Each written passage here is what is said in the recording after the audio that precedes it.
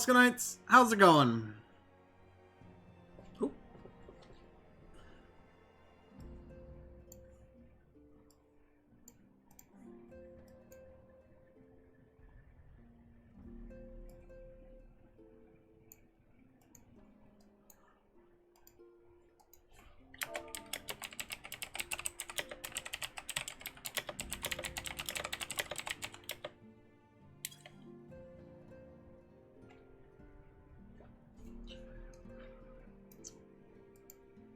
Alright, let's get on into this.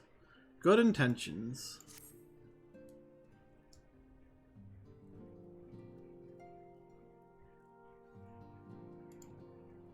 I am most eager to address the Asian threat. However, we dare not neglect our other pressing concerns. We both know full well that Saint Shiva will not be the last primal we face, and our relationship with Ishgard is still tenuous at best. To think that the resolution of the primal threat was once the sole priority of the Scions of the Seventh Dawn. Some days I wonder if it was wise for us to take on so many other responsibilities. Lest you forget, Antecedent, the Scions need not shoulder the burden alone. Were not the Crystal Braves established for this very reason? True, we are presented with a multitude of problems. However, we have all the resources we need to address them in turn. Leonard, in particular, is ever a steady in hand, who I trust will continue to support the Braves. Thanks, Elfinel. In other words, I'll do all the work. To what do we owe the pleasure? Have there been further developments regarding the situation in Ul'dah?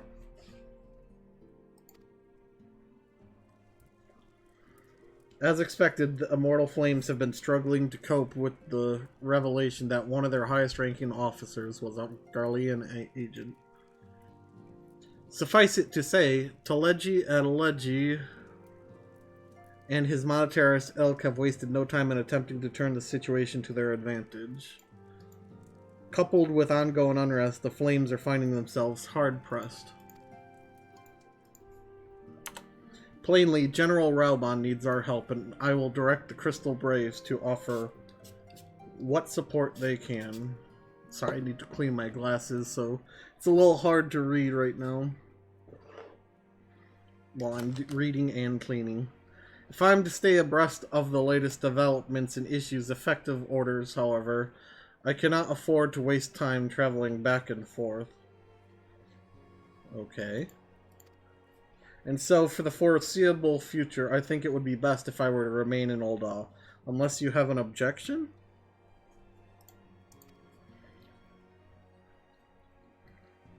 None whatsoever. We have matters here well in hand. Ah, there we go. Moanbreeda's research is proceeding as planned. So she tells me, though I am not familiar with the details. Riange is poring over his tomes at the Waking Sands, and the others are contributing in their own ways. Alas, the key problem, how to form an ethereal blade at will, remains unsolved. Nevertheless, it is only a matter of time. Leonora, while we focus on that task, mayhap you could assist Elfinod and his braves with theirs? It would do so much to restore faith in the Immortal Flames if the Warrior of Light was seen working on their behalf. Never forget that your esteemed status allows you to act in ways that those more tightly bound to organizations and nations cannot. As ever, I implore you to do so.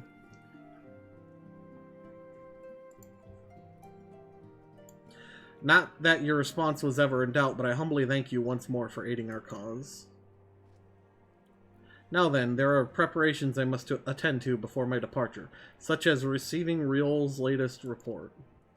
He has proven to be quite skilled at gathering information others wish kept secret, Hence why I placed him under my direct command and ordered him to investigate the Oldon riots.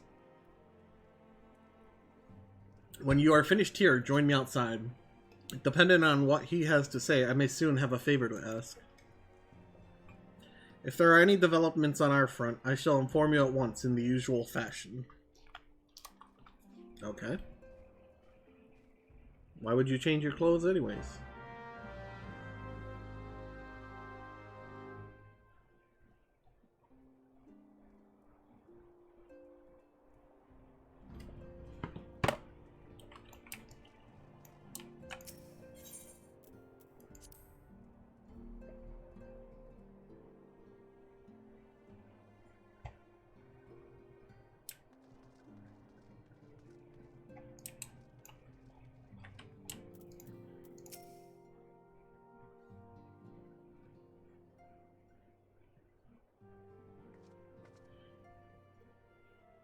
Pleasure as always, Leonora. You'll be escorting the commander to Olda, I take it? Actually, I had another task in mind for her. If you would be so kind as to repeat your report for her benefit? Right then. Me and mine have been making inquiries into the source of the weapons what found their ways into refugees' hands a way back. So happens we caught wind of something promising, a rather large purchase of sharp and pointy things by a black marketeer holed up near Highbridge. I doubt that this man would have secured such a quantity of weapons if he did not already have clients waiting. Clients that, for whatever reason, would prefer this transaction to remain secret. Brings to mind that merchant caught an arrow while talking to Leonora, don't it? Generous fellow he was, doling out swords and spears to the downtrodden and disgruntled.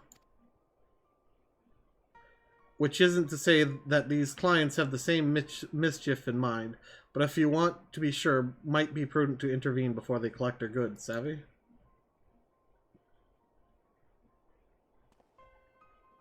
Seizing the weapons before they fall into the wrong hands would be there for the best. However, if we strike at the appointed hour, we might capture the black marketeer as well as his clients. What say you, Leonora?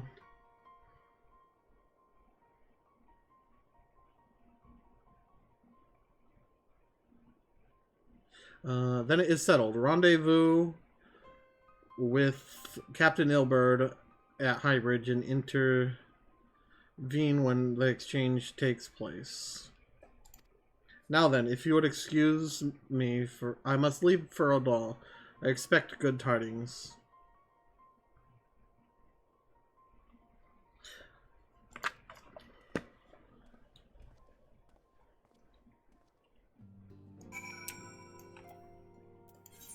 I need Camp Drybone.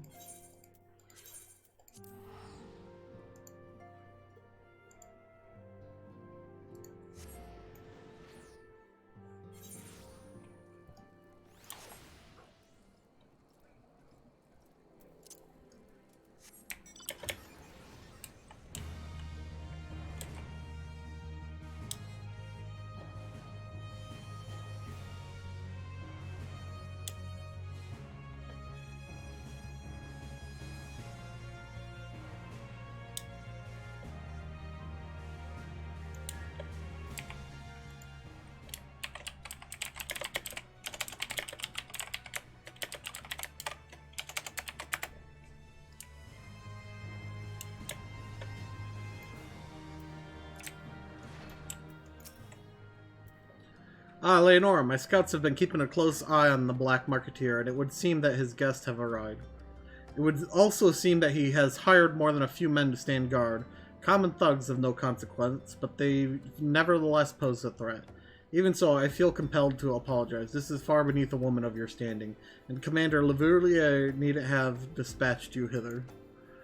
But powerful men ever have need of loyal, able-bodied friends. Having found one in you, 'tis only natural that he would come to rely upon you without hesitation.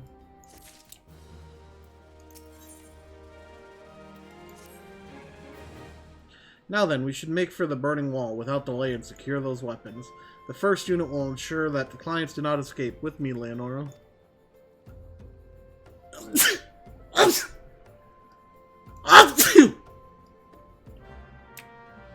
Ugh, sorry.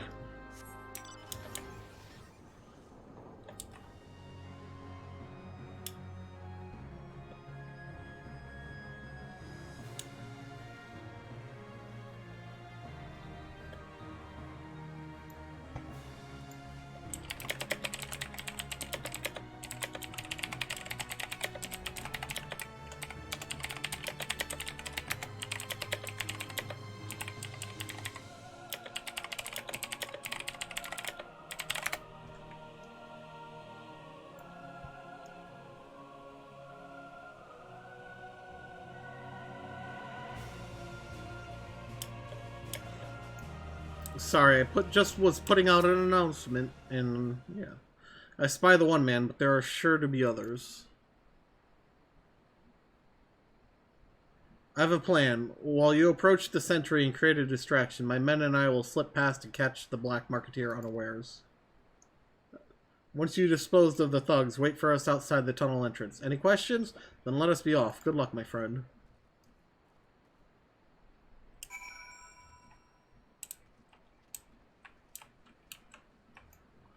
Oh. Ow. Hi. I'm here to murder you.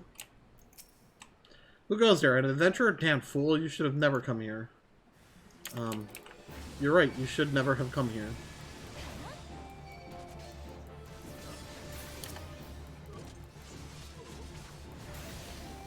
Oh, I don't know if I glamored this on screen or what, but I have this glamour now for my sword and shield.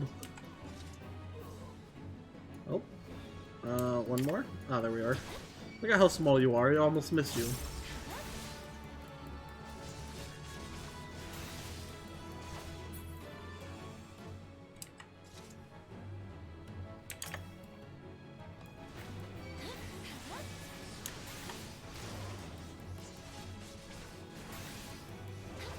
Huh.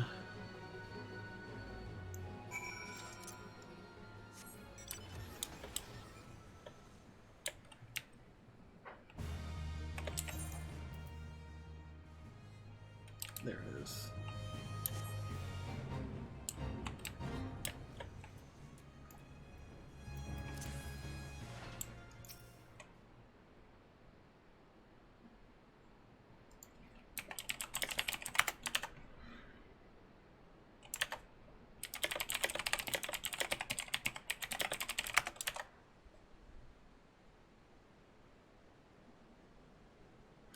I don't understand. What's this all about?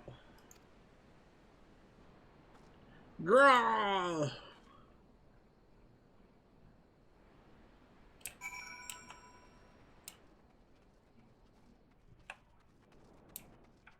Did he just murder him?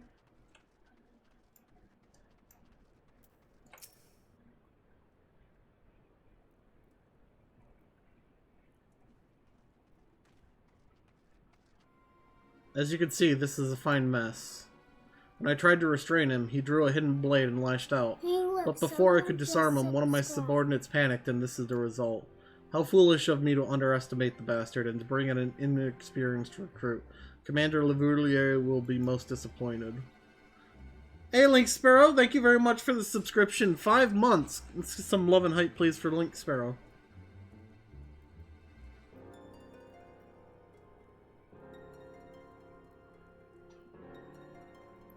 Damn it all, a good opportunity wasted. This, I don't believe. As for the clients, though, we know not how they slipped past our perimeter.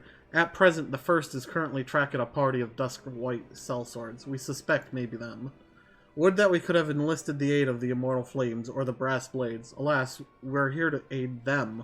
They're in no position to aid us. Well, at the very least, we have secured the weapons, yet even that accomplishment is lacking, for the information we received indicated a massive shipment, and this is anything but.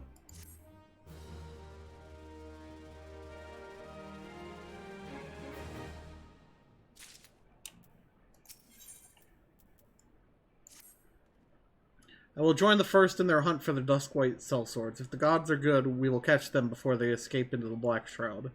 In the meantime, I ask that you deliver these weapons to Ulda in my stead. Entrust them to the third's Yu Hase. He will take care of the rest.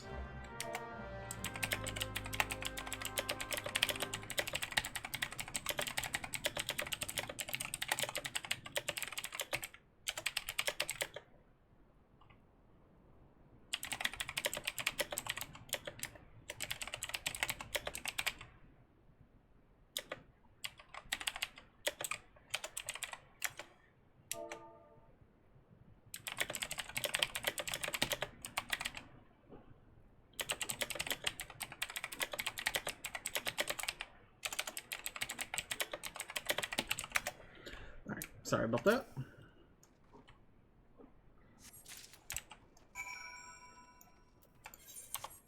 In Ul'dah.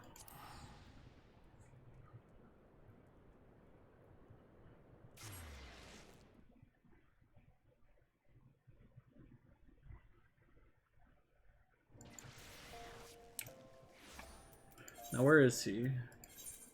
I'm in Ul'dah already, game. Weaver's Guild.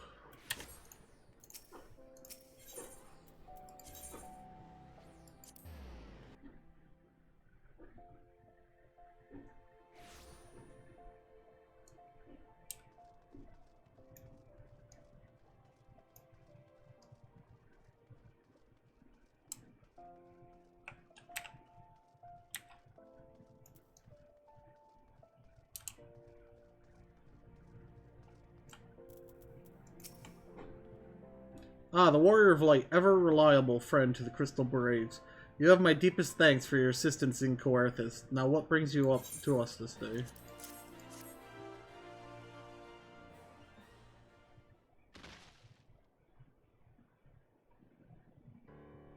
A gift of weapons from a certain black marketeer, courtesy of Captain Aerobard, you say? Understood. Once we've catalogued the contents, I'll have them delivered to the Hall of Flames.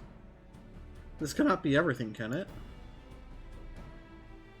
Riol stated with confidence that there would be a far greater quantity of weapons.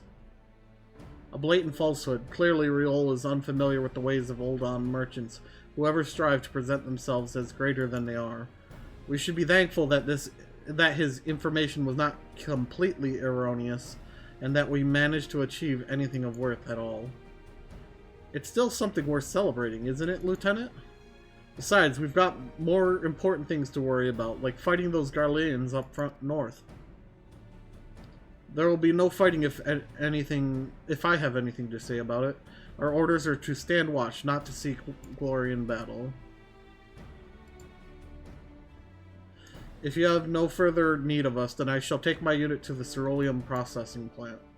Time for the Fourth to earn their keep, eh? Fight well, Aliane, for the freedom of all. That is the dumbest pose. I'm sorry. Excellent work as always, my friend. Rest assured that the immortal flames will hear of your contribution. Until we meet again. Give me a second. I'm hearing a noise. Oh wait, we're in a cutscene. Leonora, a word if it please you. Not here. Look for me at the Sapphire Avenue Exchange. No need for whistling this time. Don't you worry.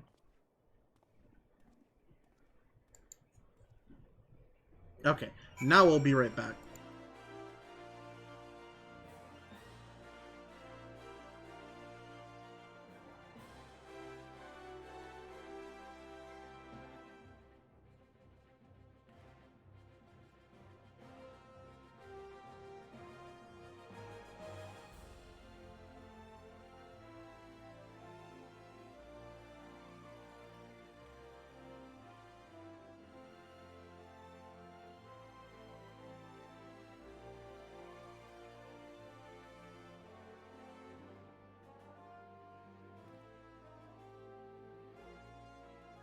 Hey look, someone just subscribed.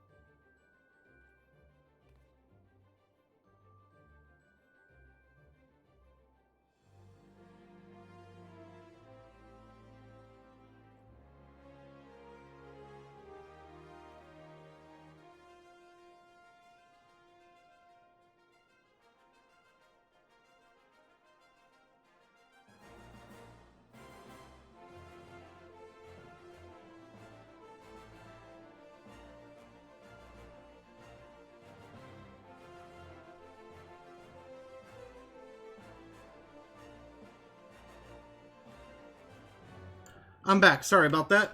Also, Sono, thank you for the 37 months of subscription. Let's get some love and hype, please, for Sono.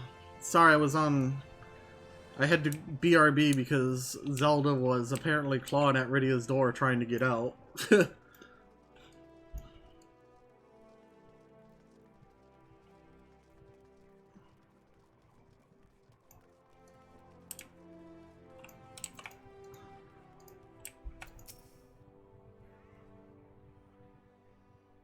Thanks for indulging me request.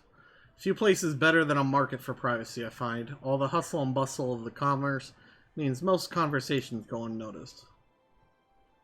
I'll get to the point. At the Burning Wall, when you and the captain interrupted the exchange, what happened? Tell me everything. Leave no detail out.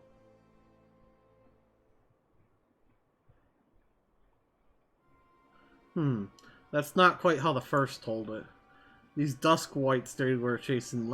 Latest word is that we lost a trail. But you never saw him yourself? Not before the fighting started, and not after? Something ain't right. I don't know what it is, but I could feel it in me bones. I'm not daft enough to be misled by some merchant's drunken boasts.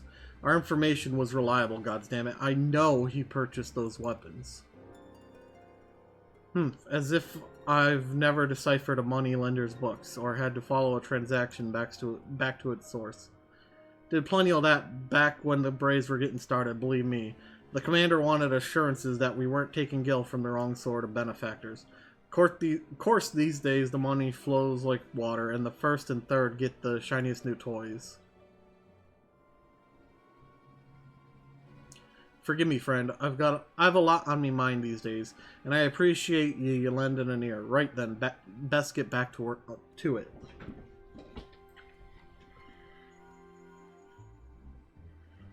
Bling, bling, bling. Leonora, can you hear me? This is Tataru. Your presence is urgently requested at the Rising Stones. Please come and see me as soon as you are able. Sono, do you still play Final Fantasy XIV?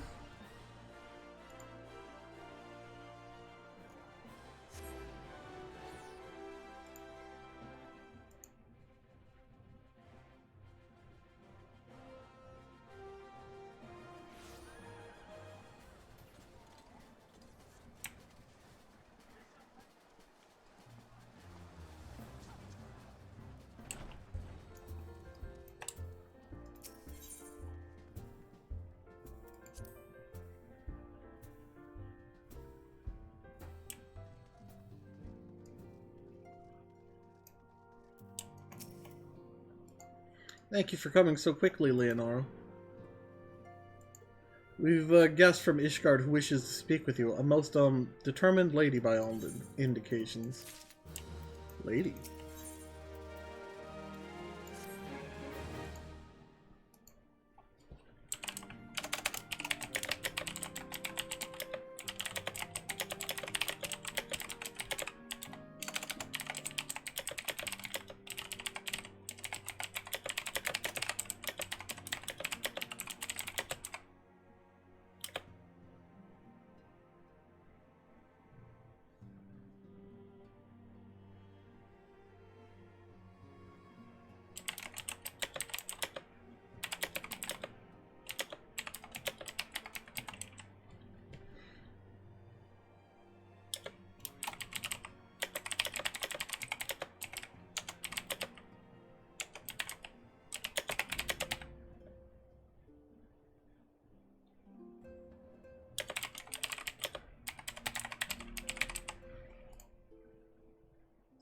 Our guest is with the anti-ascendant in the solar at the present. Let's not keep them waiting any longer, shall we? Apologies, I was adding on to my announcement. I'm done now. Fully. Who could...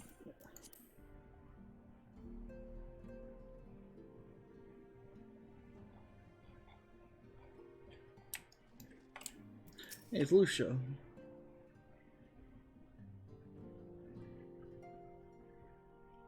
We have a guest from Ishgard who wishes to speak with you.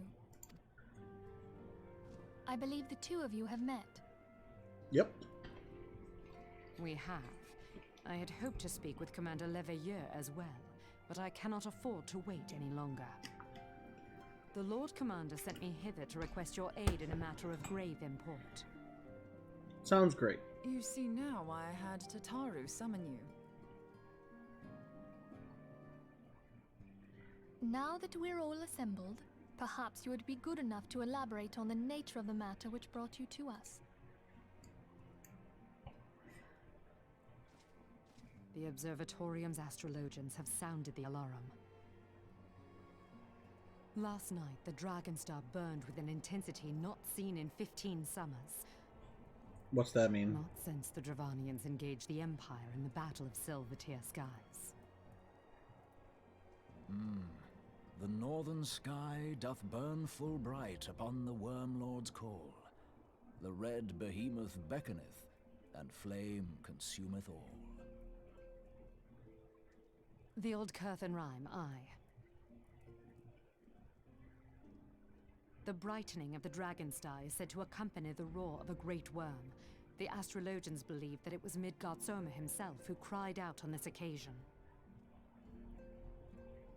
After an absence of centuries, the King of Kings did return to lead his kind against the might of Garlemald, only to fall in his duel with the Agrius, proud flagship of the Garlean fleet. Devoid of life, his corpse remaineth entwined about the Magitech monstrosity even unto this day. Ariange has the right of it. Whatever this alteration in the Dragonstar portends, the Great Worm has shown no sign of life. Tataru, have the Domans reported aught out of the ordinary? Nope. Correct me if I'm wrong, but if Midgard-Sormr had roared, wouldn't we have heard it here in Revenant's Toll? Roar is but a figure of speech. Dravanians can communicate in ways beyond our ken. It is for this very reason that we are forced to look for signs in the heavens. We cannot say with any confidence that a great worm roared at all, much less that it was Midgard-Sormr. Then why are you calling us? Only by directly examining the Keeper of the Lake can we be certain.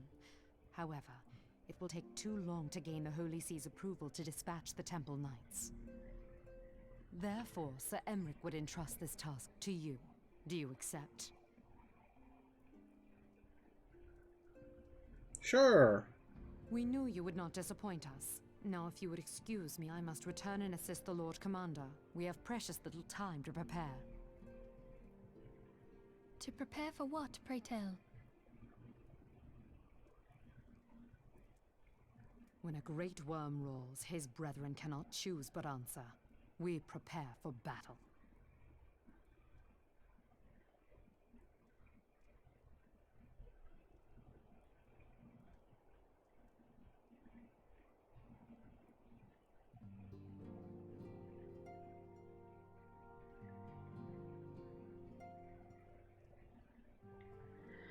Forgive me if I state aught which you already know, but I would ensure... Nope. As Urianger stated, what we now call the Keeper of the Lake is the wreckage of the Agrius, former flagship of the Imperial fleet, and the corpse of the worm responsible for its destruction. 15 years ago, the next step of his campaign is to... in his campaign to subjugate Eorzea, Gaius von Belcher attempted to seize control of Mordona. So massive was his force that all thought his victory was a foregone conclusion.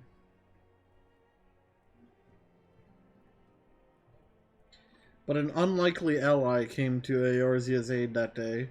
Midgard-Sormr, legendary guardian of Silvertear Falls, burst forth from beneath the waters of the lake and led a host of dragons against the Garlean airships overhead. In what later would become known as the Battle of Silvertear Skies, the Great Worm felled countless airships before engaging the Agrius.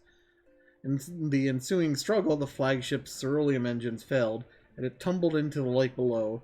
Yet this victory came at a great cost, for the explosion which followed claimed the life of the Great Worm as well. That same explosion transformed Silvertear Falls into the desolate wasteland it is today, draining the lake of its waters and crystallizing aether for realms around. Yet a remnant of the lake remains, and at its center, a constant reminder of that fateful day long ago.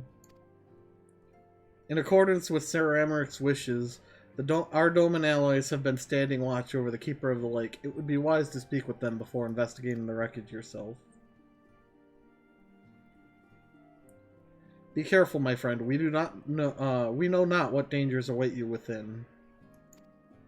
Now then, let us not neglect our own task. There is much to be done and precious little time to do it.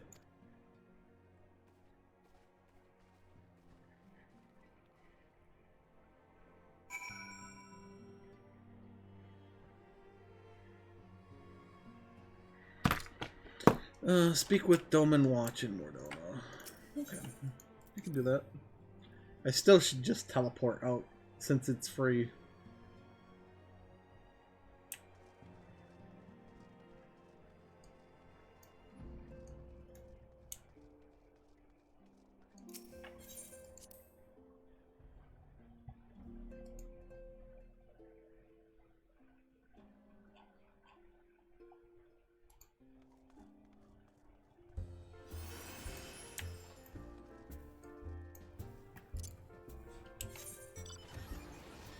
What?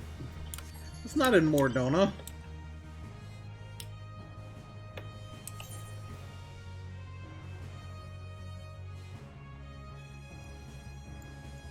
Huh.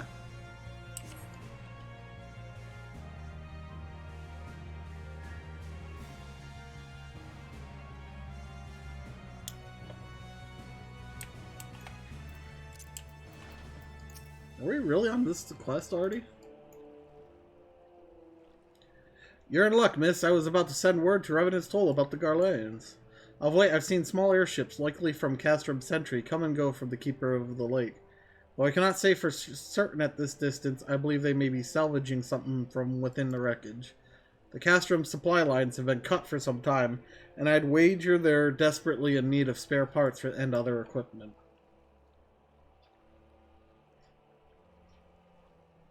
So it's true then, the Ishgardians honestly felt that the worm might rise again? Well, from here, that seems rather unlikely, but if it's assurances they want, you've got no choice but to inspect the corpse in its entirety. Easier said than done, given the creatures which inhabit the wreckage, and the aforementioned Garleans who won't take kindly to your presence. They're sure to fire upon an airship, so I'd advise a more stealthy approach. Take this boat and a few of your comrades to the base of the Agrius, then climb to the top. That's the only viable approach, I'd say. Huh. Okay.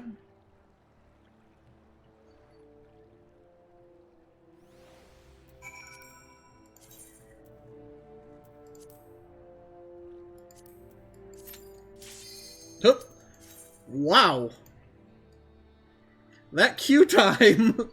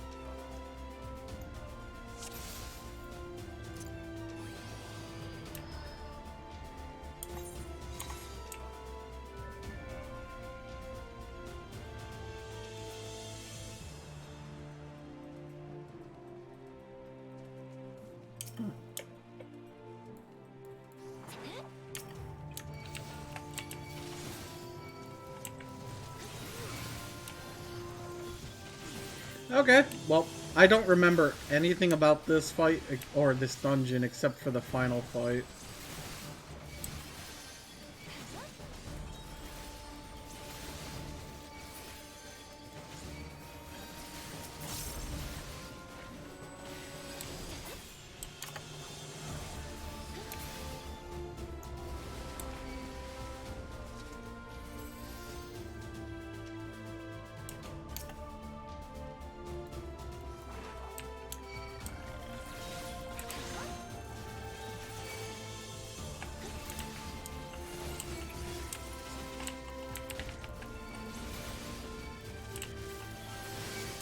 Ugh.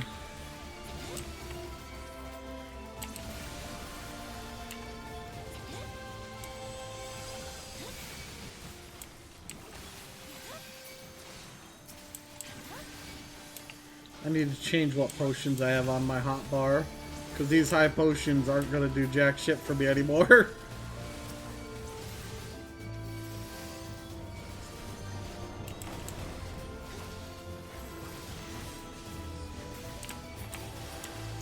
Do I have any other potions, in fact? So, third. Nope. That is my highest potion I have.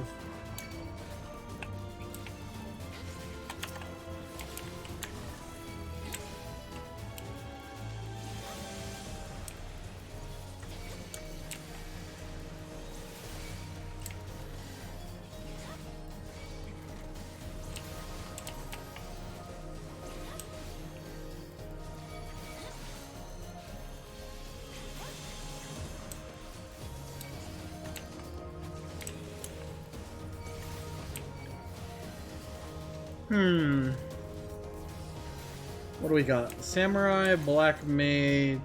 Okay.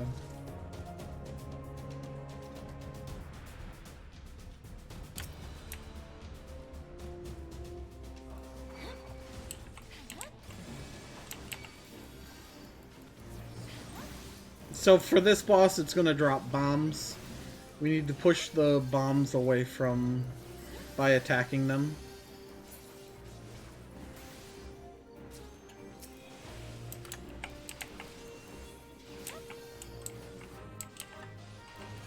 Like that.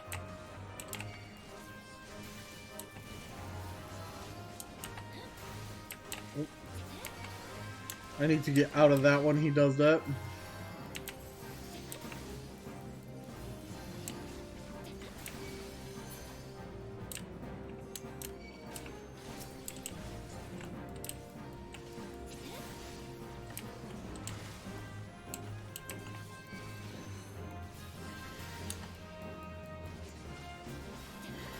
Now, if he attacks this one, that's, well, not just this one. If it gets a flamethrower off on any of these, they explode. But that big one is a big one.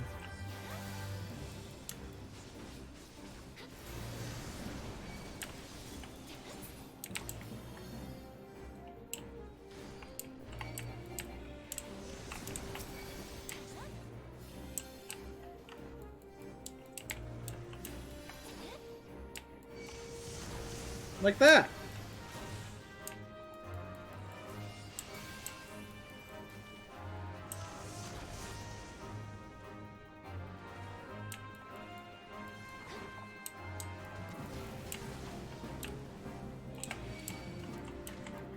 Well then.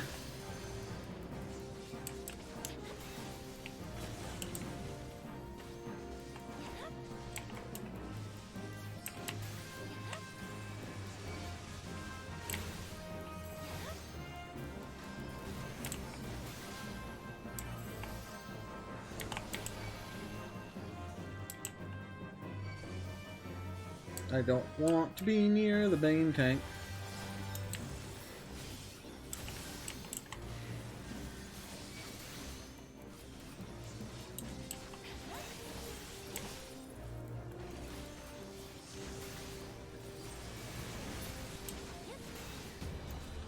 We can't move those big ones, that's why.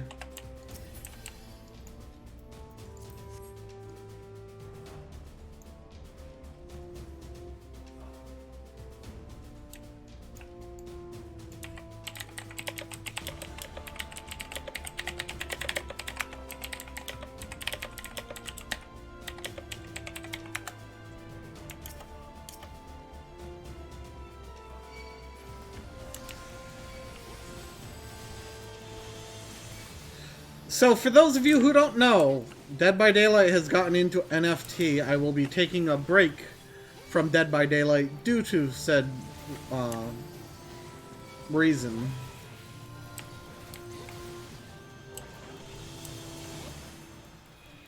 And it's really scummy how bad they are about it. It's literally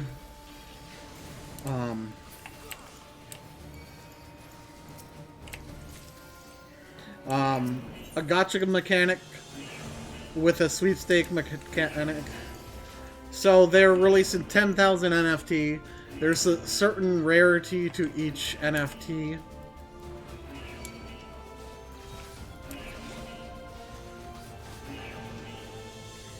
There's 10 out of 10,000 of it comes with the DLC. So yeah, there's just way too much going on.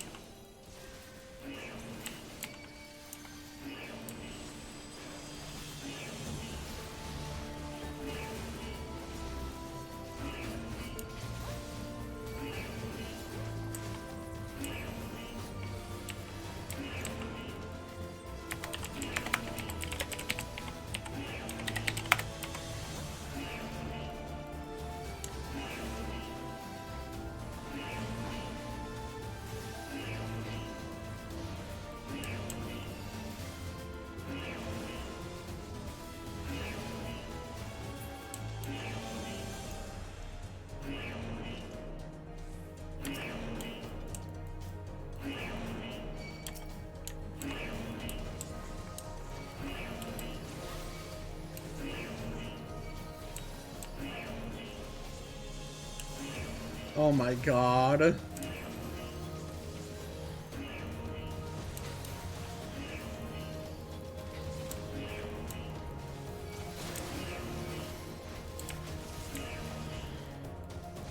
Someone pointed out in game chat that the alarm sounds like someone saying quail meat.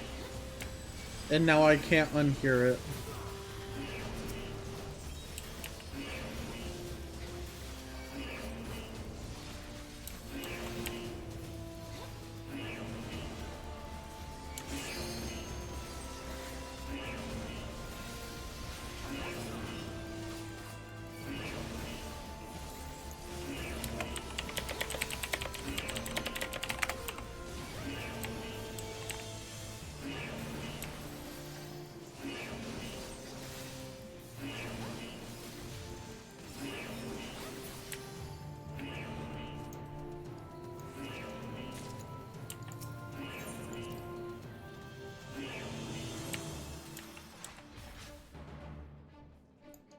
It's gone now.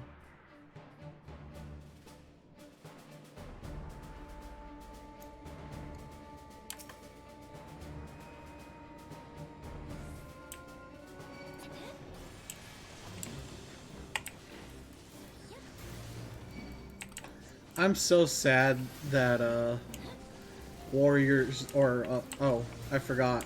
This is the one that has the constant going one. That's why I kept you kept seeing me try to move out of the way.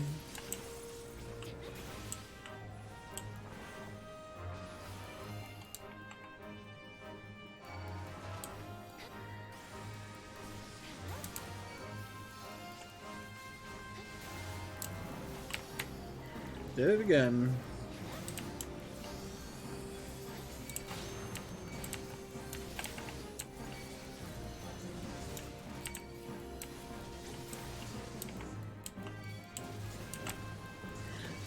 One of these days I'll remember.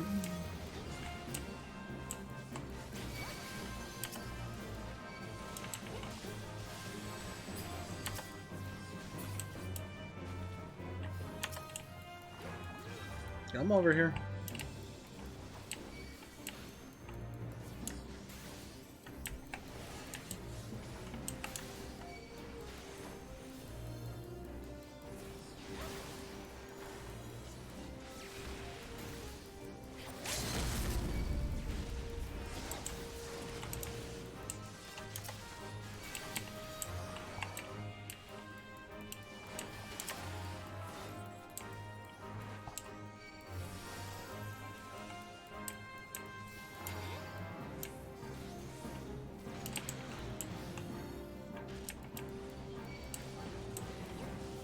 Well then, this is lovely positioning.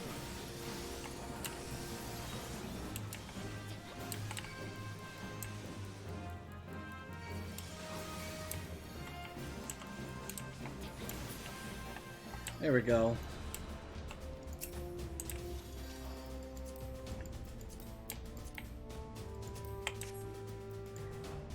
Okay. Necklace, huh?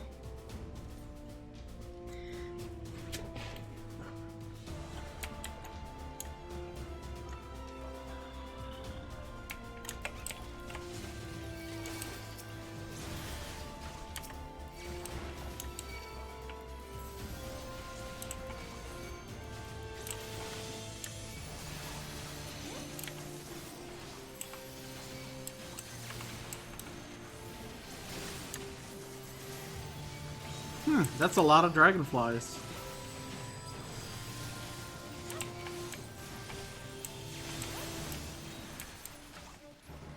Blow it up. Kaboom! Next pull.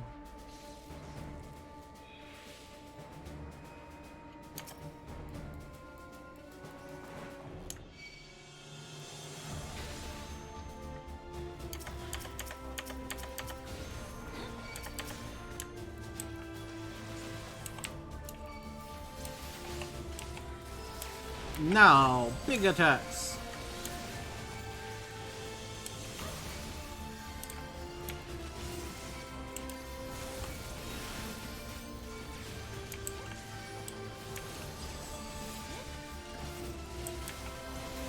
I need to remember to use that more.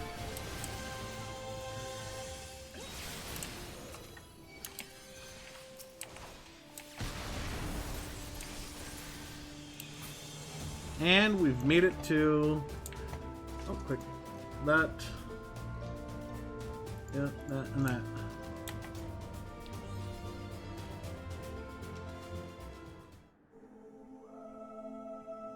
Come on, go away. Go away. Thank you. Who treadeth now upon my bones, and waketh me from slumber sweet?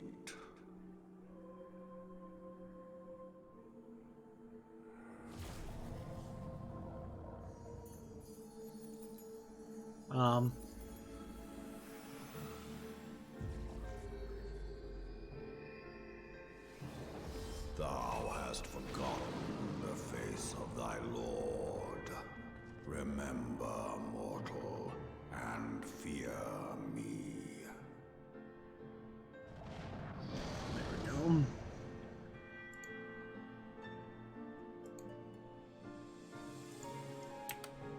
Look at that.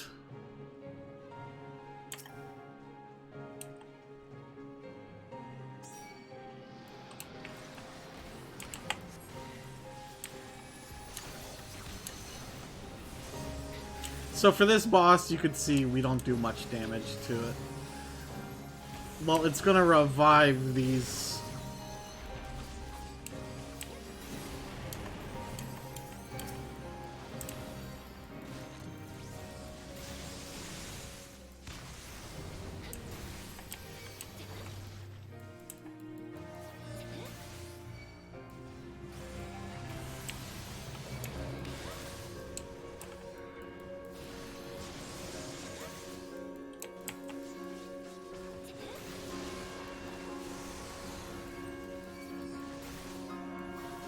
My buff's off. I just realized.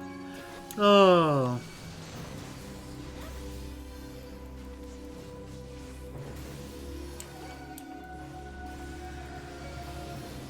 So whenever we kill one of these, it does main damage, or damage to the main body. They need to kill that.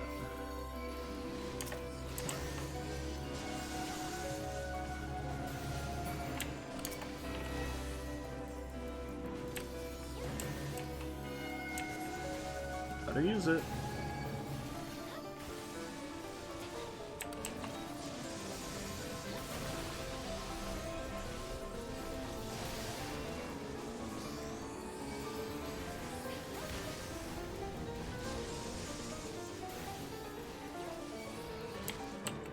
And that's this fight.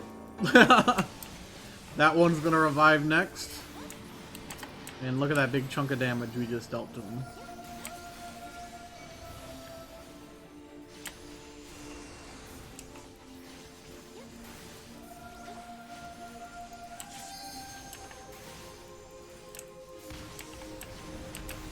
Next.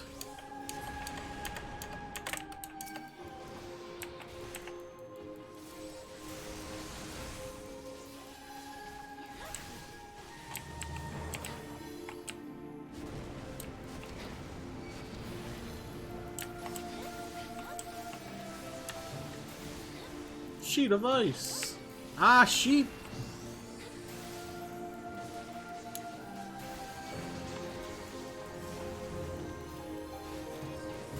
They placed that in the wrong spot.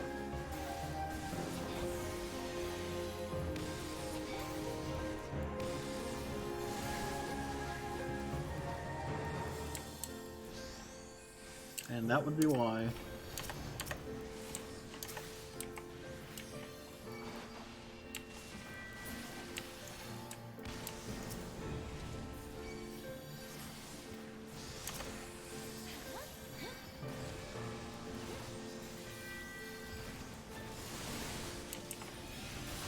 Look at that. No damage.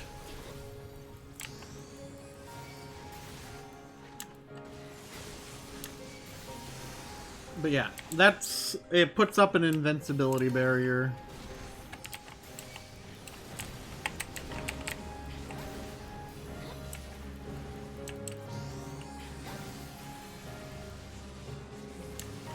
Almost got this one dead. There we go. Now we kill the boss. As simple as that.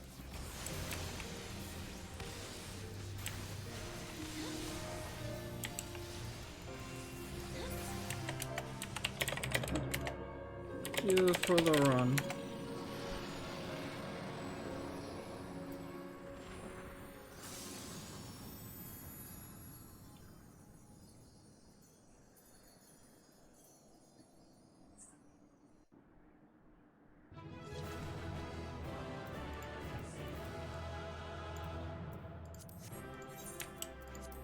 Healer can have it.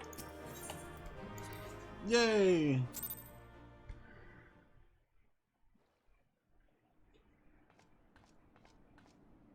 By her gifts hast thou earned a moment's reprieve.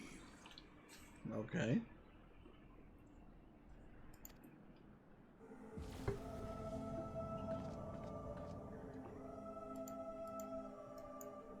Speak, mortal, and I shall listen.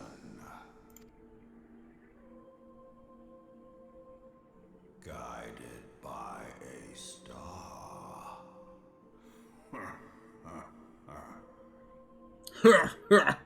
My people have heard the song. Ishgard shall burn.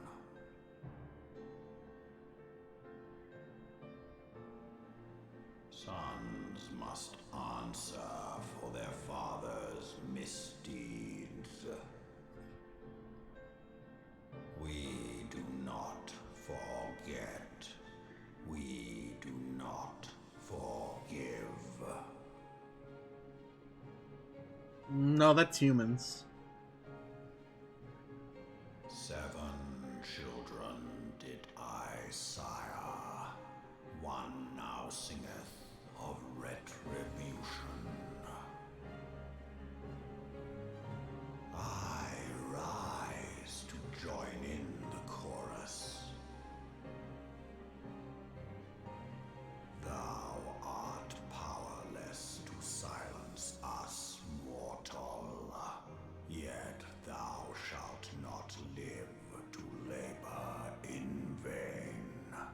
Thy reprieve is at an end.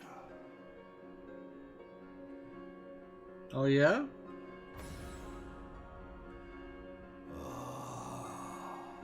Trickery is thy shield. This frail, ignoble creature is not gifted, but chosen. Hearken to me, Hydaelyn. I remember, and I consent. What?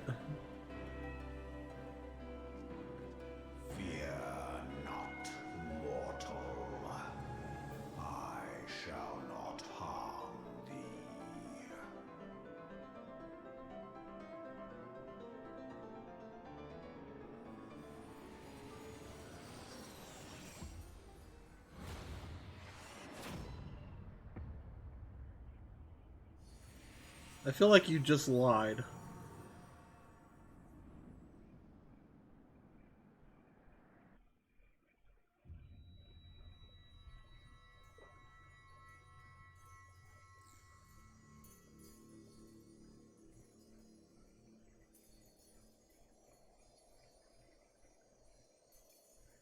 Hey, look, it's all my crystals.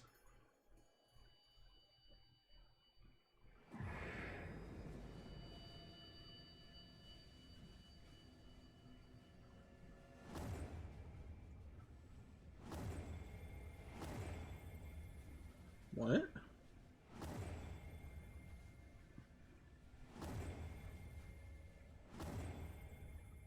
They're colorless.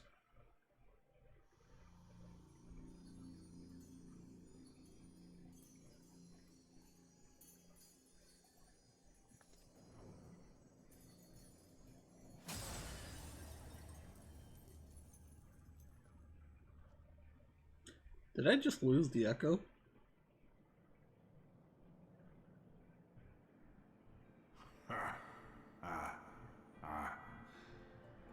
Mayhap thou thinkest me an oath breaker.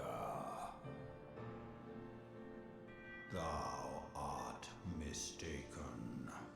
If thou comest to harm, it shall be by another's hand, not mine.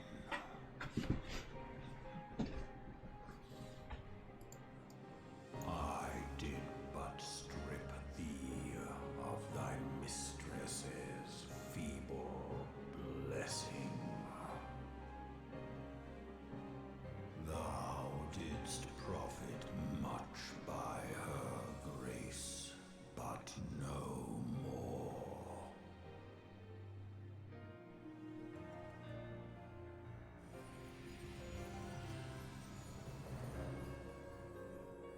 Hey, look! Baby dragon.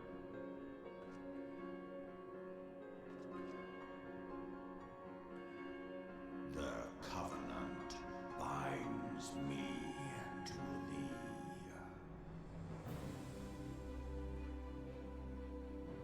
I shall watch, listen, and wait.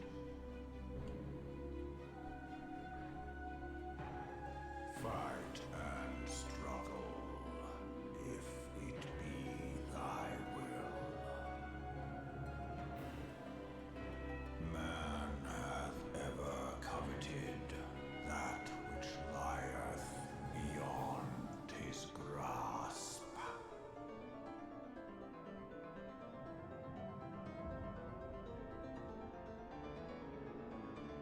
I drink of her body, and thence doth mine own find new I'm life. confused. When it hath grown whole, the loyal and penitent shall rejoice.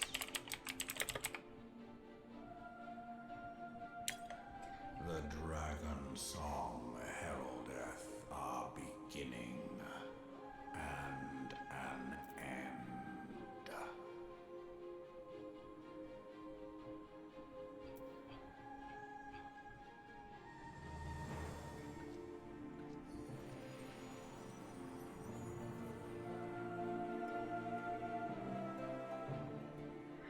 I honestly am confused right now. I don't. Let me summon. Oh, well. I got a minion. I was beginning to fear the worst. Were those explosions I saw? Ah, but you shouldn't waste time talking with me. Elfino left a message stating that you were to return to the Rising Stones at once. Okay. Bye.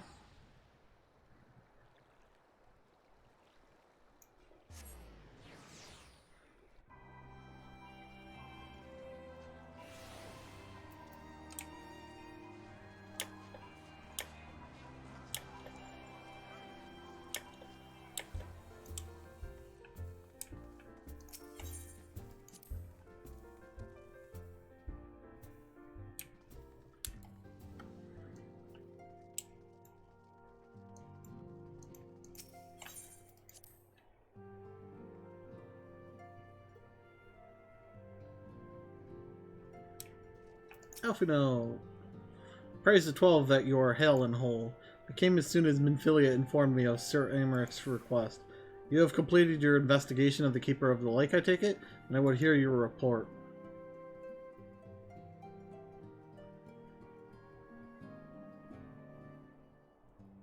You conversed with Midgardsormr? I swear, were anyone else to make such a claim, I would regard it with considerable skepticism. Are we to understand that the Worm Lord did not perish and has in sooth lain dormant these past 15 years? Lesser resurrection and more rejuvenation for he who dwelleth in eternity, years passing as moments. Though his words were ambiguous at times, one statement left little room for interpretation. My people have heard the song, Ishgard shall burn.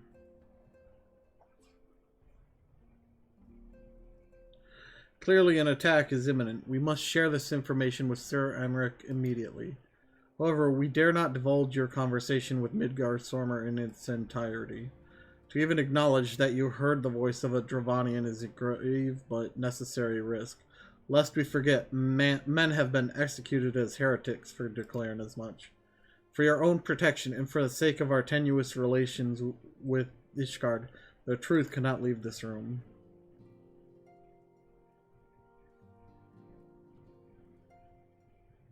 As for how we shall present our revelation to Sir Amaric's emissary, you may leave that to me. Pray remain here for now.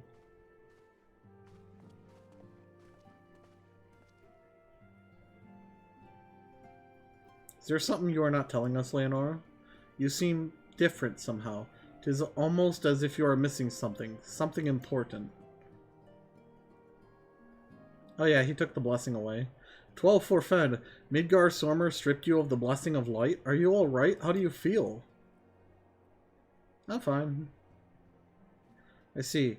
It is a relief to hear that you are otherwise unharmed. Beggars belief that any being could possess the power to deprive you of her blessing. Midgardsormr made mention of a covenant, did he not?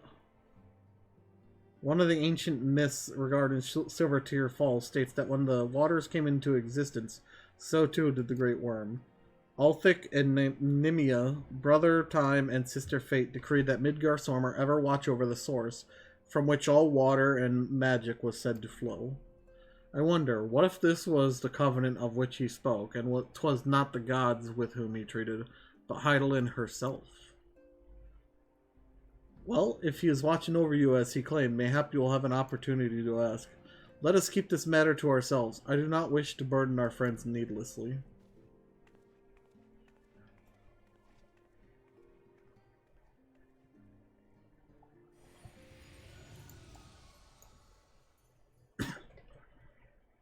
Art thou a pawn or master of thy fate? What hast thou wrought by thine own hands, mortal?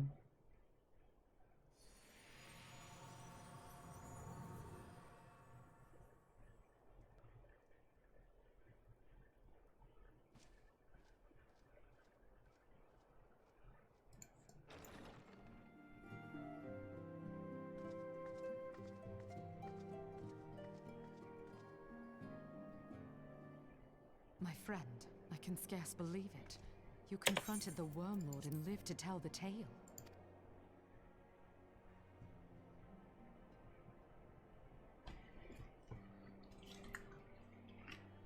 I give thanks to Helone for your preservation. It is our sole cause for gladness. Your encounter with the Keeper of the Lake served to confirm our fears. A great worm has roared, and it makes little difference if it was one of the two in Eorzea or any other. The Dravanians are coming. I am told that Ishgard has magical defenses against Dravanian attack, though I am not privy to their exact nature. Will they be enough to repel a massive force? Probably not. Ishgard has weathered countless assaults over centuries. This will be no different. And now that you have confirmed the threat, none can ignore the Lord Commander's calls for the wards to be strengthened. I dare not presume to speak for him, but I expect the Lord Commander would sing your praises. I must away, but we shall meet again soon.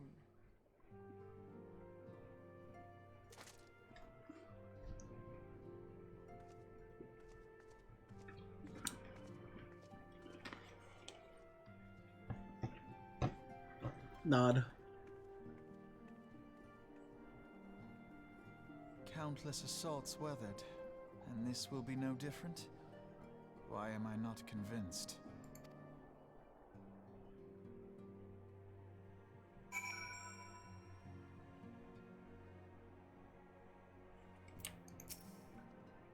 The Ishgardians have warred with the Dravanians for centuries. Nay, nearly 1,000 years. In all that time, not once have their enemies breached their defenses and entered the city proper. Yet regardless of how strong these magical wards may be, I nevertheless fear that the Ishgardians are underestimating the gravity of this situation. Though it was not Midgardsormr who roared, a call to arms by one of the first brood cannot be ignored. Until such time as they choose to request our aid, however, we can do naught but observe the situation at a distance and pray that our fears are unfounded.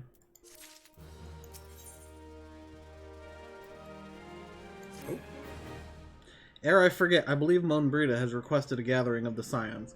I assume there has been some progress concerning our efforts to combat the Ascians. Pray, inform her that our business with the Ishgardians is concluded for the moment. I shall be along once I've completed my communications with the Crystal Braves.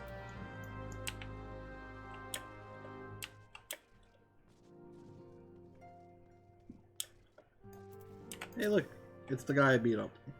All done with your talk of dragons? Wonderful, because Ascians are next on the menu. Let's head into the solar, shall we?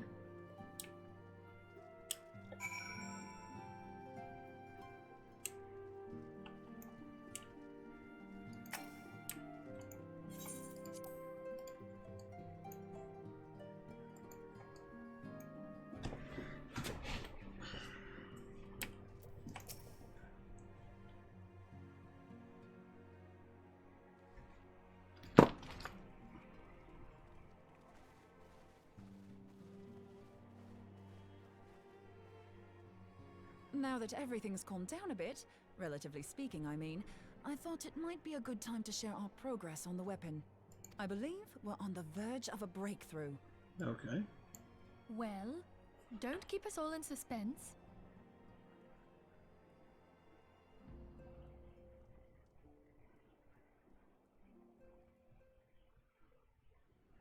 Just in case anyone's forgotten, let's start by reviewing what we already know.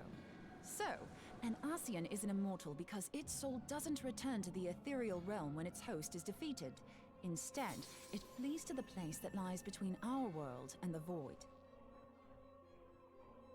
Therefore, the first step to permanently defeating an Ascian is preventing its soul from making this journey. And if you recall, when we last gathered here, I had verified that white auracite has adequate capacity to entrap the beings, albeit only briefly. Which left the small matter of their extermination. Aye. To unmake an Ascian soul, one must needs smite it with a concentrated burst, or blade, of purest ether. However, we wanted for both the data and the means to forge such a weapon. Short of experimenting on an actual Ascian, you see, there's no way to gauge how much ether its soul is made of. As such, we don't know what etheric density our blade needs to have in order for it to work. So we'll just have to make the densest blade we can and hope for the best. Though that would require a lot of ether. Hang on a minute. Why didn't we think of this before? White auracite can hold an absolute heap of ether, can't it? Please tell me you're joking. God's sakes, Ida. I feel as though I'm reliving the same scene over and over with you. How many times do you need to be told that white auracite cannot store ether for long periods? Being intangible matter, ether is given to dispersion. Only in its crystallized form is it a stable source of energy. I will test you later on this, so see to it you do not forget. Right, yes. It's all coming back to me. So our hopes rest on good old crystals again, do they? While they are certainly reliable, they leave something to be desired in the area of portability. Indeed. I am reminded of the quantity of corrupted crystals required to thwart Leviathan, and the extraordinary lengths to which the Lamentsons went to transport them. What if it should prove that a similar quantity was needed to destroy an Ascian's soul? Or still more? I do not envy the poor sod who has to lug all of that around, on the off chance that an Ascian appears. That's the very problem we set out to solve. And I reckon we found the answer. If it isn't practical to lug around the ether we need, we'll just have to draw upon another source. And the only viable source is the land. If you mean to tap the Great River of Ether, know that it will entail considerable risk. Meddling with the currents may well induce a surge like to the one which despoiled Mordona. Give me a bit more credit, will you? Why would we need to tap the river when there are veritable reservoirs jutting out all over the land? Aye, I speak of corrupted crystals. It might be that their aspect is out of balance, but a crystal's a crystal. It contains ether, and we can help ourselves to it. While corrupted crystals are indeed abundant, there is no guarantee that they will be in close proximity at a crucial moment. But what if we don't need them to be? What if we could tap their power from afar? A mile away, say? If we could do that, we'd have ready access to ether aplenty in almost every corner of Eorzea.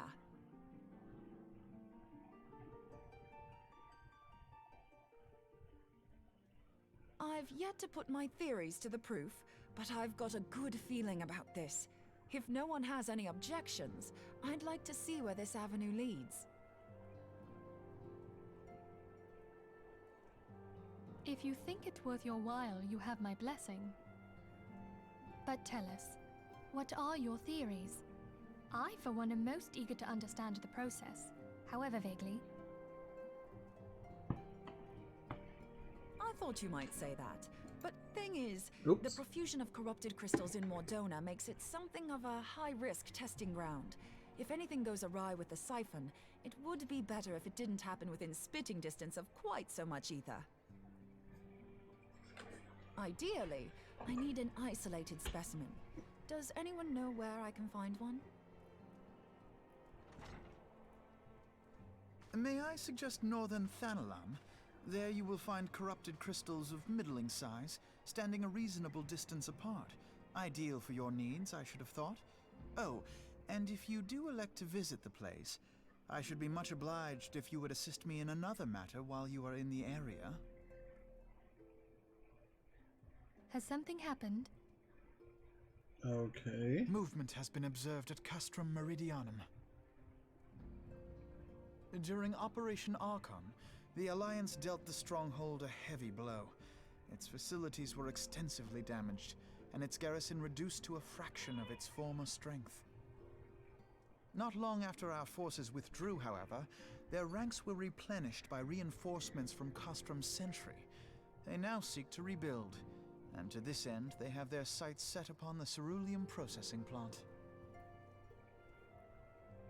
Having lost the Empire's support, the 14th Legion lacks the resources to sustain itself. To them, this is a bid for survival, and they will doubtless fight like desperate men.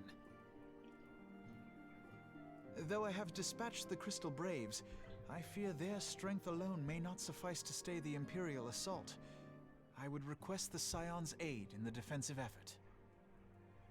If I didn't know better, I'd say you were trying to inveigle us into fighting your battle with the promise of shiny crystals. Well then, consider me inveigled. I won't lie, the crystals you speak of sound perfect, so the Garleans have to go. Besides, we can't afford to beat about the bush. There's no telling when the Ascians will next appear. Thine eagerness to hurl thyself into the jaws of danger cometh as little surprise. Exercise due caution, I prithee. Though you have become a crystal brave, you are yet a scion, Alphino. We could hardly refuse you. Pray, join the Crystal Braves and lend them your support. Thangrid and Papalymo shall accompany you. Yay. Ida and Yashtola, in the meantime I would have you assist Moonbreeder. Scout out the crystal clusters, that the testing may commence as soon as the Garlean threat has been eliminated.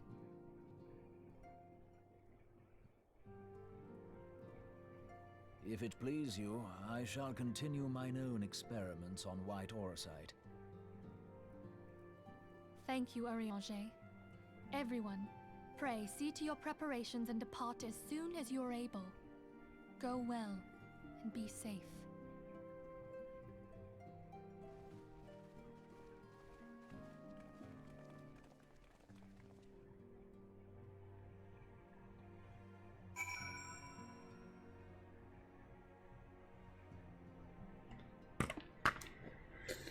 Alright, Elfinone. Elfie Nerd. Hey, Cerulean, how's it going? Enjoying your new computer? 'Twould seem that events have once more conspired to rob us of rest and recuperation. Though I would wish it otherwise, I must ask that you head straight away to the processing plant. The Fourth have already deployed to the area and await the arrival of the Scions. Wilred will brief you on the developing situation. Meanwhile, I must rendezvous with Captain Ilberd at our headquarters in Ul'dah. I shall take command of our forces there with a lighter heart, knowing that you go to support the front lines.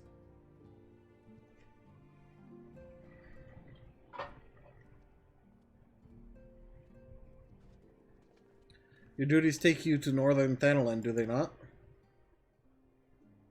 We too must say our farewells to the Rising Stone for a time. Philomen travels to Ul'dah, and we shall serve as her escort. At my daughter's behest, I go to contact certain old acquaintances in the Gilded City. We are beset on all sides by civil unrest and imperial machinations. Threatened by primals and troubled by dragons, we need all the allies we can muster. Many of my friends hold positions of power, you see, and it is my hope that they can be convinced to aid the Scion's cause. If past events have taught us anything, then we know that Eorzea must present a united front or we shall fall. Ah, how extraordinary that my little Asilia is involved in such far-reaching affairs. I am proud that I might now stand at her side, not only as a mother, but also as a colleague.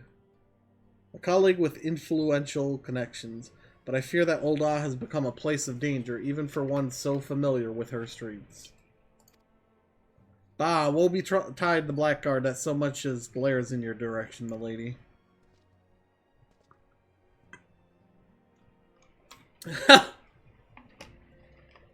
I shall be well protected, it seems. Shall we be on our way, then? So you played 14 on that PC, Cerulean, or what you up to?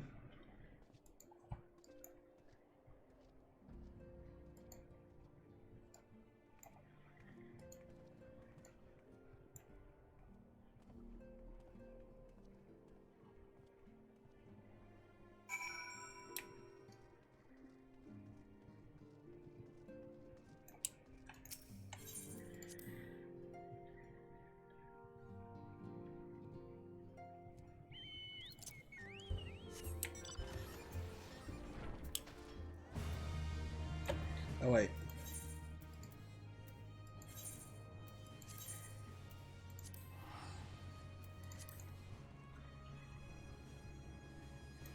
I forgot. The processing plant is here.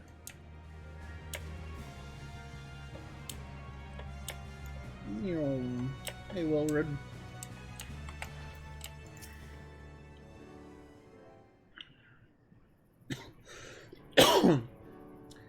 Commander Laverlier sent word that you'd become a veteran of your talents is most welcome. Not that I don't think we can handle, not that I don't think we can handle the situation, mind you. I've learned a trick or two since that disaster with the Omalja. But returning to the task at hand, the Flames reconnaissance scouts have reported Imperial soldiers assembling at Rauban's push. Such a force is likely interested in only one thing: getting their hands on the resources found here at the processing plant. The Garleans could be marching on us at any time. Pray speak with Lieutenant Edelstein that we might coordinate our counter strategy.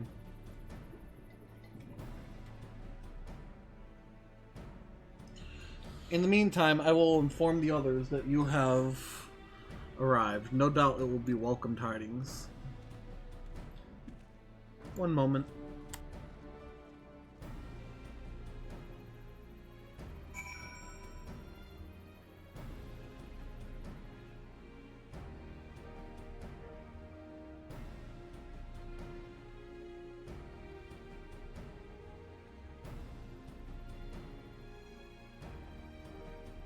Alright, I'm back.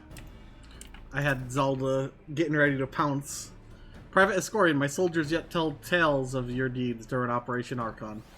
Would that we could sit a while and reminisce about old times, but I fear more pressing matters require our attention. The civilian draughtsmen you see have come across several highly suspicious crates within the boundaries of the processing plant. Is this the bombs? I had my sappers take a close look and our worst fear were confirmed. These boxes contain powerful explosive devices. Devices of Imperial design, no less. By my order, the Flames stationed here are conducting a thorough sweep of the compound as we speak. Though it troubles me that we were unable to apprehend the Imperial spy behind this, I have faith that our men will be able to neutralize the threat for now. In the meantime, our scouts bring troubling news on the latest movements of the Imperial army. I would once again ask for your aid.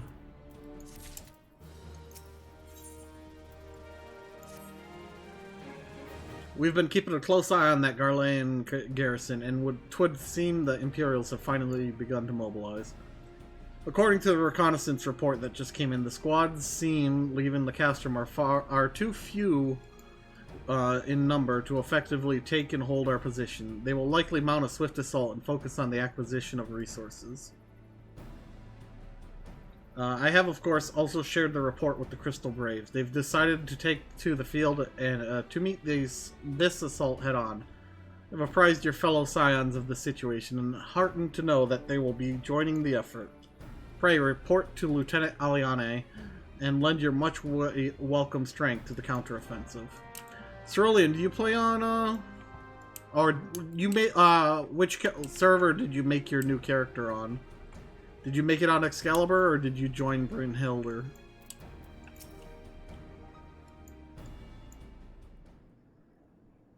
Glad to have you with us, Leonora. As I'm sure Lieutenant Edelstein has explained, the Garleans have deployed a small force from Castrum Meridianum. Their main column assembles to the north near Dalamud's Talons, but we've also spied several squads attempting to conceal themselves on the approach to the west. Ah, nice. I can get you a FC invite, probably. They wish you to rush forth and commit to battle with the main column, leaving the detached force free to raid the plant and pillage supplies.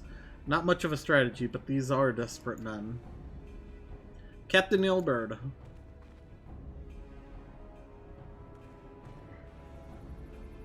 Greetings, Scion. I understand the commander bid you and your fellows come lend a hand to the Braves. With such mighty heroes at its disposal, the force should have little trouble contending with aught the Garleans might throw at them. But even you cannot be everywhere at once. The Third was getting restless, holed up in Olda, so I marched them out here to fill any holes in the plant's defenses, and add their numbers to your counterattack. The reinforcements are welcome. We've enough soldiers now to divide our own forces and safely engage the enemy far beyond the walls. Aye, 'twould be best to avoid staging a battle anywhere near this much ceruleum. Let's take this fight to the Garleans. A wise course indeed. I shudder to think of the consequences should any of these storage tanks be exposed to fire. If there are no objections, the Scions shall join the Fourth and give battle to this main column. You're with the third then, Warrior of Light. Your job will be to intercept these squads hiding out in the west and prevent them from reaching the processing plant. When you're ready to proceed, report to Lieutenant Yu Hase. His scouts should have a rough idea of where the Imperials have concealed themselves by now. Are you on the game right now, Cerulean?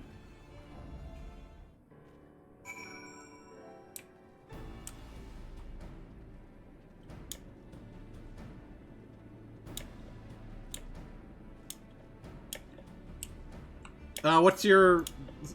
Why don't you send a friend request to me, or I could send one to you if you give me your username. A pleasure to be fighting at your side once more, Scion. Our operations invariably succeed when you're around, and victories are wont to pave the road to greater coin. Now this detached force we've been sent to eliminate has split into smaller squads, the better to conceal themselves within the terrain hereabouts. I imagine we'll need to split ourselves up as well to cover more ground. Make sure we root out all these would-be raiders. And seeing as you're an army unto yourself, I've assigned you your own areas to scour clean of enemies. Aye, this will be a simple search and destroy. We'll rendezvous back here when the task is done. Happy hunting, Scion.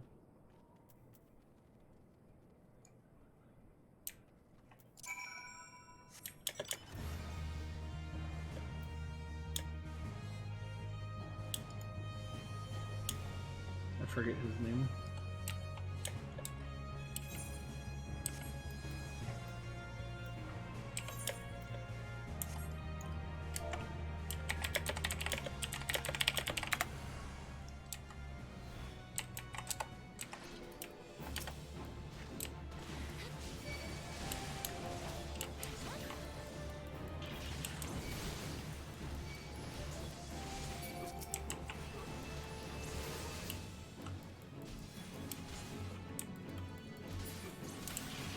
Hey look, I killed him.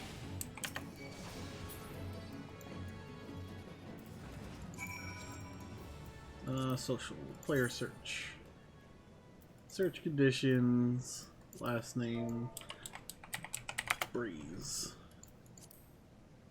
There you are. Send friend request.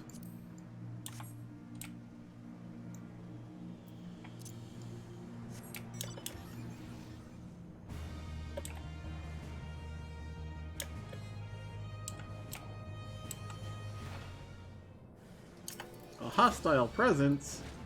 Nah, there can't be one of those around.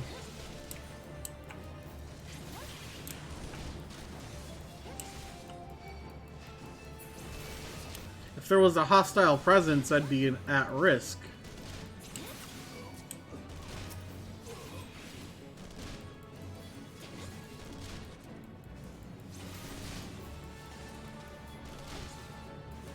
But I see no risk here.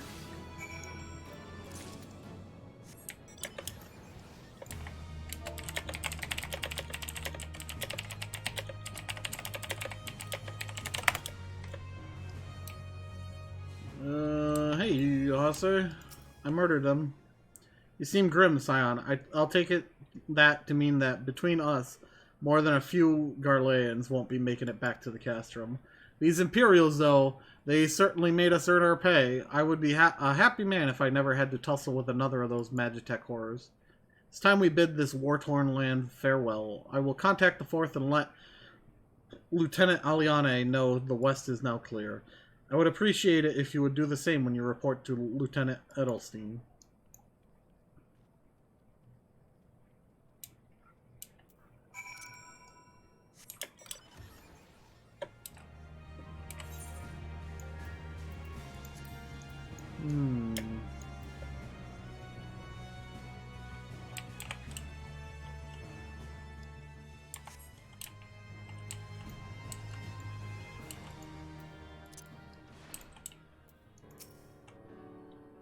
Private Escorian, what news of the Garleans? Their raiding parties are no more then? Excellent. The Amagina The Amagina engineers will be most relieved to hear that the plant is no longer in any immediate danger. Thank you again for your assistance.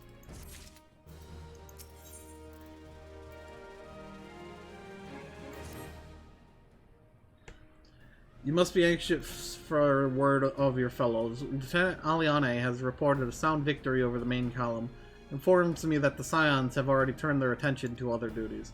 All but one, that is. The Rogadan lady with the large axe, 'twould appear she has chosen to remain at the site of the battle. I know not what task keeps her from returning to civilization, but Northern Thanalan is no place to wander alone, even for a capable sort such as her. I would certainly feel better about things if you could check in on her before you continue on your way.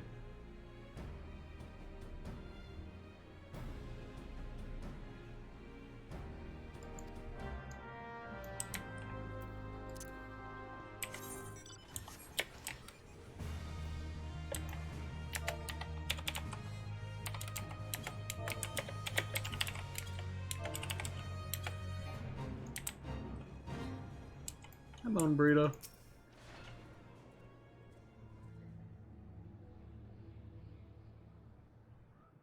Hold on, I won't be a second.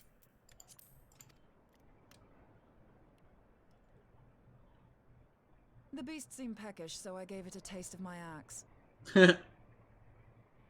I know, as Urianger never tires of reminding me. An axe ill becometh the hand of a scholar. What can I say? I like axes. To hear my mother tell it, I came into this world. What is her axe? And it's not as if it stopped me picking up a quill, is it? I often think of the man who introduced me to the joys of learning. He's one of the reasons I decided to come to Eorzea. Is it Urianger? Him and my excruciatingly stiff childhood friend. Considering how unalike we are, it's a wonder we ever got on. The world's a strange old place, isn't it? Aye, that ought to do it.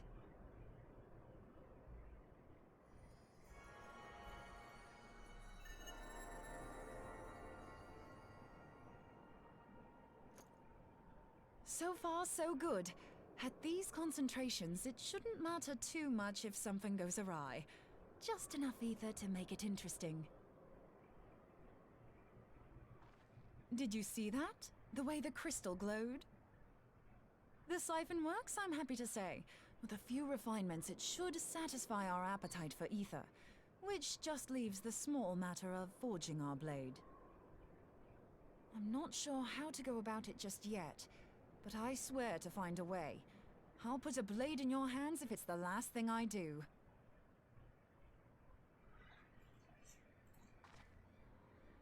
She senses me. A useful talent. Who?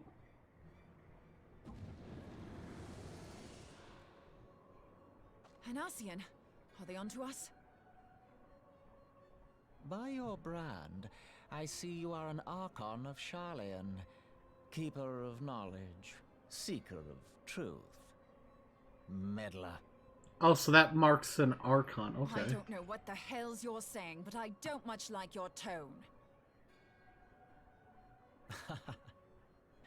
Your instincts serve you well. But come, be not unsettled on my account.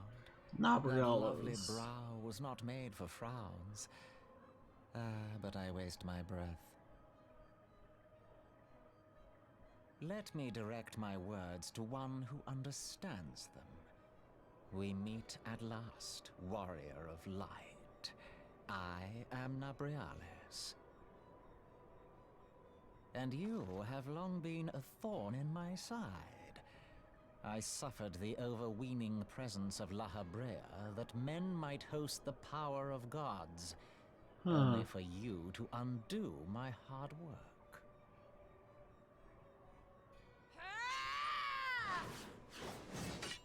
Oh, bugger. Do settle down. You must concede that I acted in self-defense. But what's this? I do not sense the blessing of light. Oh dear. Could it be that frail Hydaelyn has forgotten her champion?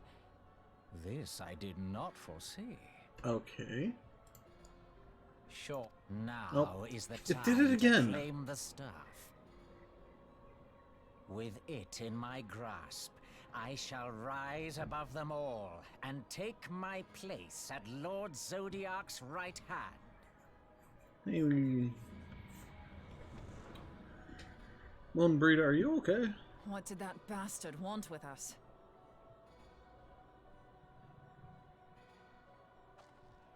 Nobrialis, he calls himself. With charm like that, I'll bet he has maidens falling at his feet. Unconscious. But this staff, you say just talking about it had the bastard grinning like a brat on his name day. Must be quite a staff. Oh, gods. He means Tupsimati, Master Louis Soir's staff. Minfilia's in danger. We have to get back to the Rising Stones. Oh, that's a simple teleport.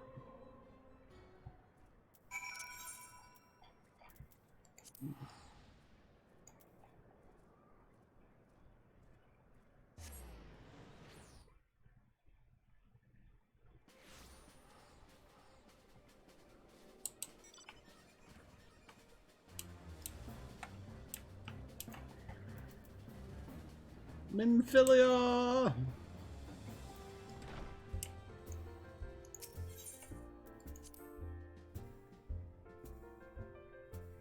Okay. Oh. You're here. Master Louis Soir's staff is kept in the solar, isn't it? Quickly now. How did you get here before me?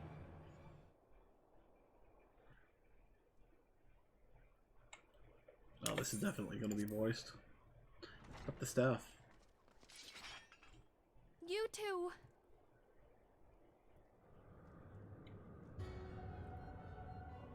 So, you were able to divine my intent. What now, warrior of light? Ah, but that name is no longer fitting. You have become decidedly dull, and quite incapable of barring my entry. His mask looks so stupid. What do you mean? You truly do not know? Then I suppose it is only right that I enlighten you.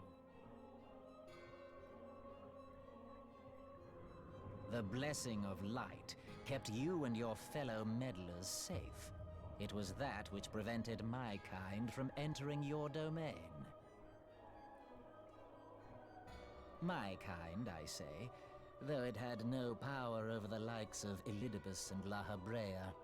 Being of this world, they could come and go as they please, while I could only look on. Interesting. But doesn't she have the blessing of light? Longer. Now that the seal is gone, I mean to act. Unlike the others, I am not given to waiting. I shall take that staff and bring about the next rejoining. Rejoining? Then it was your doing. The Isle of Val, the scholars, all of it.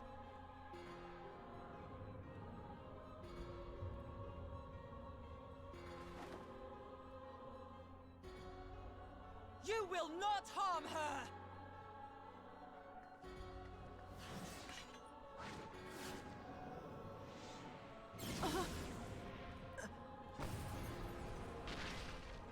Moonbreda, you tried the same attack earlier. Why The must jump you even. insist on forcing my hand?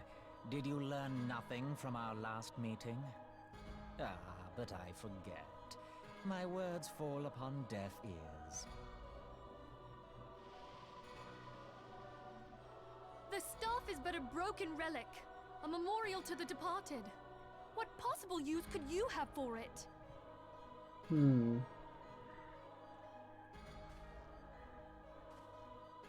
What use? You mean to say that all this time you kept the key, never knowing what it was you possessed? The key? The staff Tupsimati, or rather the stone tablet it bears, is host to a great power. Together with the horn, it can be used to draw vast quantities of ether from its bearer's surroundings. How else do you think Louis Soir was able to invoke the power of the 12 without making them an offering of crystals? Summoning requires not only prayer, but a profusion of ether. Even a child knows that. If I did not know before, you may be certain I do now. But above all, I know that we cannot allow this staff to fall into your hands. I will die before I let you take it. Insufferable woman. I would happily end your miserable life here and now. Alas, Elidibus would never let me hear the end of it. Very well. If you will not part with the staff, I will take you too.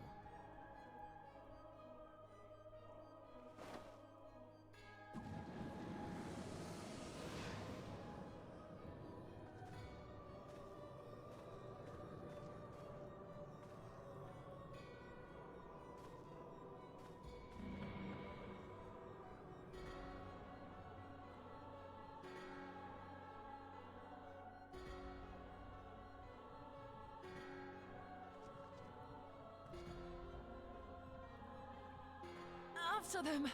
Quickly! Before the rift closes! Sounds like a great idea.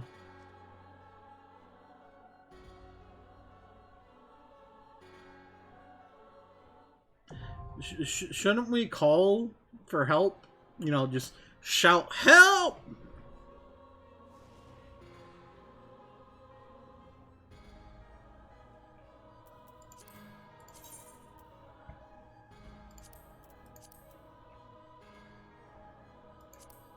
Crystals.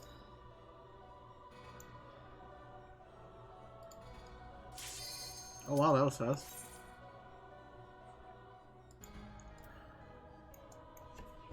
We're already almost done with 2.5 as well. And then we're on to 2.55. The final bit of ARR. Hey Marissa. Yep, you got here in time for the weird mutton chop, dude.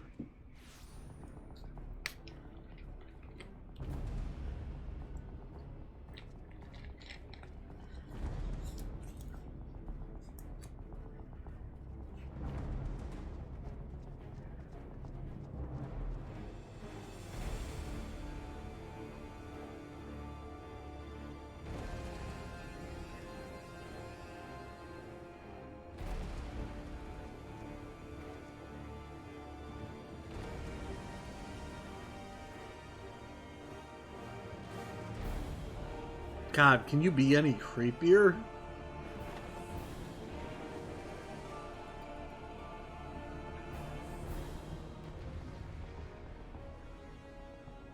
So for this fight, we're gonna... he's gonna spawn orbs. We need to eat them. By eat, I mean walk into them. I shall not toy with you as does La Habrea. Witness the terrible might of a true servant of Zodiark. But we're gonna have to eat these orbs and alternate which ones we eat. He also has the ability to double cast his spells and triple cast. For example, he's double casted Spark right now. Which is basically just a tank buster.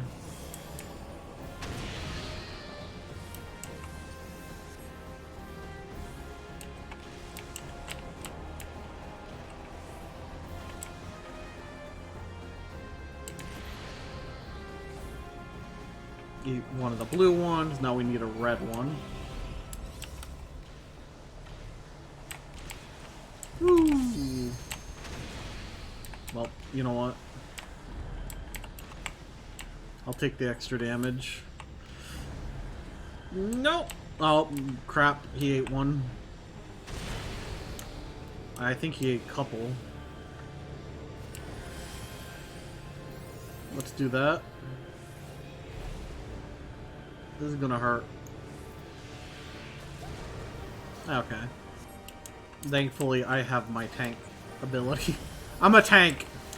I can eat attacks that I'm not supposed to.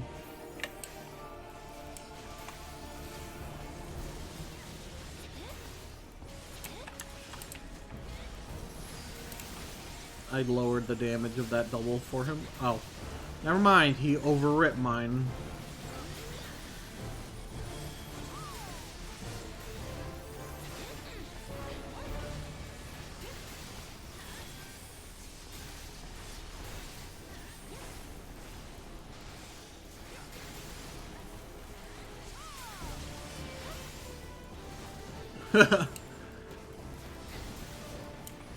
Yeah.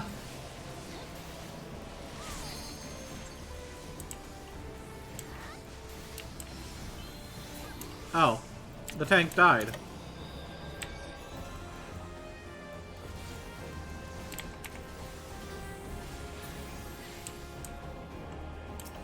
Looks like I'll be tanking now.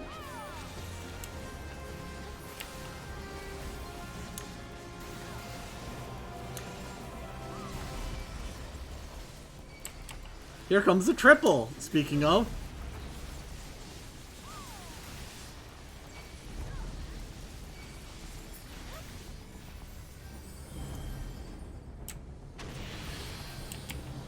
Eat the orbs.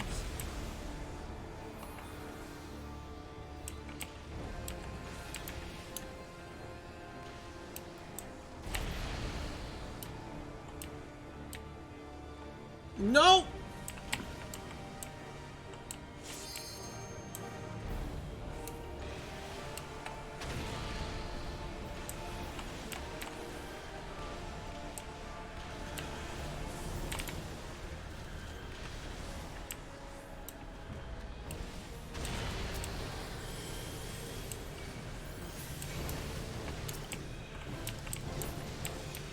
Okay, we need to save this LB for a mechanic that comes up.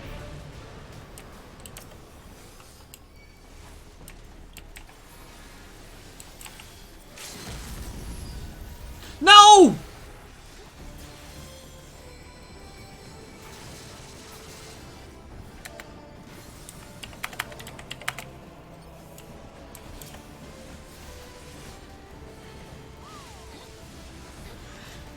Just as I said, we need to save it.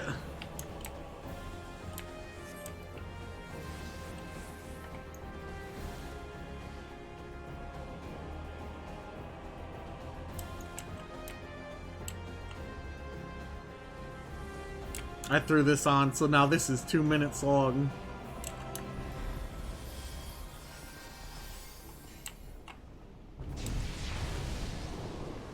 Get out of my...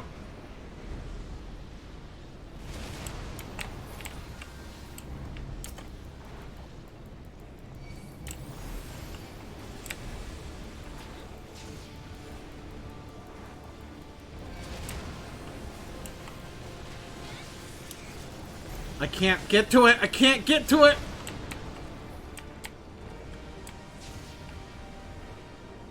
That's it.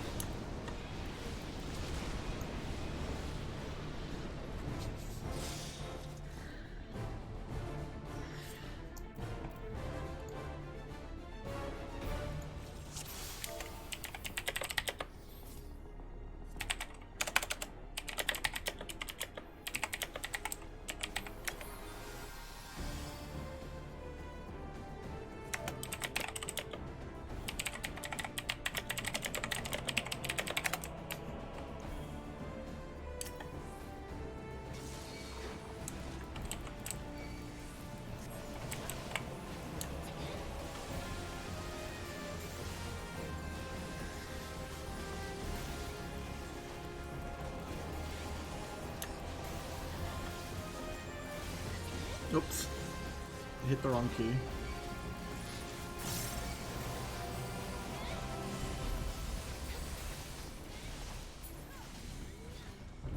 Where are you teleporting to? Oh, already on this.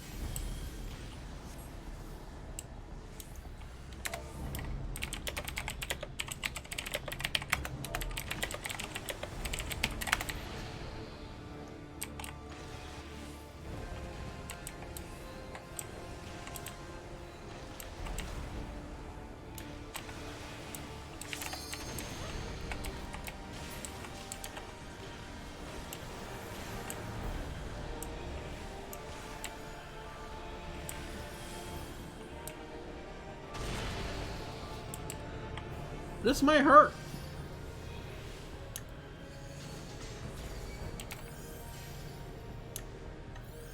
Nope.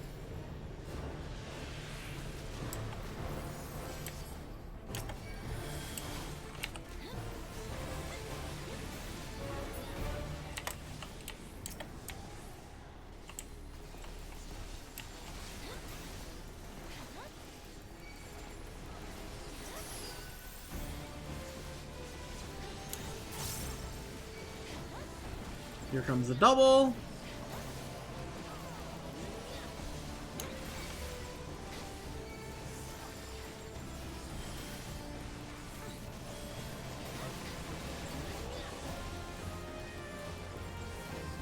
Here comes the triple.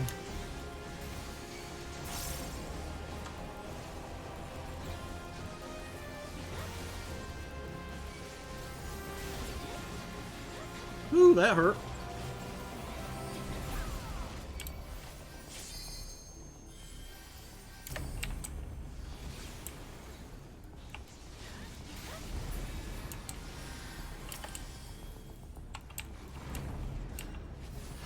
We still have...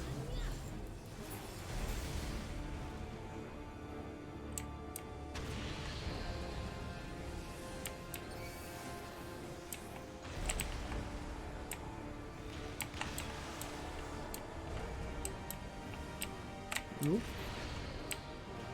Yeah.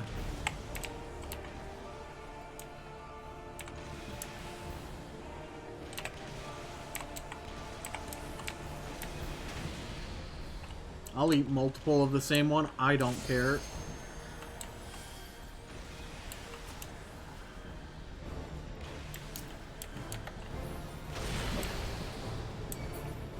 Oof. This is gonna suck for them.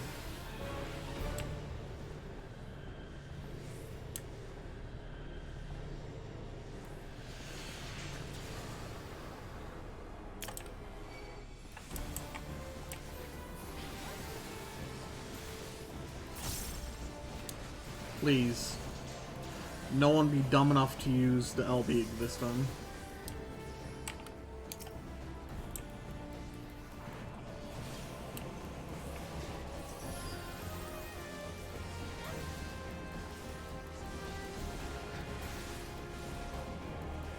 Now, are we gonna get our... We have LB3. Okay, we're good.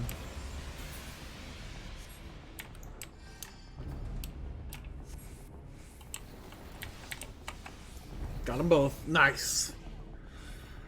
Now both those buffs are gonna get tripled, so...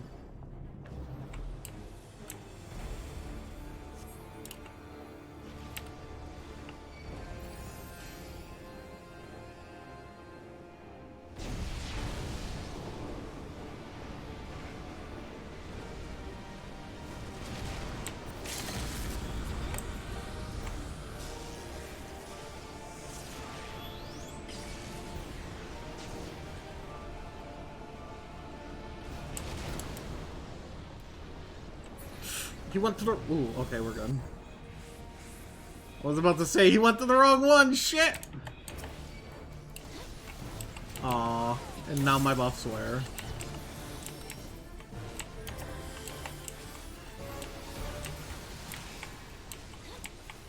Here comes a triple.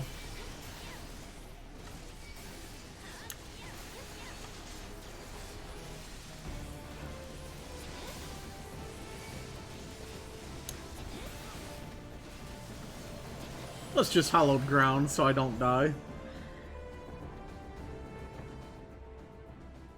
Ooh, ooh, ooh. Oh my god, I've had my model and stuff all off this whole time. Whoops!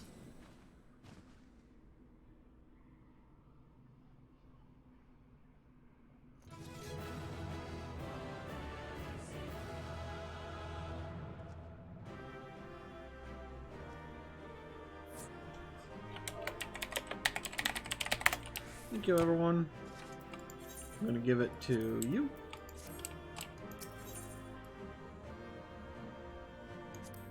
Hey, 2 commendations. Here we go.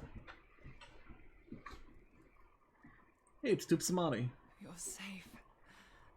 Thank the 12. Mon Brita, are you okay?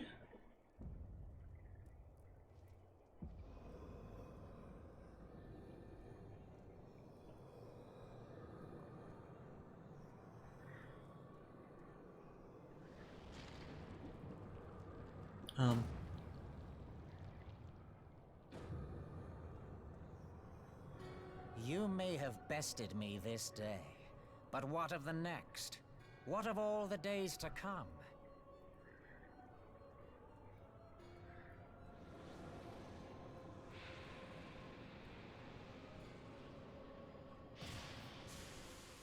Remember, light no longer holds sway here. I may return whensoever I wish, again and again and again. Eventually... Good night, Cerulean. Thanks for dropping by. And the staff will be mine. Until next time, scions.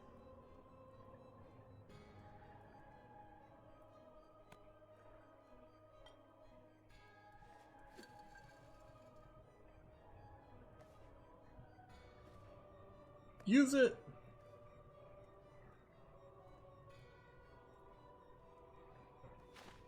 There will be no next time. This is the end.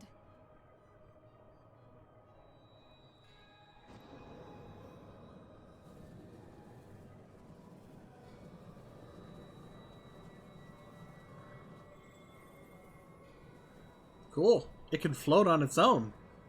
Handy feature. What trickery is this? No, no, you cannot. No.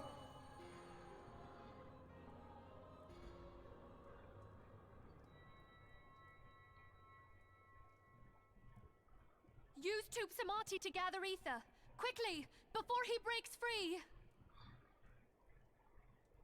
Okay.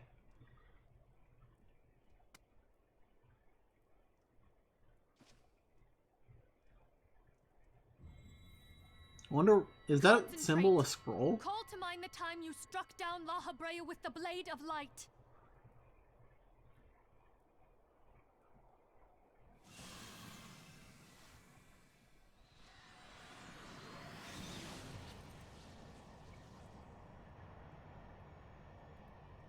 Why won't it work?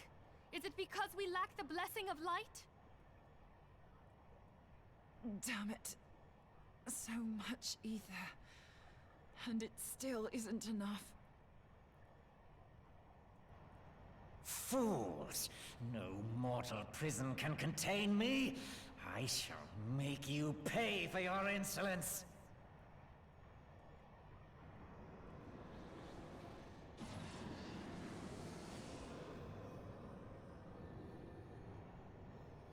Please, Mother Heidelin, hearken to our plea.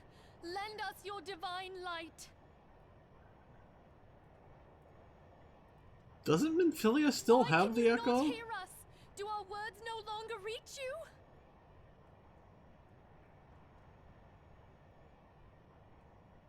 If only we had a bit more ether.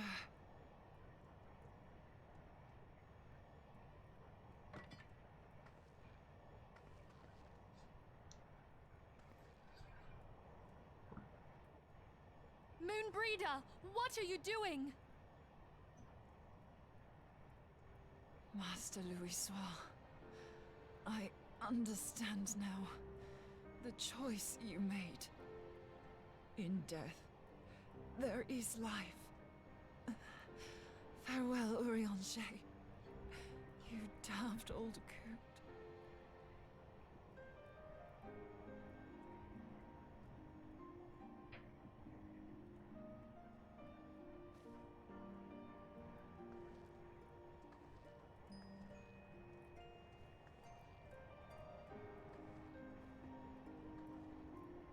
Moonbreeder! No! You mustn't!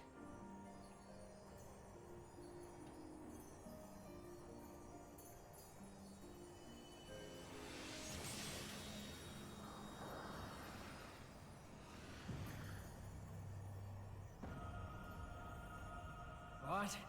No! It cannot end! Couldn't Minfilia just given Aether instead of the one that was nearly dying given up their life? But still, Moonbreeder, no!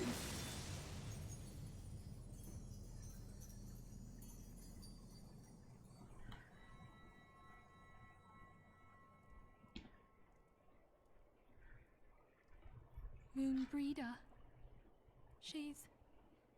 She's gone.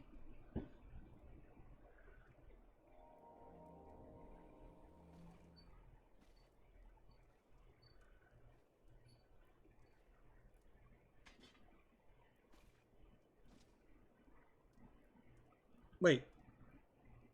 Staff? You did it, my friend. The Ascian is dead.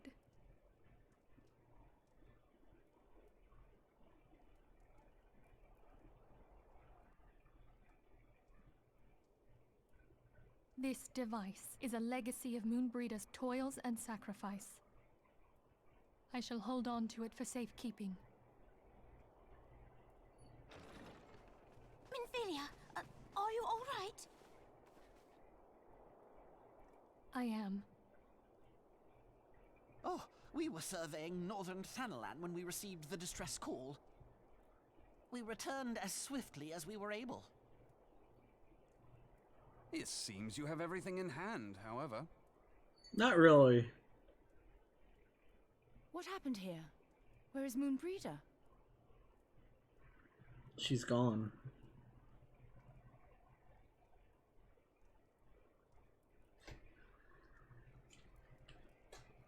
She gave her life to temper the Blade of Light. I have no words. Rather than await the inevitable, she took her fate into her own hands. Does Urianger know? Nope.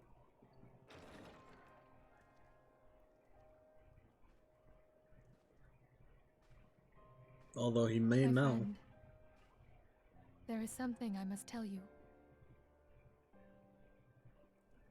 I heard all, my lady. The moon sinketh, taking her leave of the heavens, yet her passing heraldeth the coming of a new day. Moonbreeder hath fulfilled her destiny, hath she not?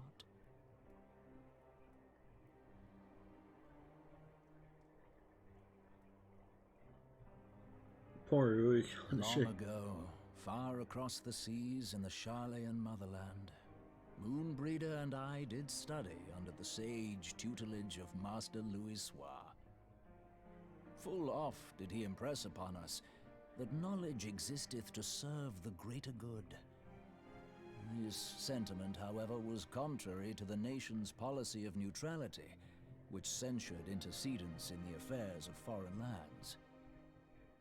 In spite of vehement opposition, he founded the Circle of Knowing, and journeyed hither to the heart of Eorzea.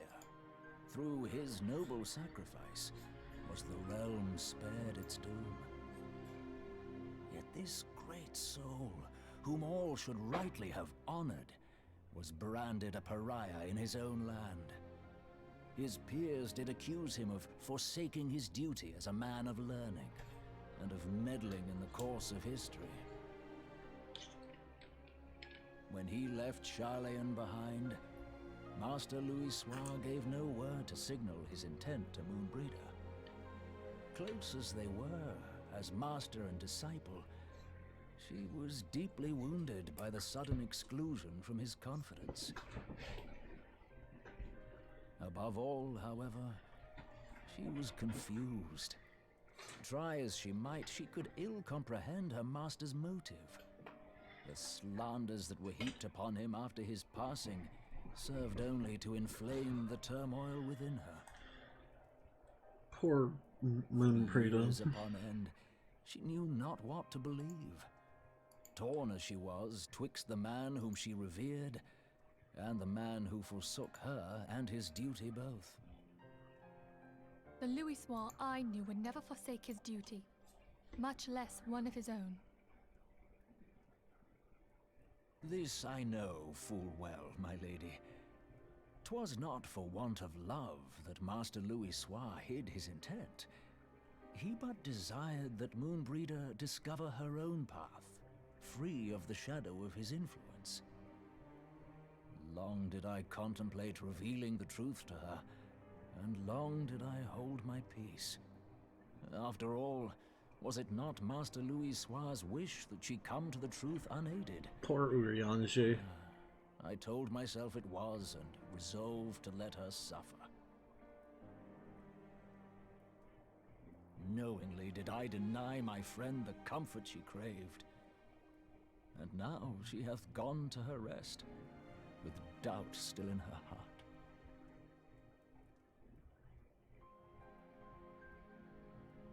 Speakest thou in earnest? Did Moonbreeder truly come to understand Master Louis Soir's will before the end? She did, Urianger, she did. The realization hath set her free. She may now find the peace which hath for so long eluded her. Oh, Moonbreeder, my dearest, how I shall miss thee.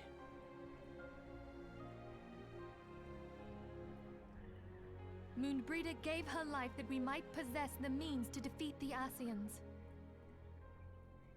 Her sacrifice must not be in vain. Let us continue her work on the Blade of Ether and see it to completion. My lady, I would mourn Moonbreeder in mine own way. I beg your permission to return to the Waking Sands. Give him a hug. Of course, my friend. Take all the time you require. We shall be here should you have need of us.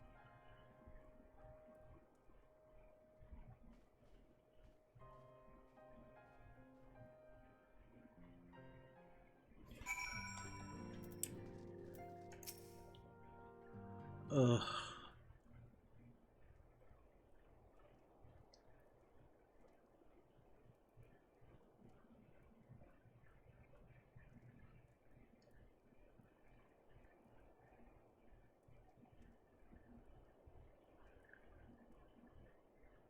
Never have I seen Urianger so utterly defeated. No one should be made to suffer such grief. We shall gather in the Charlayan Manor to celebrate Moonbreeder's life and mourn her passing. Just give me one of them.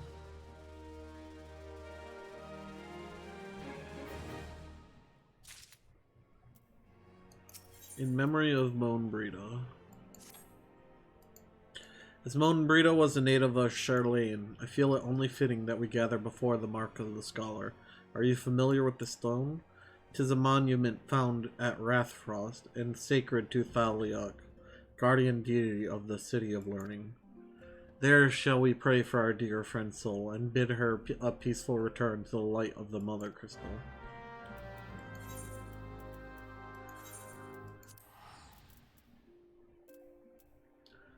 I'm just gonna teleport outside.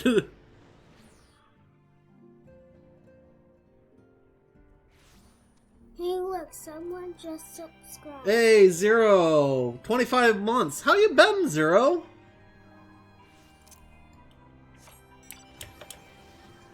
Get some love and hype, please, for Zero. Thank you very much. Tier 2 as well. Thank you for being so kind. Alright, Marissa, I'll see you later.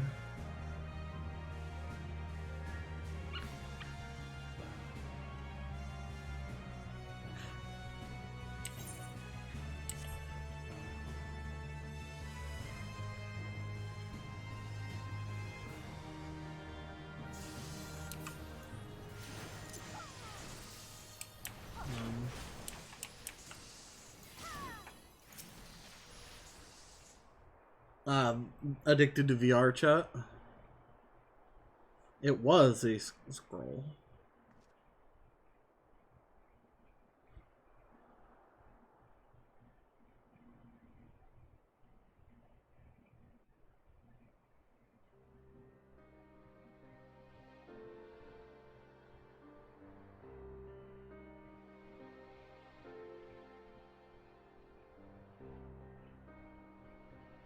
I need to get some more games for my VR headset.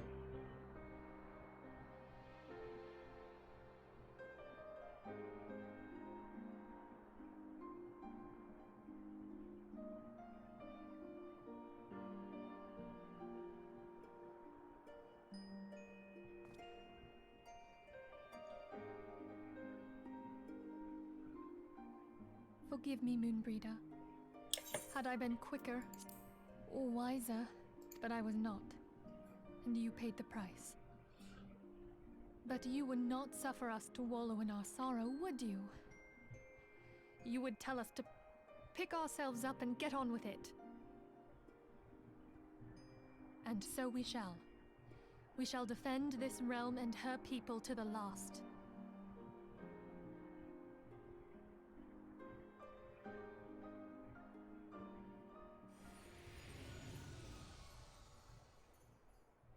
Life for death, a fair exchange. Other bargains will be struck. Well, give me my power back.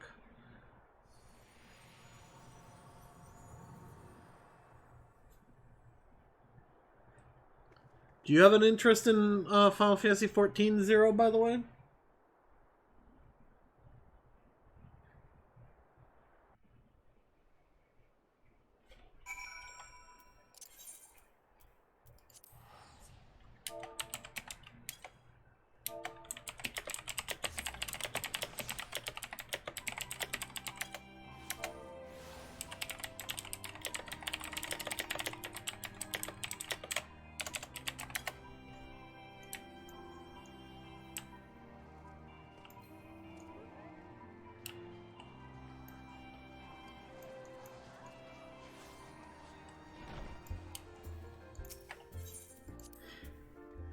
Oh, okay. Did you happen to see my tweet? I'm quitting Dead by Daylight for a while, at least until things change.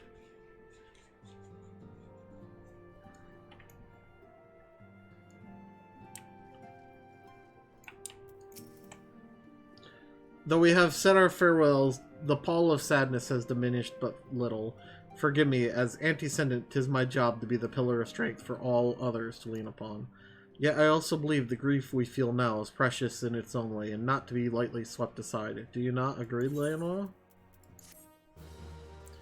And that's the end of 2.5. We are now on 2.55. That leaves 16 quests, I want to say?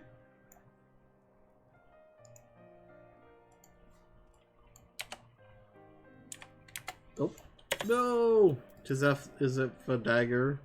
But 'tis a pain we must learn to bear if we are to forge ahead with our duty. The battles we have fought have taken the lives of so many. Louisoix, Moonbreeder, our fellows at the Waking Sands. Their spirit and dedication to our cause, however, will never be lost as long as we rise to fight once more. I hardly need remind you of this, of course. 'Tis for my own benefit that I repeat these words, a reaffirmation of mine own chosen path.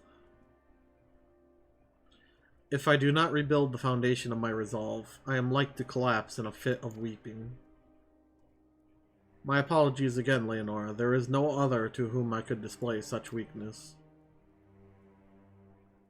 You are my pillar of strength, and I fear I shall have need of your steadfast presence in the days to come.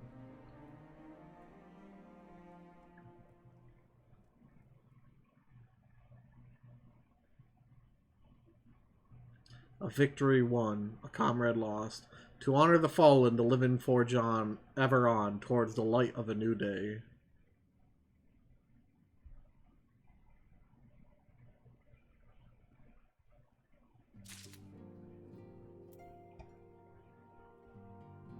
Also, I need to go into the settings here. Filters. Or maybe it's down here? This.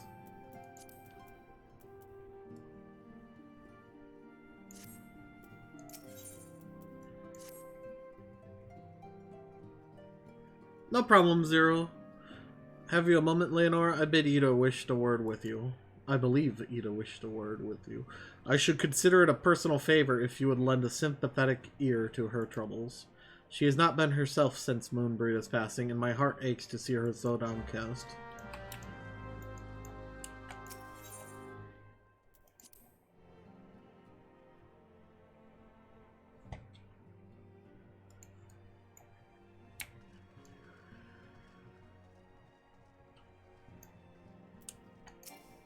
Oh, too far.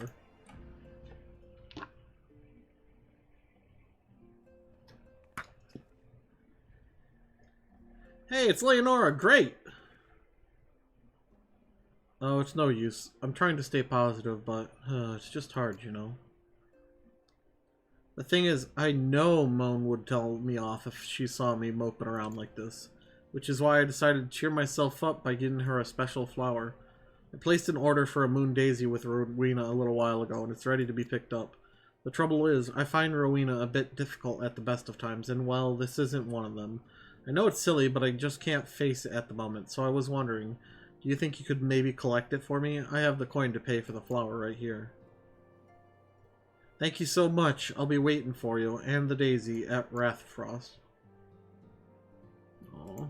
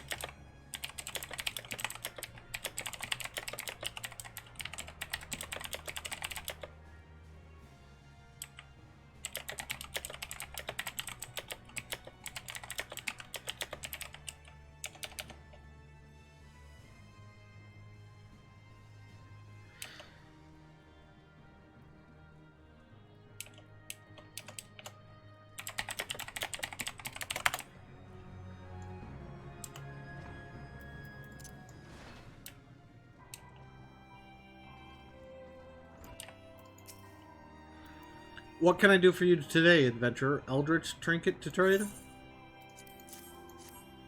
Eh, they got you running errands now? Snort. Them scions really know how to make the most of your talents, don't they? Sending the savior of Eorzea to the bleeding market. Fine, use of your time, that is. Seriously, though, you'd best learn how to say no, or they'll have you mucking out the chocobo stable's neck. Anyway, what was it you're here to pick up? The moon daisy, was it? Here, then, take it. And tell that Ida lass I've got a wide selection of headgear wear in stock if she ever decides to replace that dowdy old mask of hers. God knows she needs to.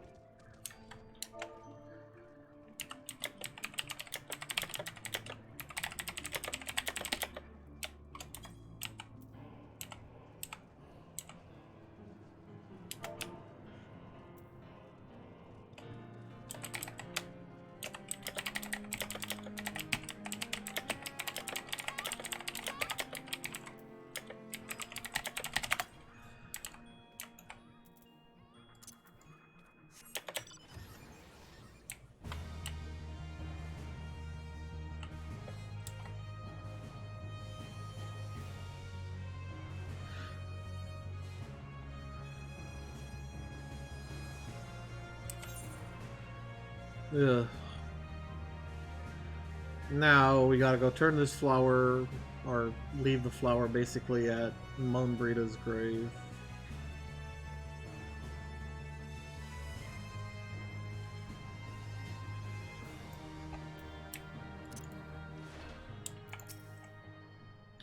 Ugh, Rowena can be so annoying. She just will not take no for an answer. Every time I visit her, she insists I replace my visor with something more fashionable. When I tell her I like it just fine the way it is, she says it again, and then again, and then again. It drives me crazy. Oh, what I mean to say is I really appreciate you doing this for me. So anyway, let's see it.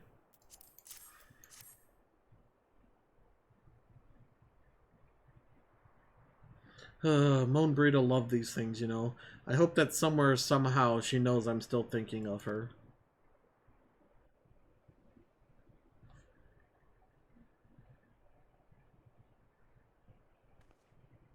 And there's a reason I have chat blocked.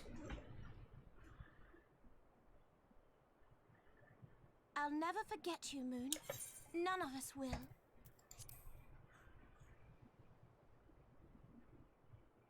Some of us might.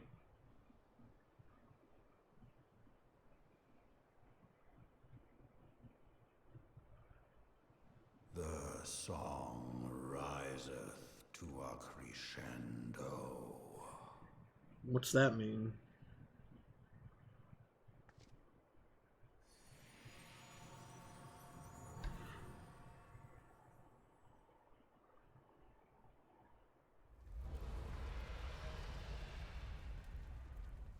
That's what that means.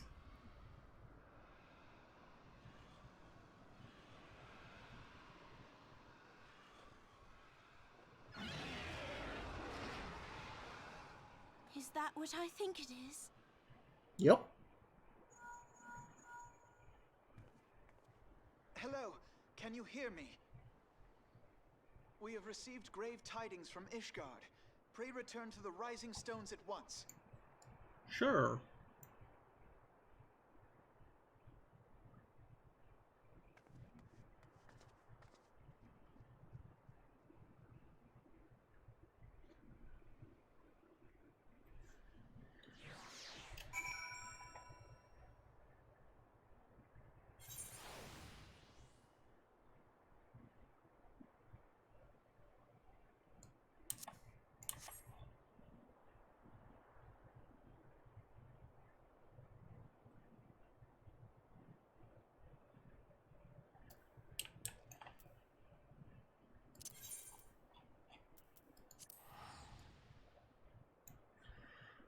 Let me type real quick in Cat's Discord.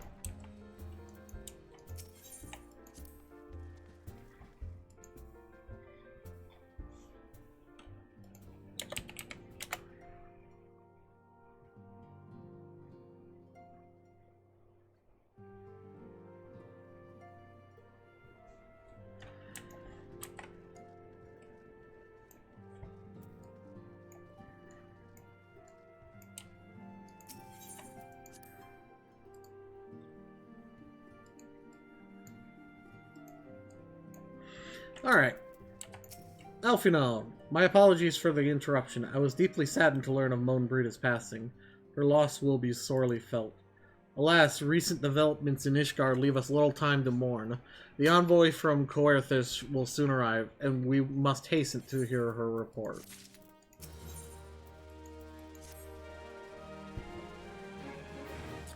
Is it Lucia? The envoy is here.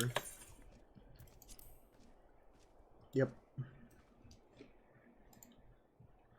I thank you for receiving me at such short notice. Time is of the essence, so I would forego the usual pleasantries, if I may.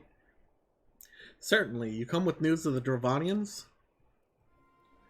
Aye, the dragons have begun their attack in earnest. The first wave reached the Central Highlands a short while ago, and battle was joined soon thereafter. Sir Aymeric himself sallied forth with a contingent of temple knights, and several companies of the noble house's finest. Though the beasts were ultimately forced into retreat, our victory, if such it may be called, came at the cost of many of our own. Too many. We will not withstand a second wave should the Dravanians renew their assault. You paint a grim picture, my lady.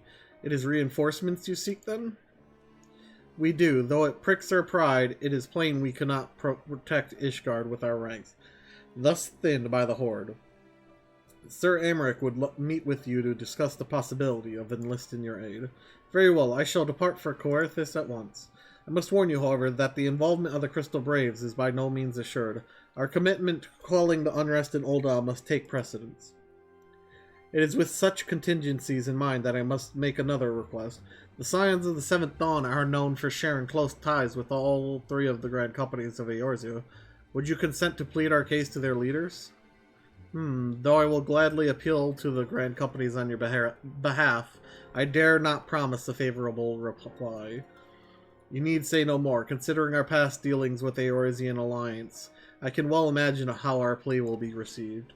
But the fate of Ishgard hangs in the balance. We must explore every avenue still open to us, no matter how unpromising. I see, very well. I shall send envoys to each of the allied nations and have them present your request directly to the heads of the Grand Companies. In the event that your plea does not receive a favorable answer, know that any support is certain to be conditional. Demands will be made of Ishgard. That is only to be expected. Rest assured that I speak with Sir Aymeric's authority in this matter, and that our actions are fully sanctioned by the Holy See. Which brings me to my final request, a personal appeal to you, Warrior of Light. The Lord Commander much desires to speak with you, regardless of your fellow's involvement. You faced Midgardstormer and survived. Anything you could share of your experience may yield us an advantage over our foe. Thank you. You wear the mantle of hero well. 'Twould seem the road leads us both to Camp Dragonhead. Seek me out when you arrive, Leonor.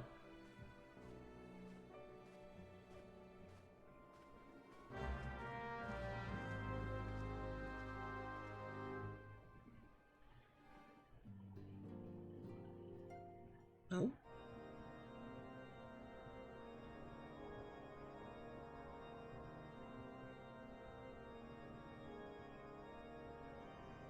Ooh, that's a little destroyed, huh?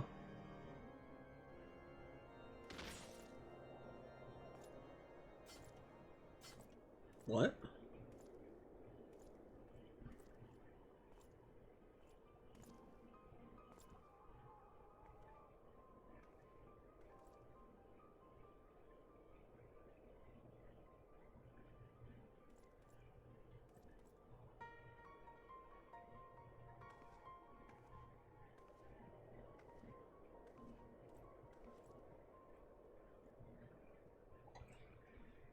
The sons must answer for their father's misdeeds. Only then will the... Oops. Ugh.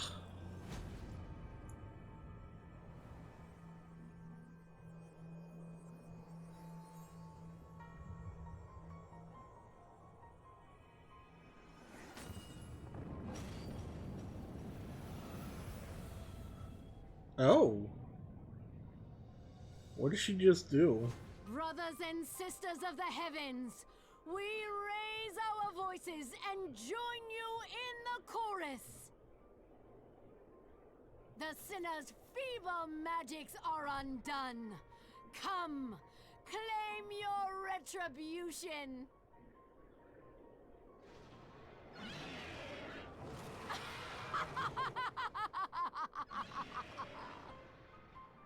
You say feeble, but even the dragons couldn't get by it, so obviously it wasn't very feeble.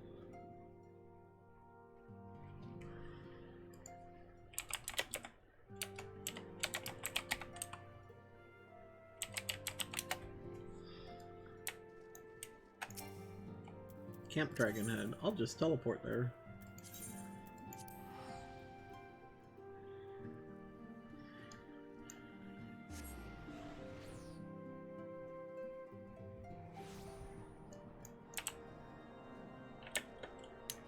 Hey look, it's Elfie Nerd.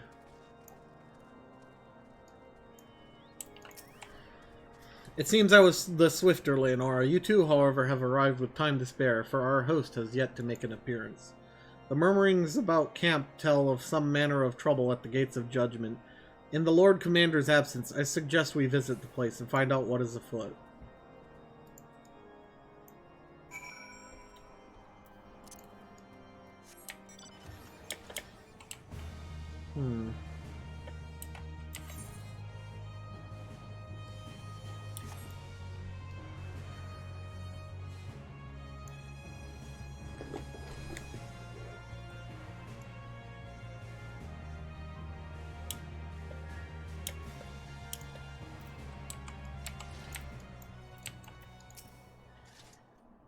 The Gates of Judgment are much more than mere doors. They are the outermost layer of Ishgard's magical wards. If our first line of defense can be so easily shattered.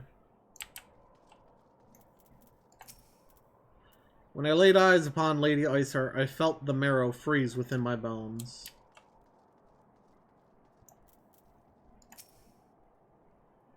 Heretic scum, how dare they meddle with our divine protections? I shall rid our nation of their blasphemy, even if it means cutting them down one by one. We need not fret overmuch. There are yet several layers of arcane protections that shield the city from invasion. Mother will be fine.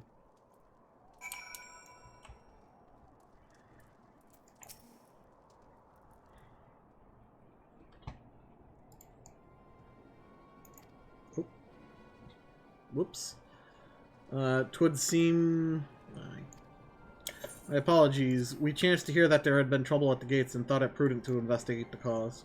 And you have learned of the heretic's treachery. Lady Iceheart led a force of her followers against our defenders and came close enough to dispel the first of our wards. But let us speak more of this back at the camp. Sir Emmerich awaits you.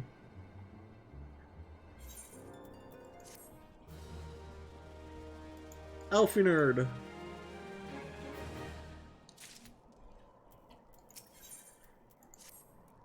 Lady Iceheart has grown bold indeed if she would risk direct action against the city. Come, let us do as we were bid and return to Camp Dragonhead. Lord Horshfont will know where Sir Emmerich means to receive us. Probably the same place he's seen us every time.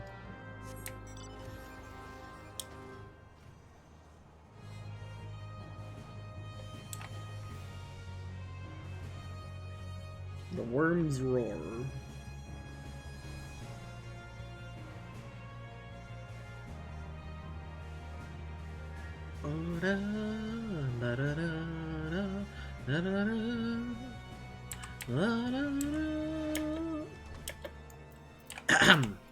Oh, my throat's going.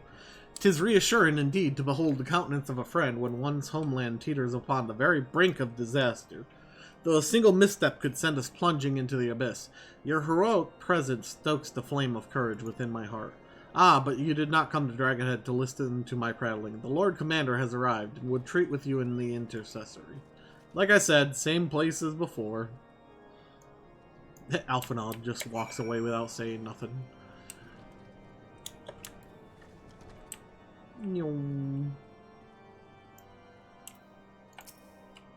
Greetings, madame. Shall I show you inside? Yes. Yes, you shall. Oh, come on. Why can't I jump on the table?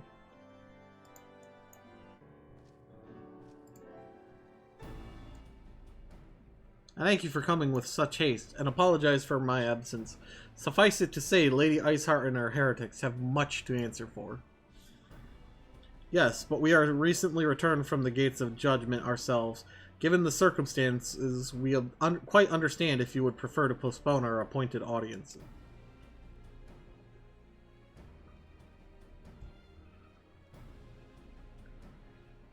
On the contrary, Master Elfinal, I think it more important than ever that this meeting take place. Rest assured, I shall return to my post on Ishgard's walls the moment our business is concluded. Before we move on to the subject of reinforcements, however, I would introduce you to a close friend and stalwart ally, Estinian.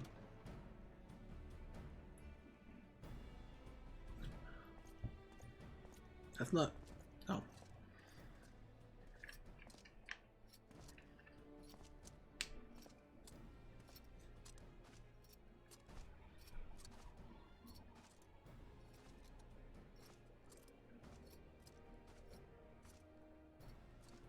May I present to you Ishgard's Azure Dragoon. An impressive title, though I confess I know precious little of the Order of Dragoons. They are formidable warriors all, yet even among such masters of the lance, Estinian is without equal. He, out of all the warriors of Ishgard, was chosen to wield the power of dragons, and may thus contend with any Dravanian. You flatter me overmuch, Lord Commander. So you are the adventurer of whom they spoke. I see now why my blood fares sang in anticipation of our meeting. Well, now that we have all been introduced, let us proceed to the matter at hand. I would share with you what we have learned of Iceheart's design, as confessed by the heretics taken captive after the assault on the gates.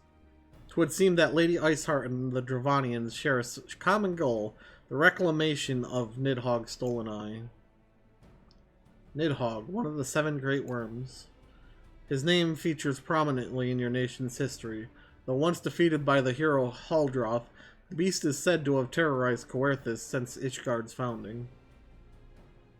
Aye, many are the scars our walls bear from Nidhogg's relentless efforts to raise the city. The trophy Haldroth plucked from the bested worm's skull, known simply as the Eye, is a treasured relic of Ishgard, and one possessed of untold power.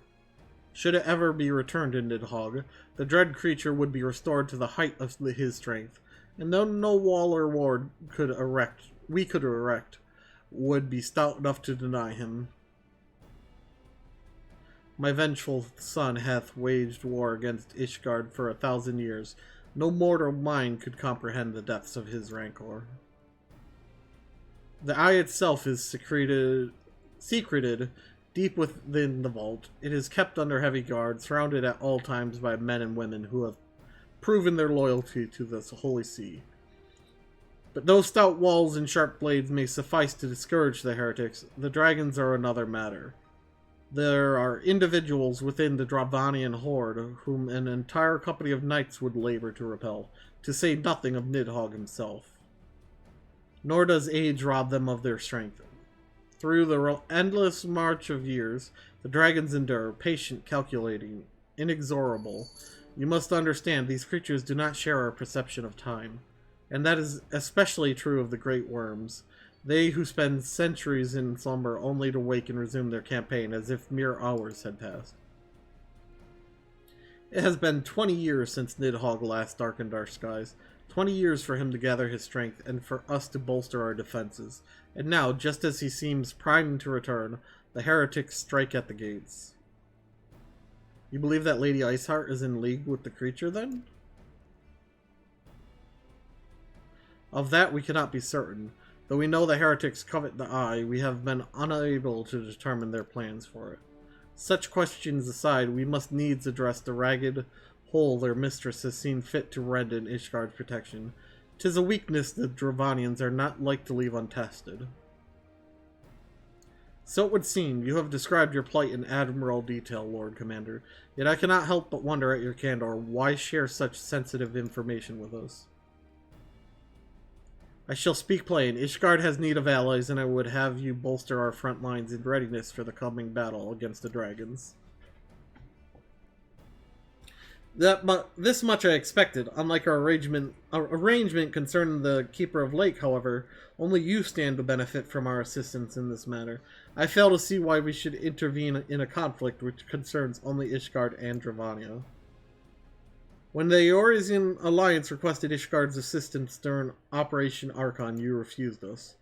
Does it not seem grossly unjust to demand that we now risk our lives in your private war?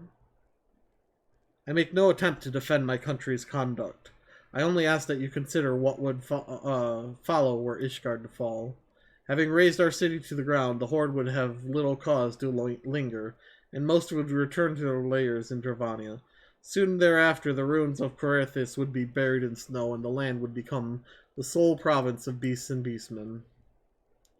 Until the Garleans' arrival, that is, for you may be certain that the Empire would not hesitate to claim Coerthis. They would not even have to draw steel.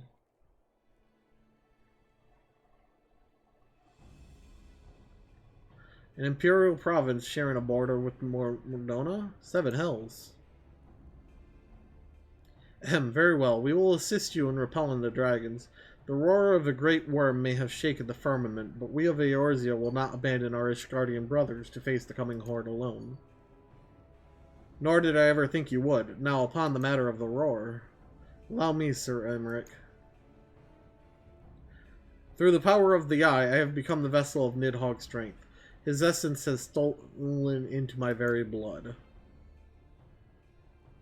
Fear not, I am in full control of my faculties, I assure you, and the Eye itself is of no relevance to this tale. It is not essential that I bear it with me wheresoever I go. Its lingering influence does, however, allow me to hear Nidhogg's voice. Then the worm who roared was Nidhogg. Aye, he means to hurl his horde against Danafin's collar and shatter the remaining wards that protect the city. There can be no doubt the worm has summoned his minions to war. Dun dun dun! Alfie Nerd. Though the circumstances are far from ideal, this desperate endeavor will at least provide us an opportunity to bring the sister states of Eorzea together in common cause. Sir Emmerich was more ruthless in his negotiations than I had anticipated. I suppose one must not give no quarter when one's home is at stake. But did you see the look on his face when he formally requested our assistance? Though the Lord Commander has long campaigned for Ishgard to open its gates to outsiders, I suspect this softening of the Holy See's attitude towards foreign cooperation comes as something of a bittersweet victory. The days ahead promise to be interesting indeed.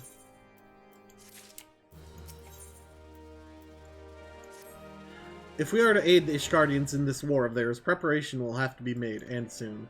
Before proceeding, however, we must needs return to the Rising Stone and make our report to the Antecedent. Away I go!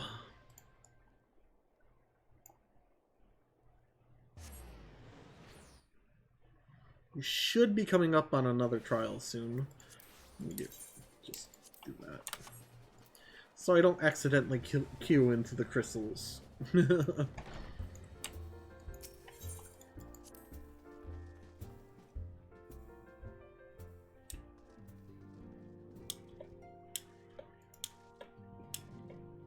Benphilia, Alfie Nerd told me to come talk to you. Ah!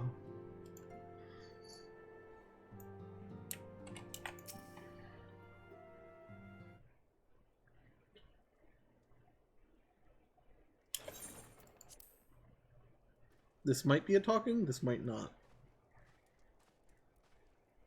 Alfino, it is good to see you. Tell me, what have you learned? Pray summon the others. Everyone must hear my report. Okay.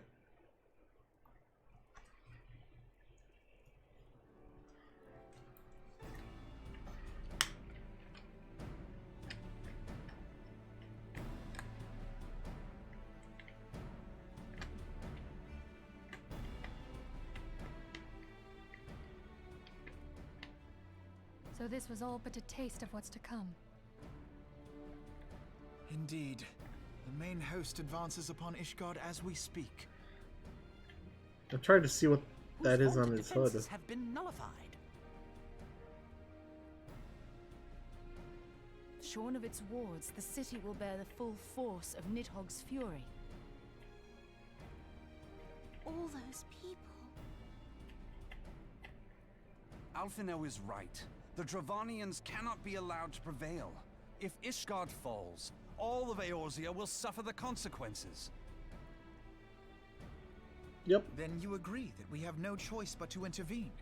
For the good of the realm, the Scions of the Seventh Dawn and the Crystal Braves must join the defense of Ishgard. Let there be no ambiguity about what has been proposed. We would be directly intervening in the war. Okay. But if all here believe the cause to be just, then to war we shall go. I just want to kill some dragons, Minfilia. I mean, they did steal my... embark upon is perilous, but I pray you will walk with us to the end. Yeah. I mean, they stole my blessing of light. I want to kill them all. For those we have lost, for those we can yet save.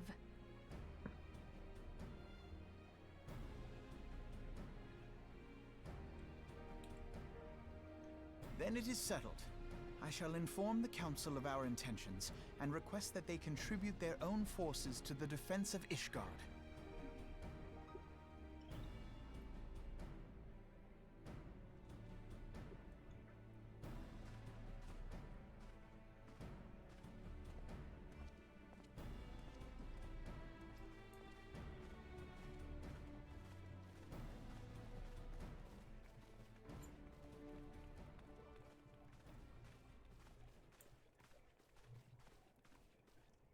Hmm?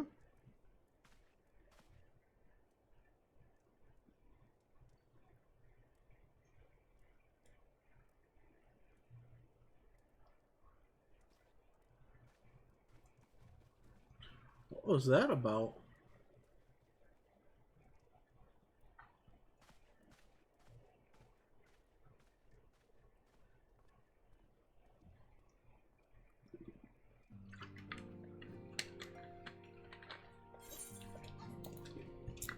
Another quest down?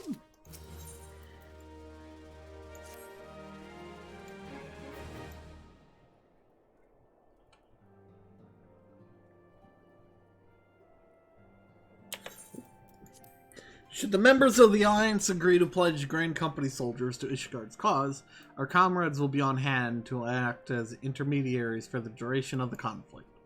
The small matter of persuading the Alliance leaders to grant such support I leave to Alphinaud. For you, my friend, a different task awaits. I would have you reach out to your fellow adventurers and gather what allies you may for the coming siege. I would also have you consider the matter of our own security. Revenant's Toll is but a short flight from the snowfields of Coerthis. It is not unimaginable that the fighting may spill across the border. Pray, brief Slaffborn on the brewing conflict and discuss potential contingencies. The frontier settlers must be prepared for aught that might wing its way over our walls. I only hope that such precautions prove unnecessary. Before you leave, might I suggest that you have Tataru accompany you? She has a talent for administration and a firm grasp of the practical challenges we may encounter.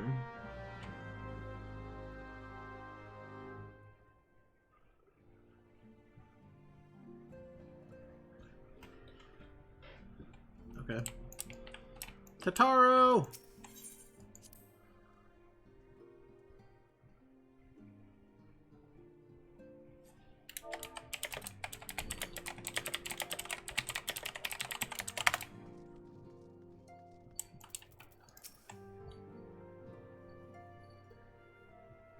We are rather close to Coerthis, aren't we? We'd best see to our own defenses and take stock of our supplies.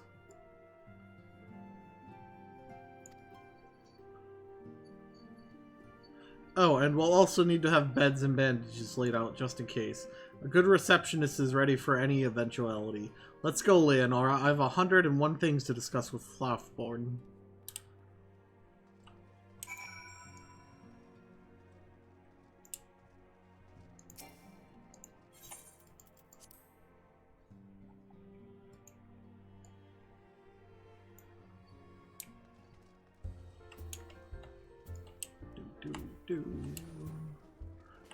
Hey, Slaffborn. I appreciate the warning. If war is coming to Querthis, then the toll must be made ready. I'll increase the number of patrols and lookouts immediately. I'll also see about finding room for an infirmary, as well as temporary housing for victims of the conflict. Ishgard has done well by us in the past, and I would return the favor. But as for rounding up volunteers for the fighting itself, I'm afraid I must disappoint you. I will not send my fellow guildmates to die on Ishgardian soil, and I am certain headquarters will say the same. There will be no official Adventurers Guild presence at this siege. That said, each adventurer is of course free to do as he or she will. I shall have a word with some of my more capable colleagues on your behalf, and then you might try your luck here in Revenant's Toll. I dare say there are a few stout souls about town who will answer to your call to arms. Let's get started, shall we? We have a town to rouse.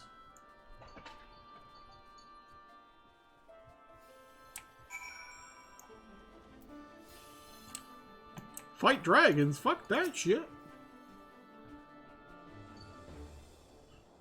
Who are you, and why does your armor look so cool? Spare me your talk of glory and fame.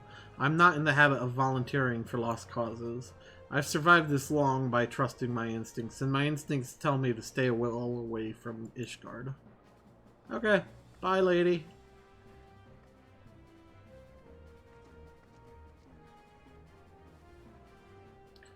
Hey!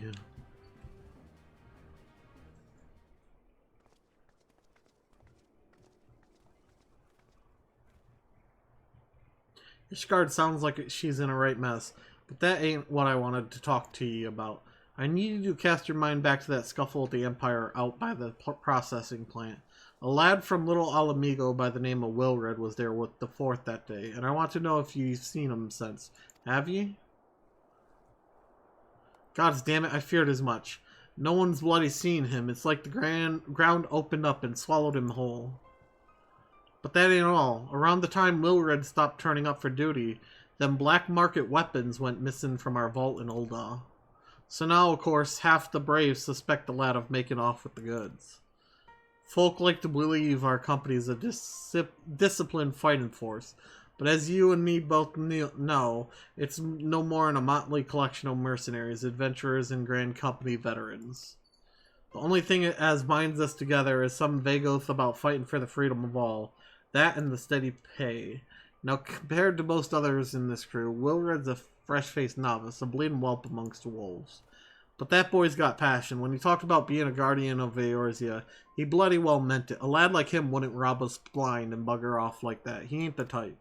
And then, and this is just between you and me, mind, there's the fact that the lad wanted to tell me something queer he'd noticed in the ledgers. Something about the Braves' numbers not adding up. Aye, there's a villain at the end of this trail I've stumbled on, and I'll bet me good eye it ain't young Wilred. Any road, you've got a war to wage, so I'll let you get on. I just thought someone should know. I'll be seeing you, Leonora.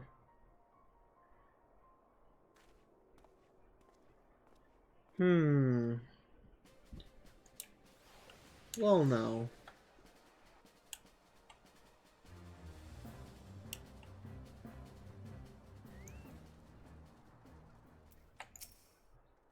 So Ishgard seeks sellswords to bolster its ranks, eh?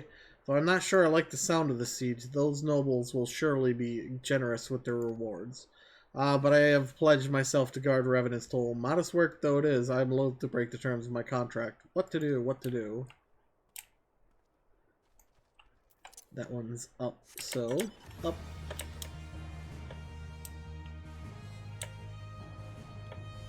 Aye. Sell me blade to the Ishgardians? Well, them dragons are a fearsome lot, but I'd slay me a few share if the coin was good.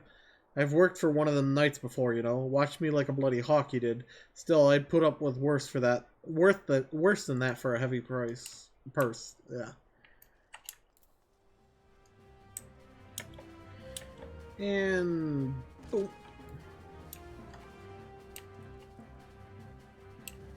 Probably up a floor. Oh, nope, right here. Volunteer my services in the defense of Ishgard? I think not. Dragons claim the lives of every one of my brothers. I do not mean to offer them mine. 'Twas to escape such a fate that I took up the mantle of adventurer in the first place. Would sooner die in the pursuit of fortune than huddled behind an icy wall.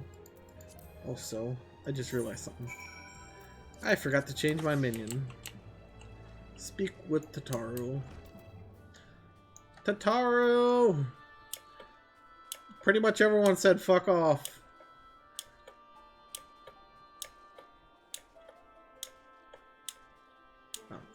See? I'm a bunny, I gotta hop.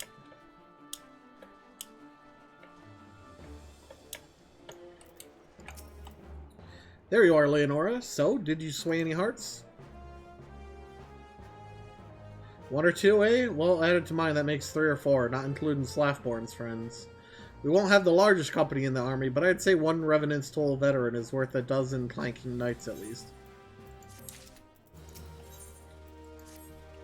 Oh, I've been so caught up with the recruiting that I almost forgot. There's been word from Elfinode. Apparently the Alliance leaders are convening in Ul'dah to discuss Ishgard's plight, and they've requested your presence as usual. Anyway, you'd best make your way to Ul'dah or you'll be late. Elfinode said that he would meet you on the Royal Promenade. Okay, but why don't we tell Elfinode what we were just told by Riol?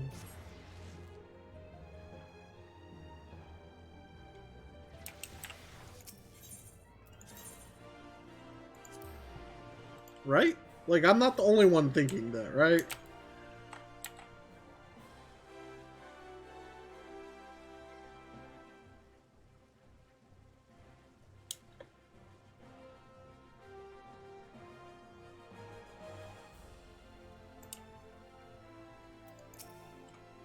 My apologies for calling you away from your tasks. I had hoped to proceed with these negotiations 1 leader at a time, but it seems my urgent requests for an audience have prompted a gathering of the council. Needless to say, I felt obliged to attend. The Alliance leaders are already seated within. Let us join them, shall we?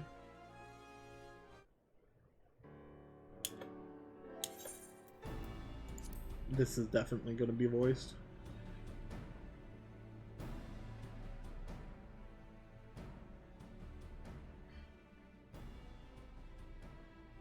We are well aware of Ishgard's dilemma, and we agree with your assessment. Then I trust there are no objections to the Crystal Brave's intervention. Ul'dah has none. Gridania does not object. The Crystal Braves are yours to command, Alfinode. Do what you will. We shall pray for your success. It was my hope that you would offer more substantial aid than prayer. I know it is within your means. Do not presume that you have knowledge of our every concern. The Garleans and the Beast Tribes are but 2 of many. We are not in a position to contribute greatly to the defense of Ishgard. Not when our own homes are still under siege. You're acting exactly like the Ishgardians were. We dare not leave our interests in Cartano undefended as well. Teleji Adeleji and his ilk would seize control of the territories in our absence.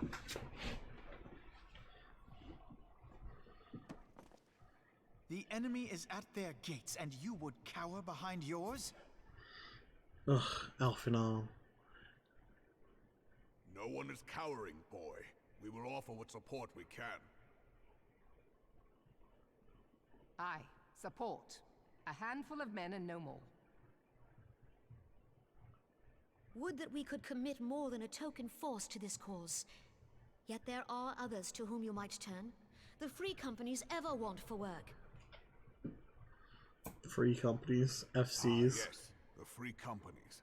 They're not like to turn you down. I beg your pardon? You would entrust the survival of Ishgard to sell swords? Crises like these are the very reason why this alliance was formed. It is our duty to aid our fellow man. My duty is to my country and my people. If you expect us to place the welfare of a foreign power above our own, you're going to be sorely disappointed. Lest you doubt, Limsa comes first, then the Alliance, and finally, circumstances permitting, Ishgard and the rest. If you cannot understand so simple a concept, then you have no place at this table.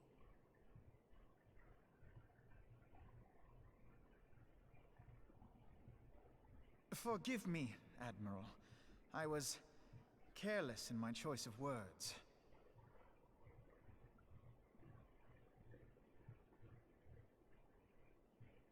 I suggest you assemble a party of elite adventurers, assuming you haven't already. Your fellows served us well during Operation Archon.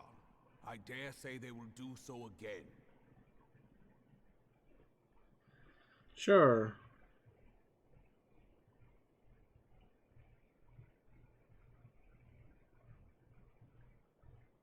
If I may, Your Grace, I wish to propose a redistribution of forces. If we entrust the security of Uldar to the Brass Blades for a time, we can dispatch a larger force to Ishgard.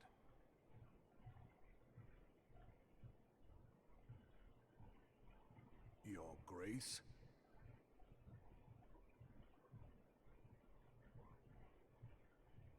Yes. Yes, of course. Do what you will.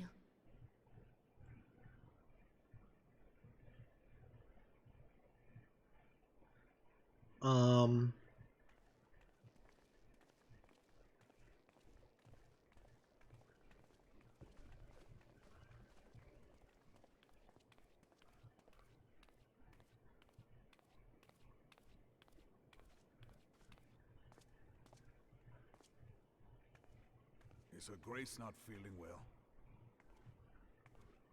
To the best of my knowledge, Her Grace is in perfect health. I see. Carry on. Huh.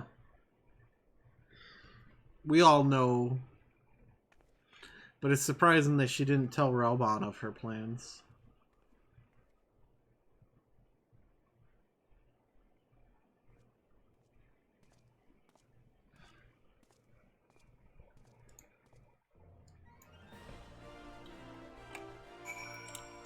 Elfie Nerd. Once again, I owe you an apology. It seems you have been conscripted into leading a contingent of adventurers on yet another mission of inestimable danger. But I fear we have been left with little alternative. We cannot well abandon Lord Horshfont and Sir Emmerich to their fate. We must abide by the Council's decisions, as short-sighted as it is, and strive to fulfill our roles as Eorzea's guardians. Captain Ilbert, what news? Then the assault is begun? We have but this moment concluded our audience with the Alliance leaders. Move our forces into position. Your unit will join House Durndare at the Steel Vigil. Man the cannons alongside the knights and thin the Dravanian hordes ere they descend upon Ishgard. I will join you as soon as I am able. Laenor, I would have you and your adventurer allies bolster defenses at the Steps of Fate. Report first to Sir Marceline at Lane at the Gates of Judgment, and he will direct you to where you are needed most. May the gods grant us victory.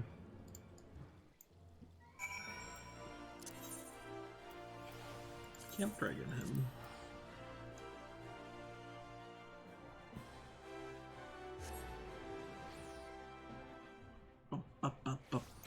Up.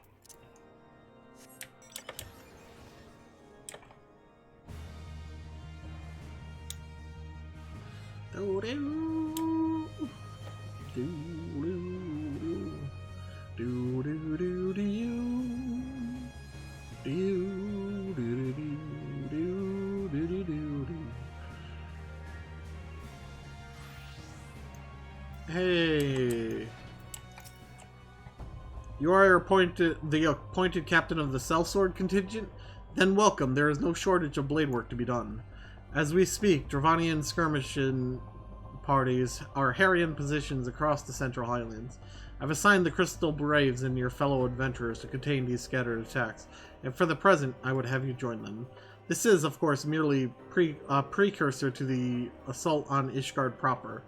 The wily serpents seek to divide and confuse our forces, but we will not be so easily drawn out of position. The Temple Knights will remain on the steps of faith and continue our preparation. When the Horde arrives in force, they shall face a wall of Ishgardian steel. Report back to me once their advanced skirmishers are slain.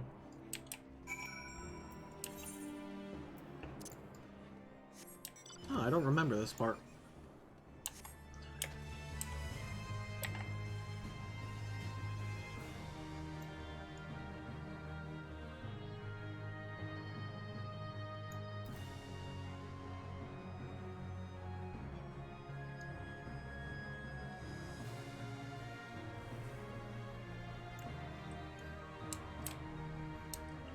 Nope. Hi.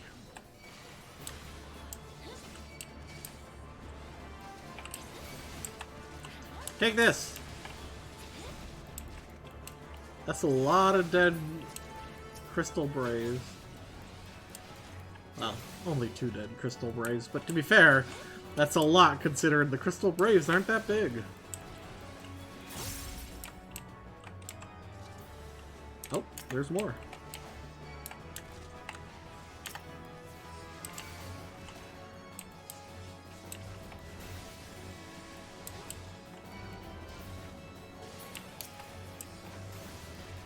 Any more? Knock that off.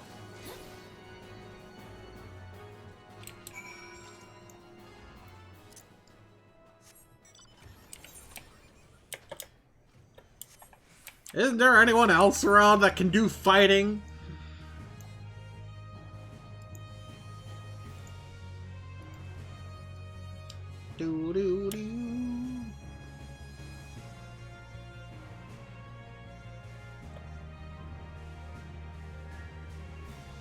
I still have to go higher? Dang.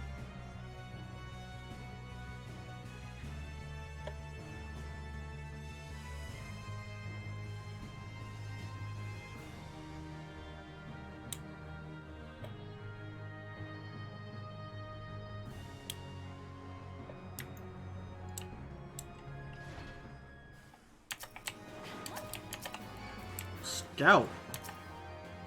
You're a scout? This is what scouts look like?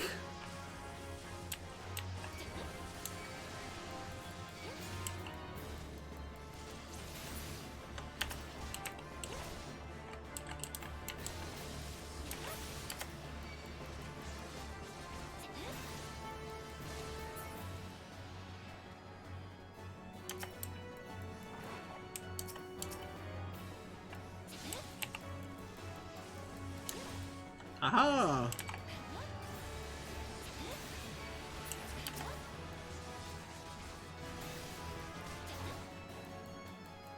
We got one more wave? Yes, yes we do.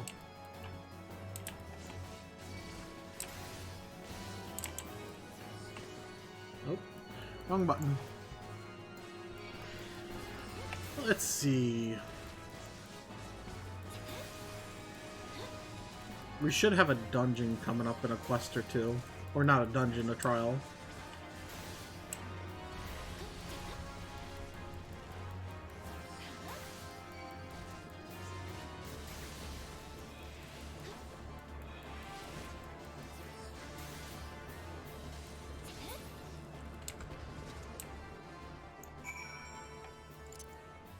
There, I killed all the dragons.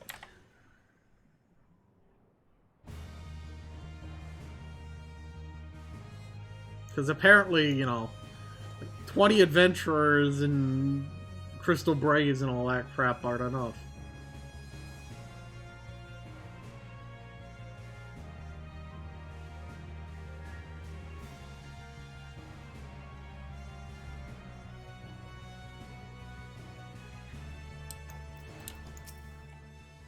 What news, adventurer? The reinforcements? Decimated, you say? Dravanian devils, damn their scaly hide. Hold fast to your grief and fury, my lady. We will avenge the deaths of your fellows in this battle to come. Also, Wasn't this one of the adventurers that are like, nah, I'm good?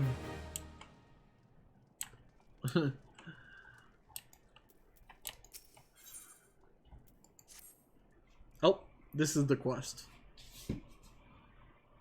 Ere you commit yourself to the siege, you should know what it is you are tasked with defending. Beyond the gates of judgment lie the steps of faith, a great bridge of stone that leads directly to the city of Ishgard.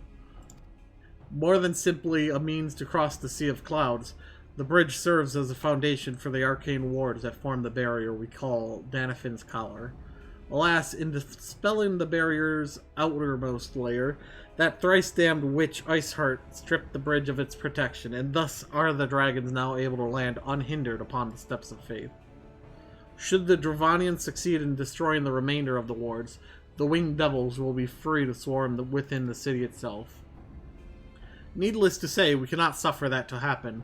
It shall be our task as defenders to prevent any harm from coming to those parts of the bridge wherein the wards are sealed. All now rests on us, adventurer. Lead your comrades out onto the steps of fate and prepare to meet the horde. May the fury guide your blades.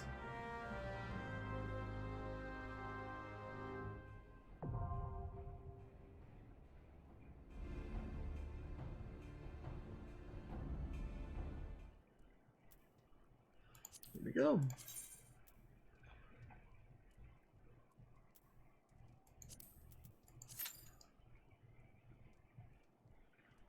Time for the steps of faith.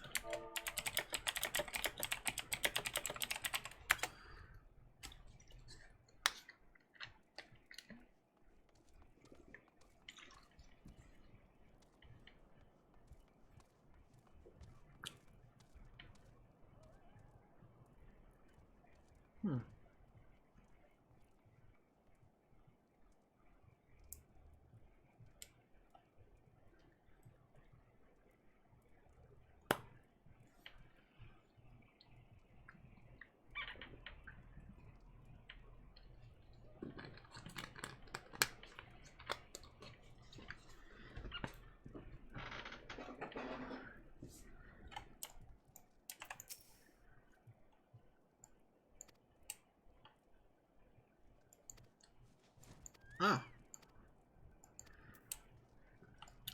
So that's how you go to Ishgard. Ding! Oh.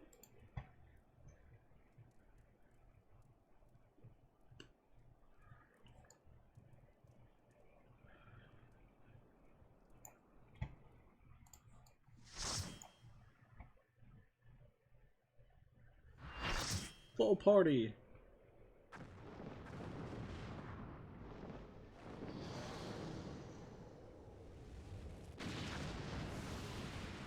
There's a big old dragon. And now we fight big old dragon.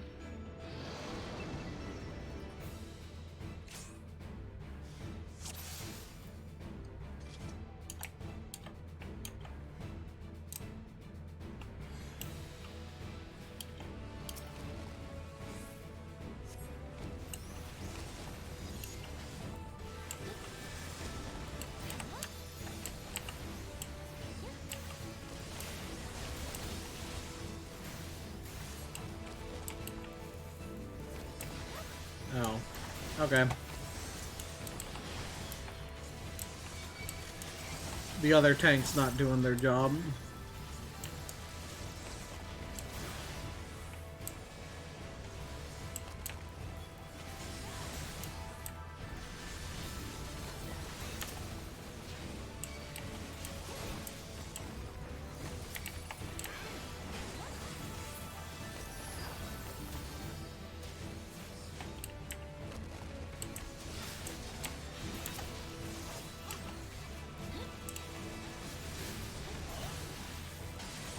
But we gotta keep the aggro on these enemies, kill this dragon.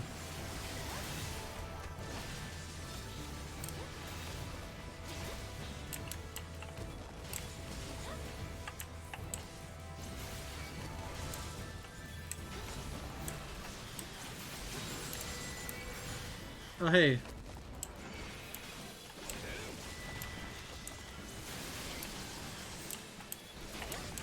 If you stand under, it'll do that.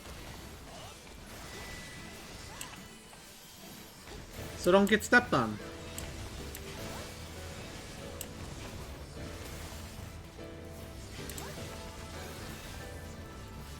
Here comes another roar. I think? No.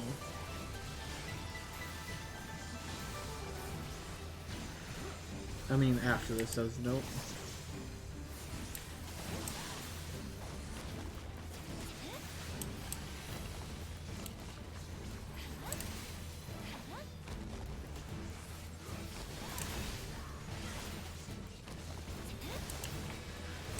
More AoE. Here it comes.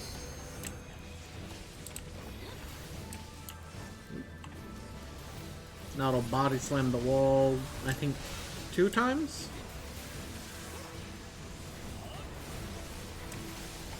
Nope, 3 times. It's been a long time since I did this one.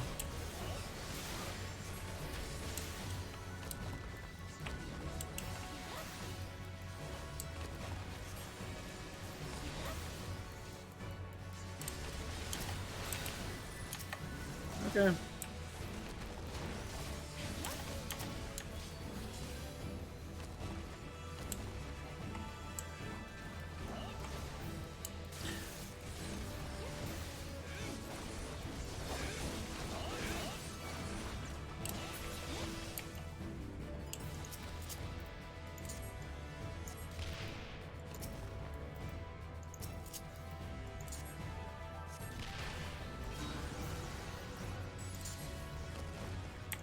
Oh. I'm about to take a hit.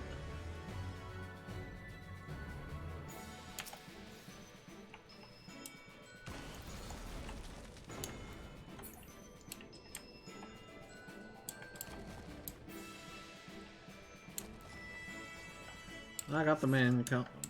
I got the dragon killer.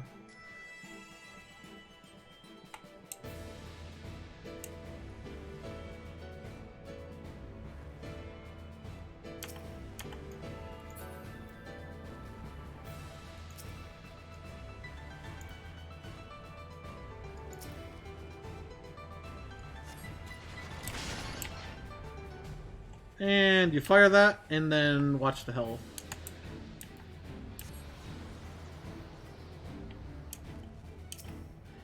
This thing dies a lot faster than it used to. We got another wall here where we just have to wail away.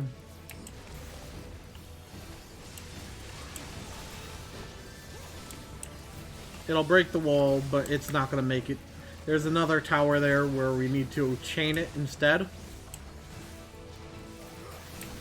But, well, it's dead.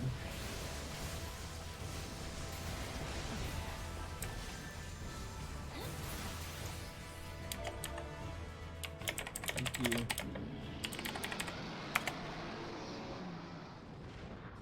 Roar!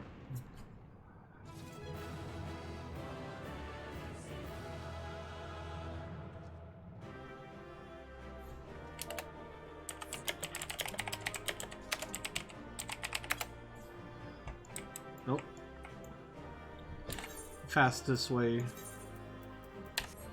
Actually, no. I think I need to actually click on this. I don't want to risk it.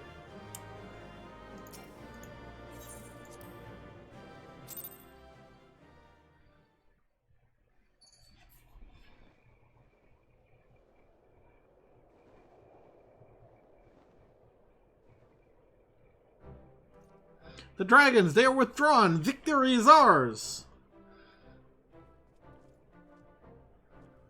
You're welcome.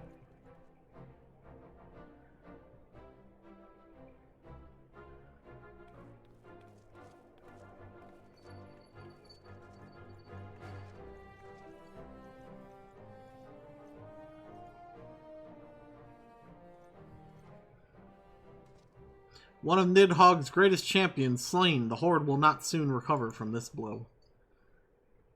But what of you, Nidhogg? Why did you not join your minions and make of this battle a slaughter?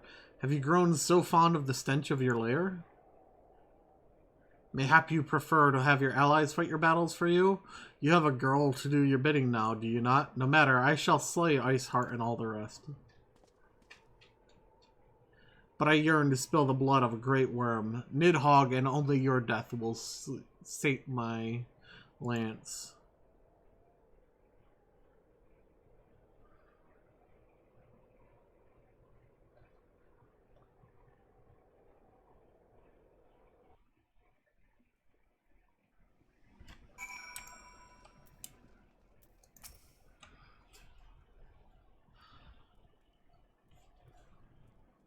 Leonora, the dragons are routed. Lest you wonder, the fighting at the Steel Vigil was also fierce, but my crystal braves were not found wanting.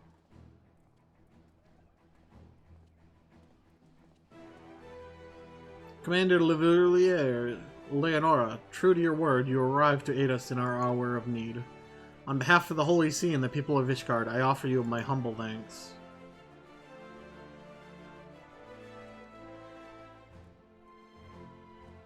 Though I would stay and lavish you with well-deserved praise, I fear I must away to oversee the aftermath of the siege. Not all the dragons are fled, and there are yet wounded to be carried from the field. Pray, let us meet anon that I might express my thanks with the proper courtesy.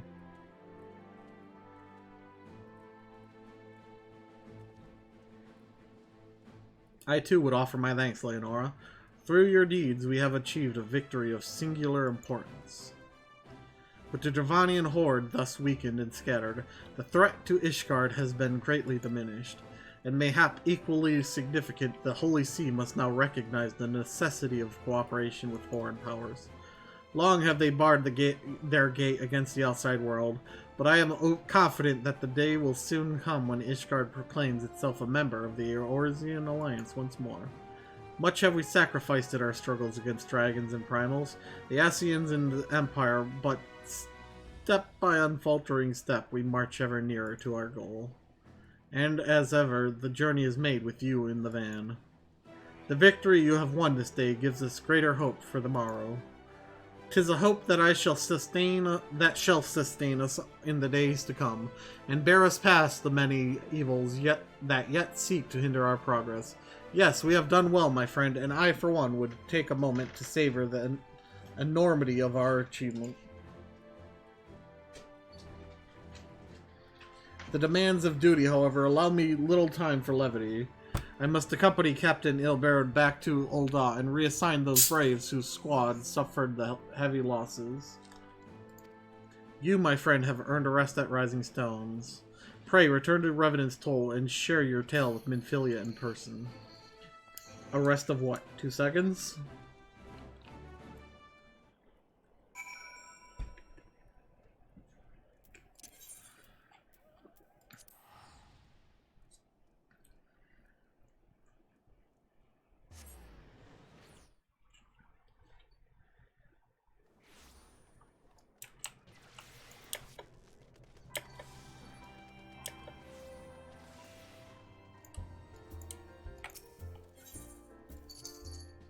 Minfilia, Elfie Nerd, sent me to talk to you.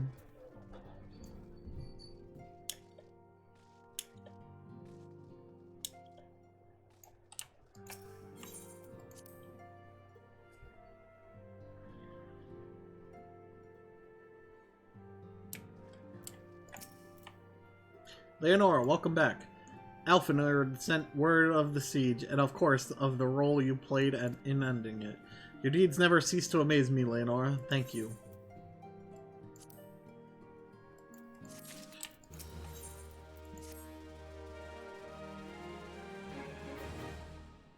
You must be wary, Leonora, and now may very well be your only chance too. Antiscendant.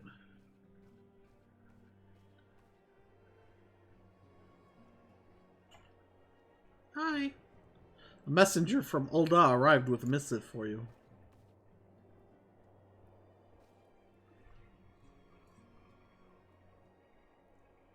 The royal seal. Curious indeed. Ah, an invitation. On behalf of the Council of the Eorzean Alliance, Her Royal Majesty Nanamo Ol Namo invites the Scions of the Seventh Dawn to attend a feast at the Royal Palace of Ul'dah in honor of Ishgard's recent victory. It would seem we are to be recognized for our part in lifting the siege. You for your valiant efforts as the commander of the adventurers contingent, and the Archons for their earnest attempts to rouse the city-states. Truly, I find it strange that the Alliance leaders should think themselves deserving of a place at such a celebration. All three refused to deploy their standing armies, preferring to send hastily assembled companies of sellswords, many of whom perished ere the siege began. Are they truly so brazen as to seek to share in the glory of your triumph? Ah, but mayhap they simply seek a pretext to meet with the Ishgardians while the mood is yet jubilant. Such an occasion would present a fine opportunity to press for Ishgard's return to the Eorzean Alliance. We have scarce had time to mourn Moonbrita, and I, for one, am in no mood to carouse, but I suppose we must put away our grief for the good of the realm. Though you were promised rest, I fear I must insist that you will also attend. It would be a strange celebration indeed if the victorious hero were not present. Pray, content yourself with the thought that such occasions may bring about momentous change, and this without recourse to bloodshed. Tataru, if you would do me the favor of contacting the rest of the Scions? Of course, the Antecedent. And please let me know if there's anything else I can do.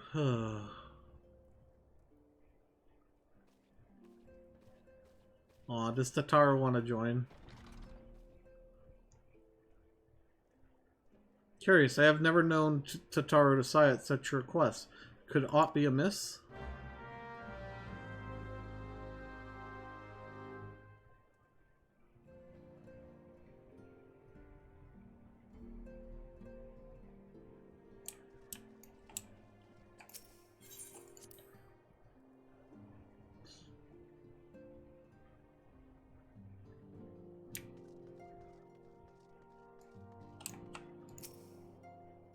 Huh? Where's Tataru?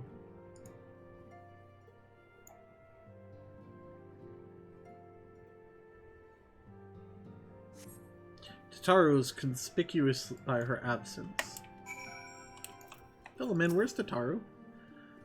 Tataru? I believe she just stepped outside. Now that I think about it, she did seem rather preoccupied.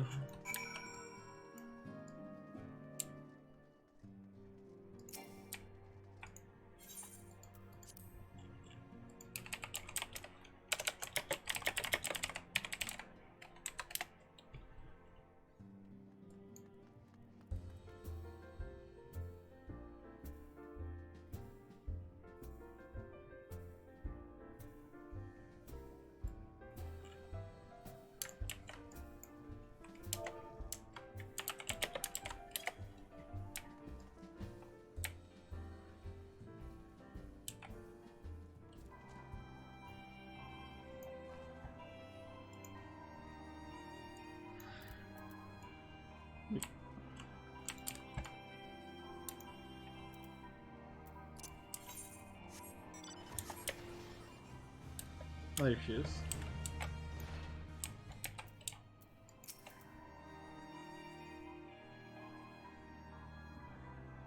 Oh, Leonora, it's you. I didn't mean to worry anyone. It's nothing, really. Well, it's not nothing exactly, but it feels like nothing compared to the towering trials you and the others face every day. And that's why I should probably talk to Minfilia before things get any worse. Ah, you always know what to say, Leonora. I'm glad we've had this little chat.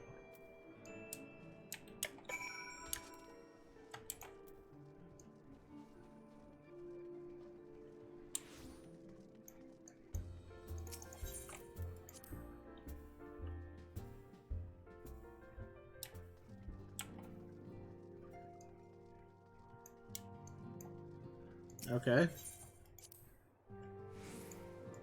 Well, Minfilia.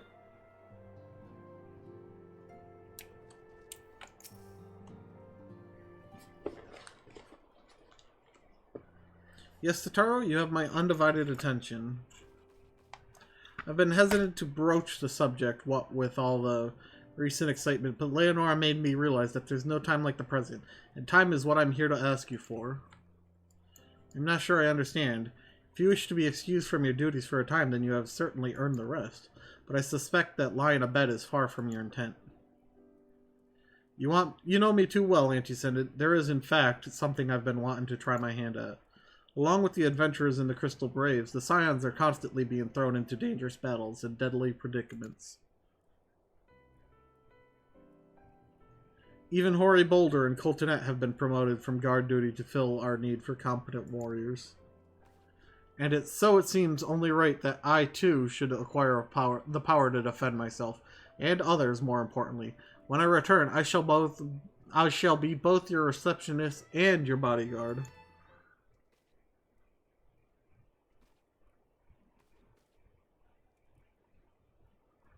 Aw, Tataru. She wants to be useful. Whoa, hey!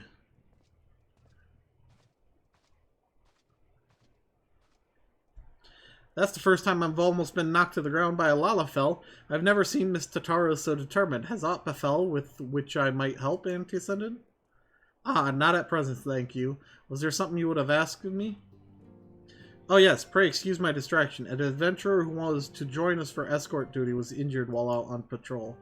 I fear we cannot properly defend the scholars entrusted to our protection without the aid of at least one more guard.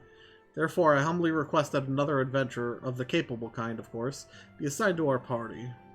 Very well, I shall consider the potential candidates and provide you with a replacement as soon as I am able. My thanks, Antecedent. I take my leave of you. It's gonna be me, isn't it?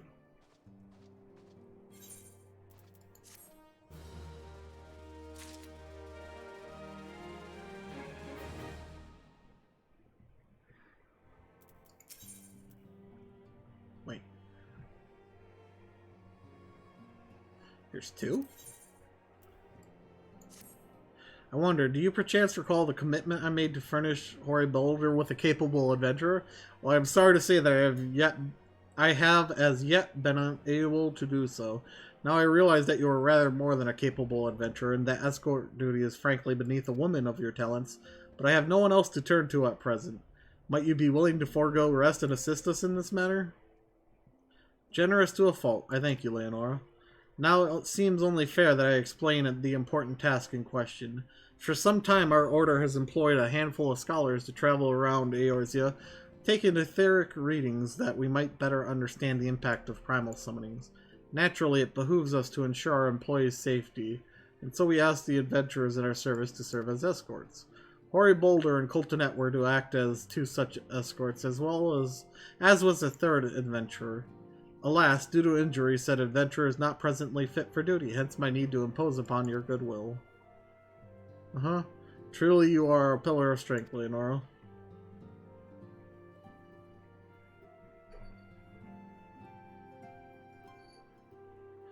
Hoary Boulder will share with you the details of your task. He should be waiting for you outside. Be safe.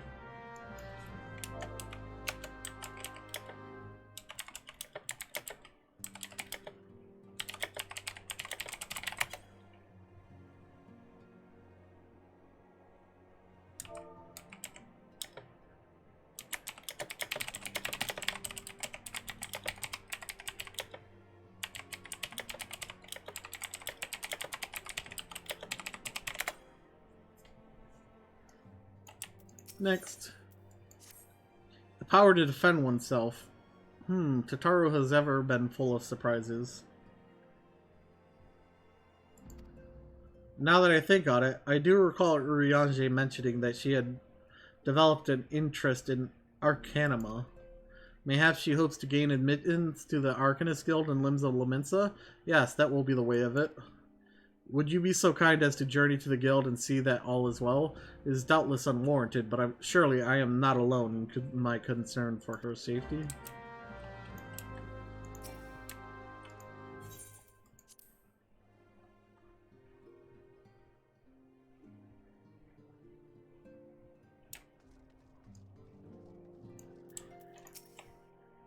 Hi, I'm your third person.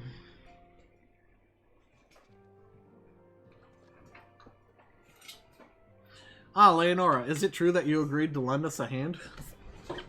Yep. Huzzah! What did I tell you, Coltonet? Our misfortune is to become a blessing, an opportunity to serve alongside the Warrior of Light herself. Need I remind you that we have 3 scholars to escort, each of whom will take a different route? True, true, but our mission is the same. Separated by malms we may be, but in spirit we shall be together. If such thoughts bring you joy, you are welcome to think them. To more practical concerns, Leonora, we would have you attend to the scholar charged with surveying the South Shroud. He is waiting at Camp Tranquil as we speak. All you need is follow the man. He will determine the most appropriate locations to take his readings. In spirit, Leonora, in spirit we shall be together every step of the way.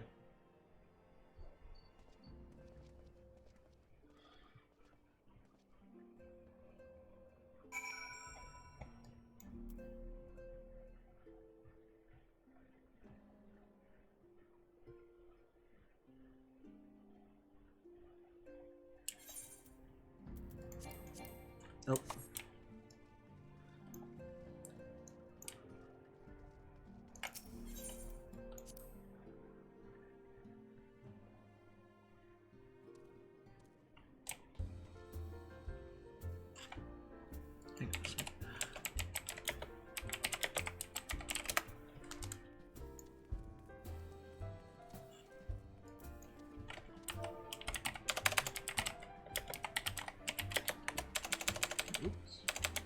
Search onion helm.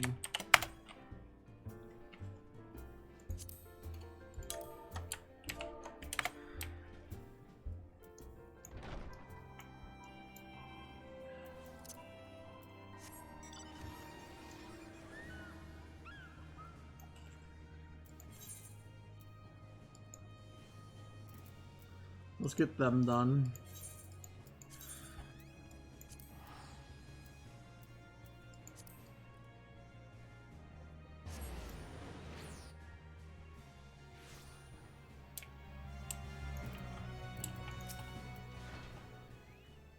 At last, a Scion's woman deigns to grace me with her presence. A pity that we have no time for pleasantries. Our first destination is Isamhar. Come, we are late enough as it is.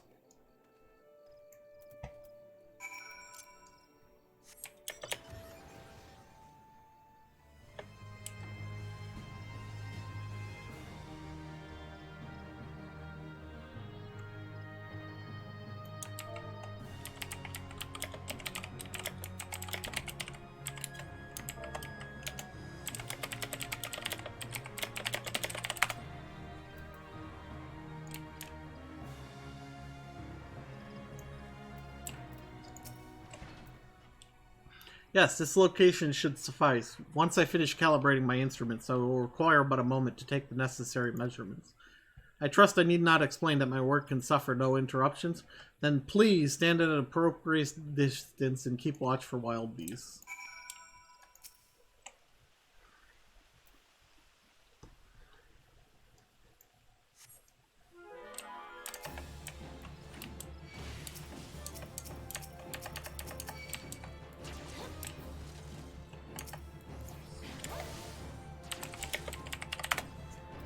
Oh, they won't group together.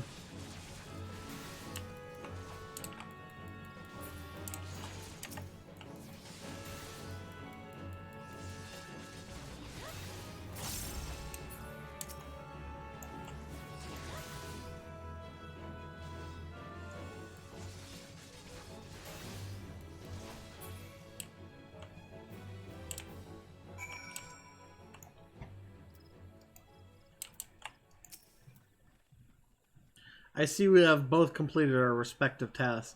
A satisfactory outcome, though if I could make one suggestion, you might try to dispatch your foes more quietly in the future. I do not like to pick fault, but I really must be allowed to concentrate. Now then, Snake Mold awaits, shall we? No wonder they gave me this guy.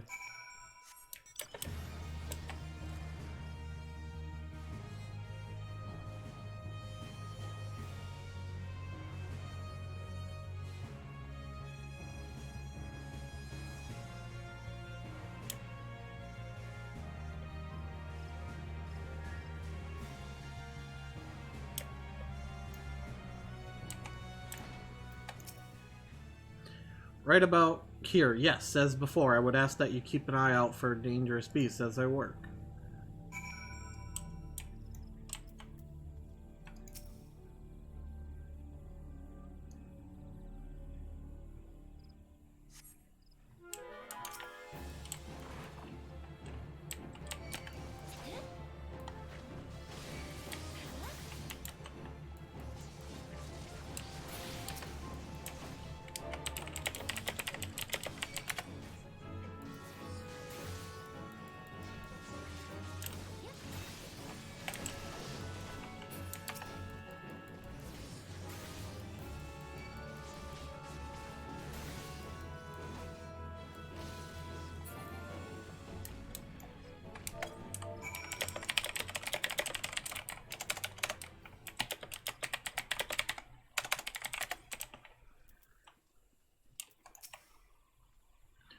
Fascinating. These readings are not at all what I expected.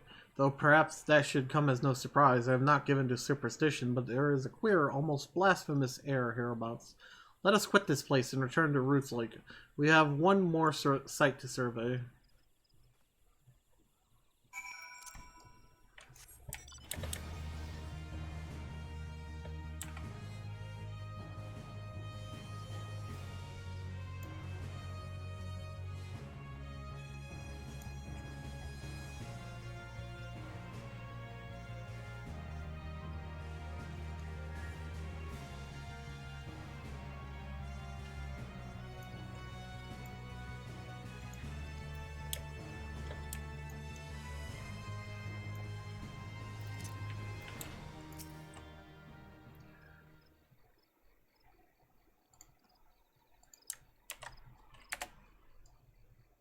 As before, my guardian, pray leave me to my task and ensure our safety.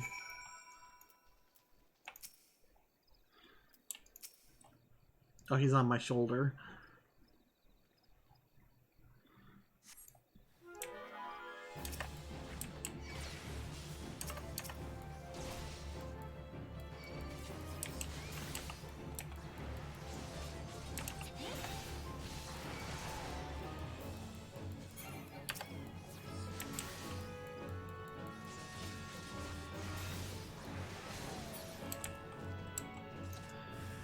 Oh, there's more.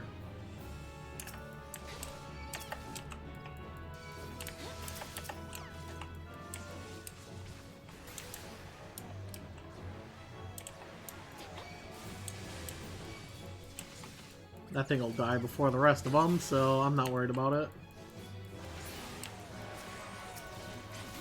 Oh no, I've been silenced. Whatever will I do? This data should prove invaluable to Stiffness. Ye gods, what is that stench? Did you slaughter a creep of adamantoises while my back was turned? Quickly, now to tranquil. I will not have my clothing reeking of blood and offal. I killed ghosts.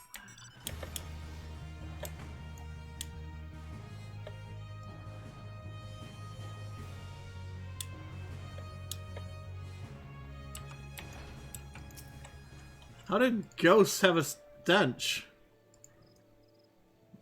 You chose to paddle in the Ecor a while longer. I take it, no matter, I took advantage of my unexpected privacy and performed a cursory analysis of my data. It would appear that there has been a measurable decrease in the Eorzea's ambient aether concentration since the calamity. However, this data is far from conclusive. We must take additional measurements to confirm my assessment. For our next survey, I would have you escort me to Earth's Fount. The ambient aether concentrations there are so high that crystalline structures form spontaneously. Consequently, anomalous fluctuations should be much easier to detect. Brilliant, yes? No, don't bother answering. That was rhetorical. Now come along.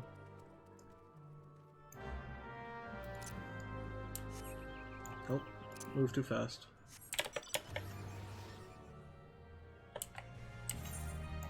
What?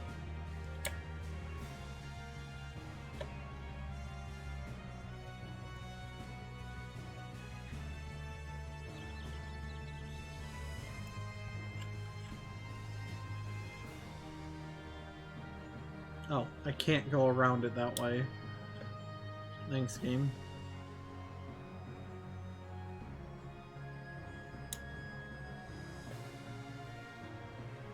Eh. The moon whale can't go over this small cliff.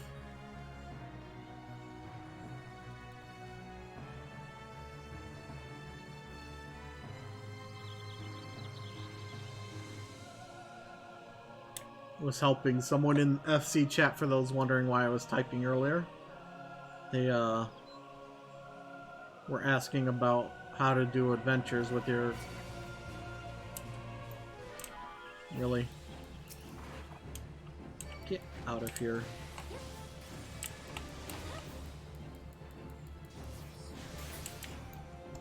Thank you. Hi. You should be more familiar with the procedure by now. Pray find a suitable position from which to keep watch while I take measurements. Hey, this looks like no fight. Whenever there's no purple cloud, that means there's no fight. Oh, there's a cutscene.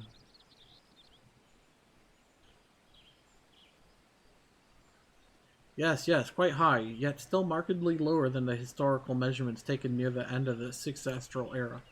Could the presence of a primal account for the difference? Or is there something else? Something else?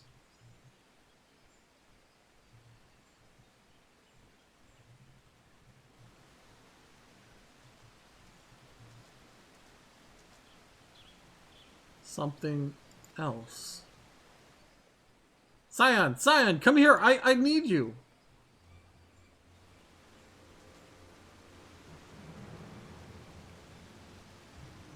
It's Wilred!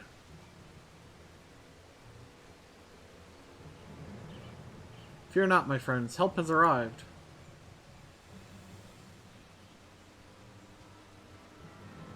There you are, Leonora. Hori and I were worried when you and your charge failed to return at the appointed hour.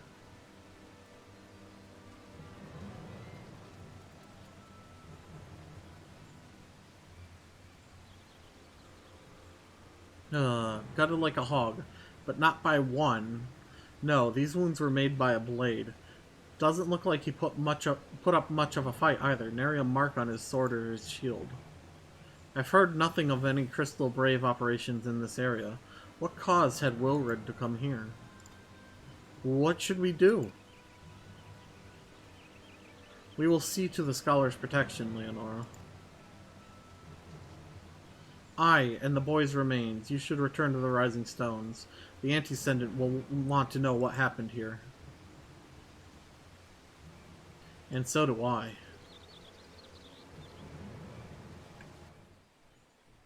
Okay, well, we'll hold off on that.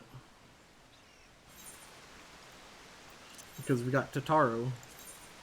She's waiting for us.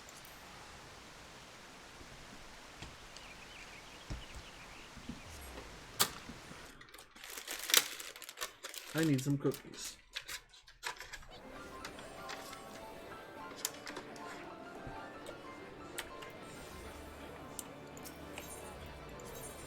To the Arcanist Guild.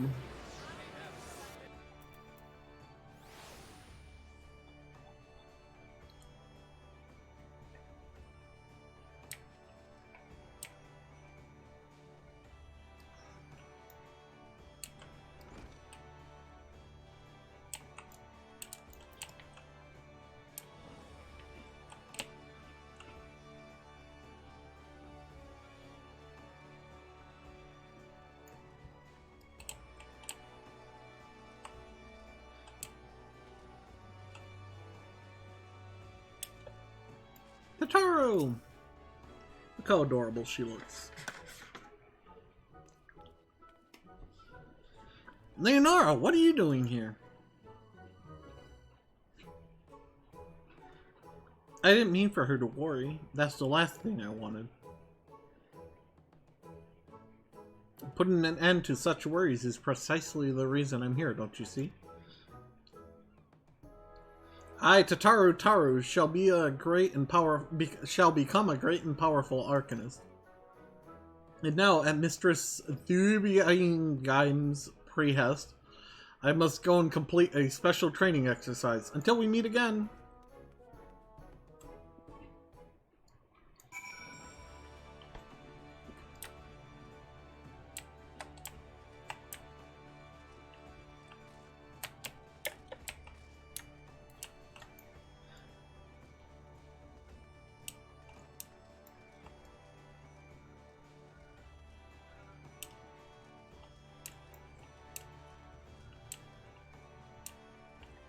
There she is.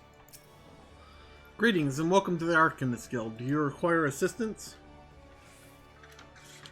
So you're acquainted with our newest member. I am sorry to be the bearer of bad news, but I fear young Tataru may not be ideally suited for the study of Arcanima. Nevertheless, she would not be denied and goes now to undertake her first trial, a simulated inspection of 3 crates. A simple task, some might say, but one all Arcanists are expected to complete. A thought occurs to me. Why not supervise Tataru's training? You are clearly an accomplished adventurer, and given your relationship with the girl, you seem an ideal person to have on hand. Her trial will be conducted at the cliffs south of the Zephyr Gate. You need only observe at a distance.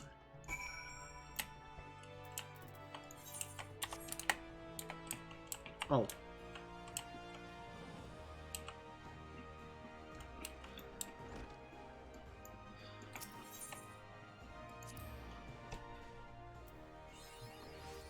Oh, hey. Ha!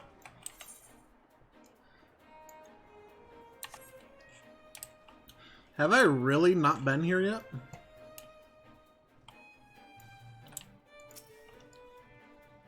I'm assuming these are the boxes.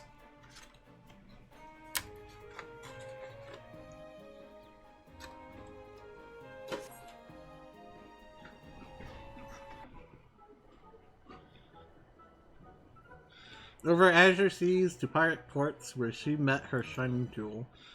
For to bring the smuggler's plan to naught came the last whom none could fool. Beat 'em with a backdraft, gut 'em with a gust, deck 'em with a downburst, go Carbuncle go. Oh, are those crates I spy?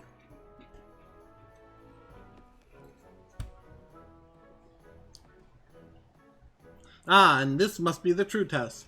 But we're ready for them, aren't we, Carbuncle?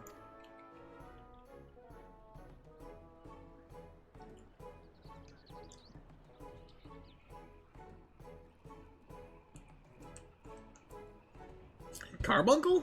Carbuncle's like, see ya!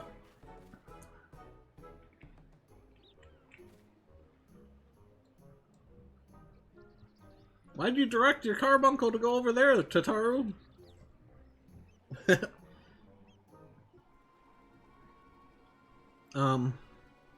We should probably go save Tataru. Wah, come back, Carbuncle, come back!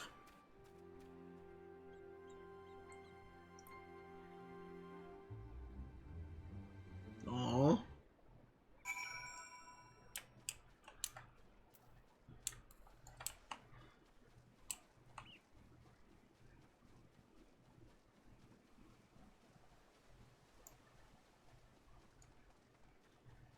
I mean, she managed to summon Carbuncle.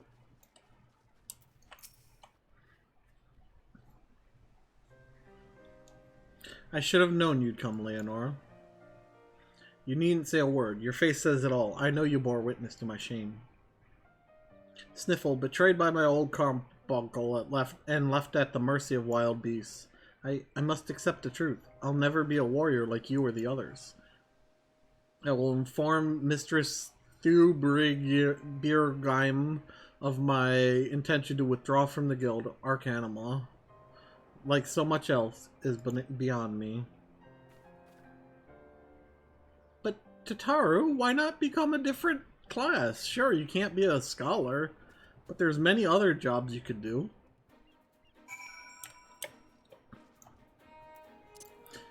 Before I go back to town, where is this? I want to go over here and grab this while I'm here. Since this is apparently my first time ever over here.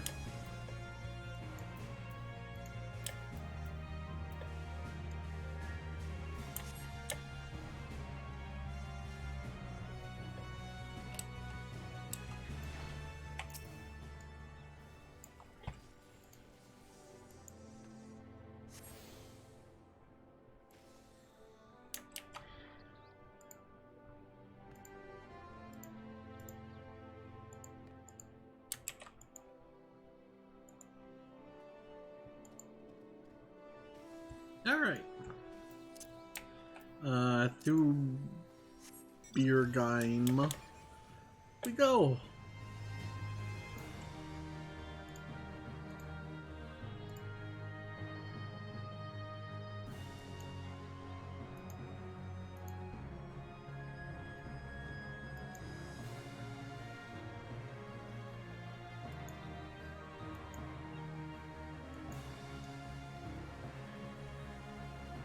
This should be... Oh, really?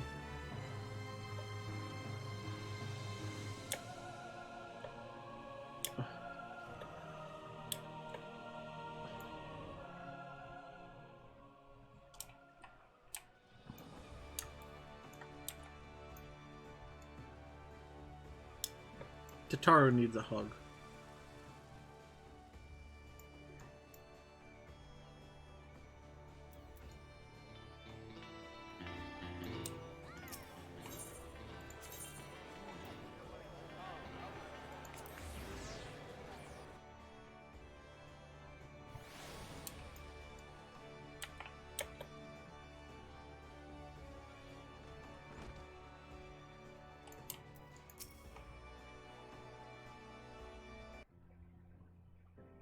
Ah, back so soon? How fared our fledgling Arcanist? Abysmally, Mistress Thubergun. Abysmally, as Leonora will testify. I was wrong to become an Arcanist, wrong as usual. I am completely and utterly unqualified, and I sincerely apologize for wasting your time. Tataru, if that were true, I would not have permitted you to join in the first place. We must all come to accept our limitations, lest our ambitions lead us astray. However, we must not lose sight of our strengths in the process. For example, your exceptional skill with numbers helped you gain a solid grasp of the fundamentals of Arcanima. Were it not so, you would have struggled even to summon Carbuncle to your side. In my opinion, the Scions are truly fortunate to have such a capable and good-natured receptionist in their service. Would you not agree? You are too kind, Mistress Thubergun. Though I could not overcome this challenge, I shall take your words to heart and try not to be discouraged.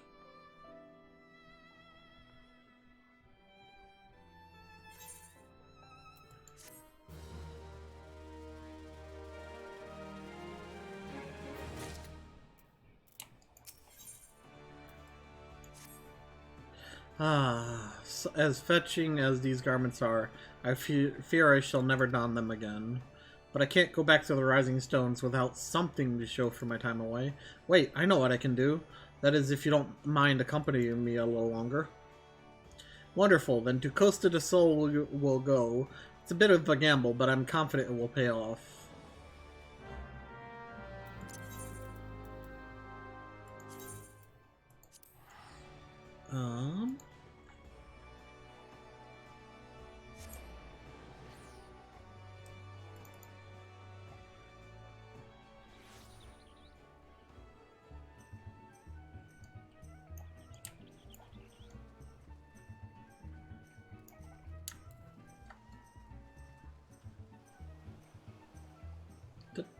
Taro, that was a fast outfit change.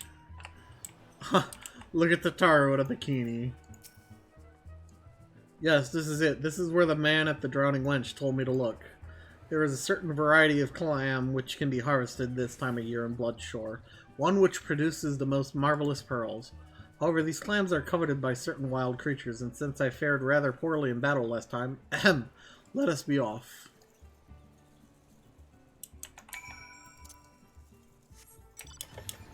But Tataru, you can't do magic. Why not try physical?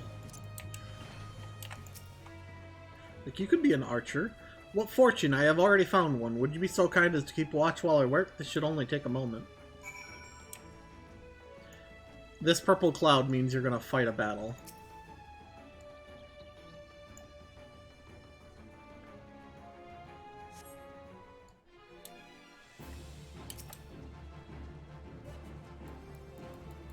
Well, hello there, ugly.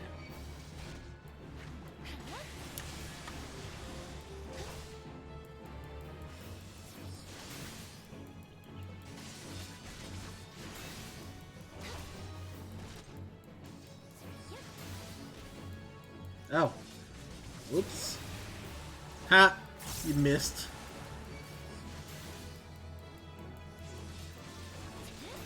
I like how Midgar Swarmer's sitting on my shoulder while I fight this battle. Like, yep. You're a sea snake. You're like an ant compared to me.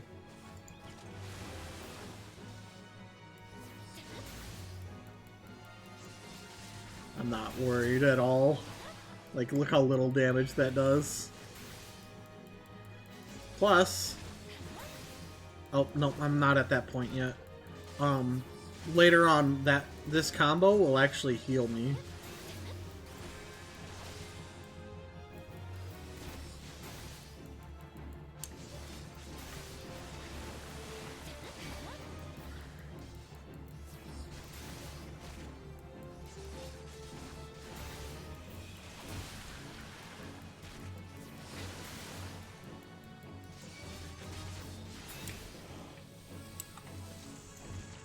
Hey, Totaro.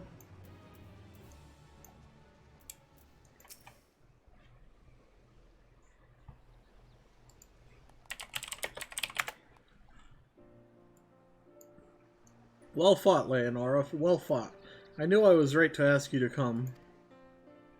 As for me, I have my prize, a bounty of blood pearls. So named for their reddish hue, they were treasured as wards against dark magics in ancient times. I thought I might make charms for everyone, so that no matter where they go, they will always come home. It's sort of the power to defend myself and other people, in a way. Right, well, I mustn't keep Philemon waning. There's work to be done, and lots of it. We're to secure provisions for the Scions in the Laminson markets. She may have an eye for quality, but I have a nose for bargains. Will you be heading back to the Rising Stones? If so, pray convey my apologies to the Anti-Ascendant, and tell her that she needn't worry about me. Zelda says hi, everyone. Good night, Zero. Thank you for dropping by. Oh, farewell, Leonora, and thank you for everything. That sounded rather final, didn't it? How about until we meet again?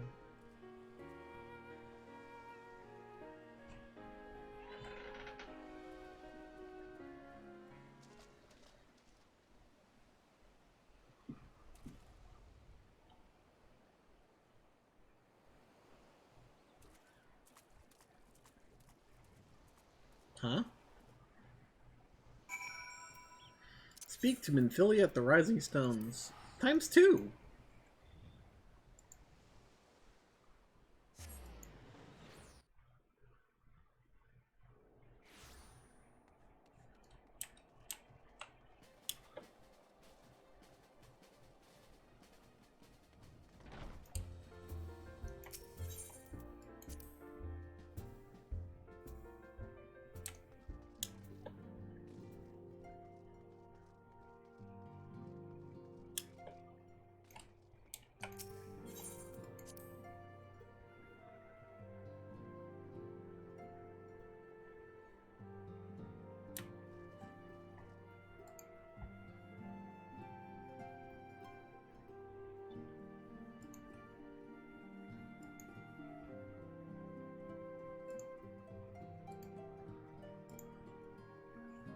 Hang on just one moment.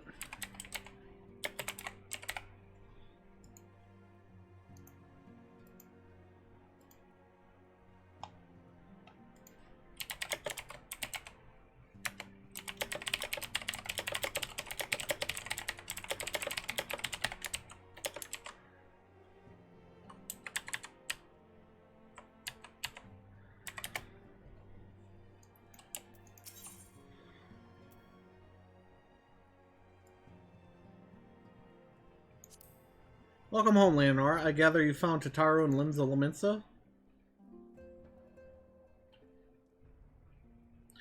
My, it sounds as though she had quite an adventure, and while it did not end as she had hoped, I suspect that it will prove to be a valuable experience. I dare say she could have managed without our intervention. Even so, I appreciate you indulging my request. Leonora, you are returned, and you seem troubled. Did the role of escort chafe so?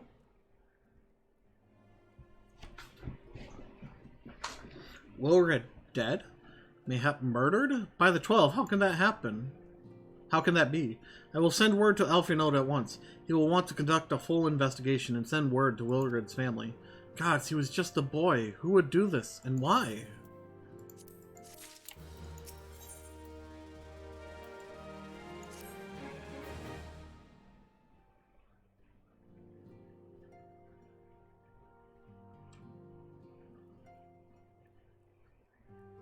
The recent events weigh heavily on our minds. We must needs set them aside for now.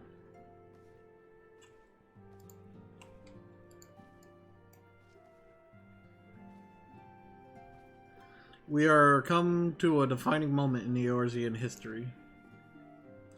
The grand commemoration of our joint defense of Ishgard, the first time in 15 long years that our people have stood side by side with our neighbors to the north to fight in common cause. This may mark the true rebirth of the Eorzean alliance. Failing that, it should at the very least, serve to bring our nations closer together.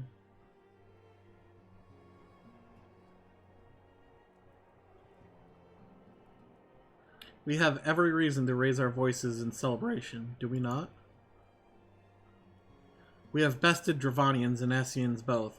Against desperate odds we have fought and won. But the Primals still plague us, and the Empire still plots our subjugation, and our triumphs, remarkable though they are, were bought at a terrible price. Brave adventurers and allies broken on the steps of faith, and before our eyes in this very room our dear friend Moan Breda. This is the victory we have wrought, and it is as bitter ashes in my mouth. I would sooner stay here and invite those with more appetite to enjoy the feast in my stead. Alas, it is a royal banquet, and all of our allies will be in attendance. It is our duty to present a united front that we might serve as a beacon of hope to all.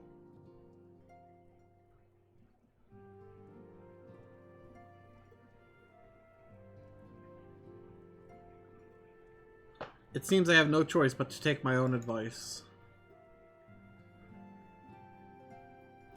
I instructed the others to meet us in Old Owl, that we might make our grand entrance together. Unfortunately, I had to settle for leaving Tataru and Laman a note. If they do not return quickly, they will have to settle for whatever leftovers I could smuggle out of the fragrant chamber.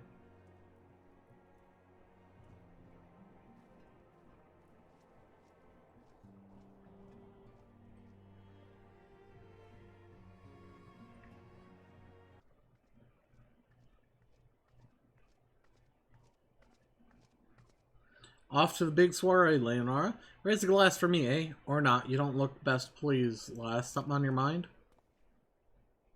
I found Wilred. He's dead. By the Navigator. Wilred's dead? Gods damn it, they must know they've been rumbled. I mean, sod it. 'Tis past time we had this talk. After our last conversation, I got to thinking about where certain funds were coming from. So I had to dig around on the quiet and sure enough, I found it. Seems a fair bit of coins made its way into the Brave's coffers, courtesy of a Dodo Consortium. A daft name for a business if I ever heard one, which is what first gave me an inkling that something weren't right. So I went through the ledgers again and found another half-dozen donations from organizations with stupid bloody names. Didn't take long to find the common thread. All were owned by the Mirage Trust. Oh, I'll give the bastard credit. He showed us up for the amateurs we are. Short of calling one of his businesses the bloody Bribery Consortium, I don't know what more he could have done to mock our rules on financial contributions. The gods only know how many men of the first and third are taking Telegi's coins. But now we know some of them are. I'd wager me right eye they're the ones that what did for Wilred. The earnest young fool had taken to asking the wrong kind of questions. Bound to attract attention, he was. Should have seen it at the time, but I didn't. Gods damn me. Still, I don't see what Telegi hopes to accomplish. He hid his scheme with all the care of a drunk pissing in the wind. No, he's cleverer than that, so we need to be clever too. That's the only way we'll ever repay this debt o' blood. We'll purge every one of them traitorous bastards from our ranks. On that, you have me word.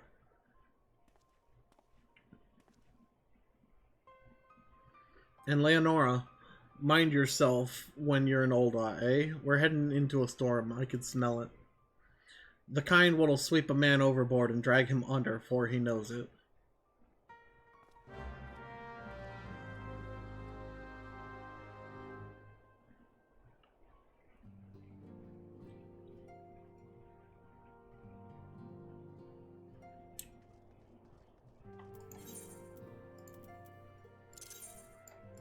Teleport return. Oh. Press and escape will cancel that out instead of closing the windows.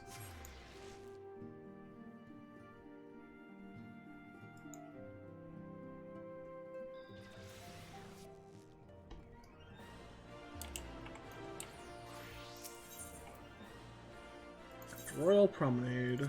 Well, we know where that is.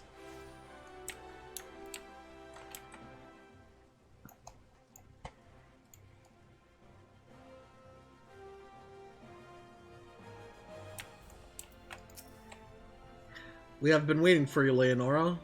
The celebration is due to begin shortly.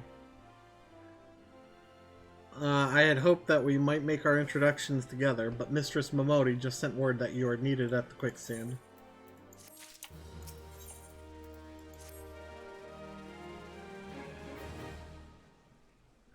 We will go on ahead, Leonora. Pray join us once matters at the quicksand are resolved.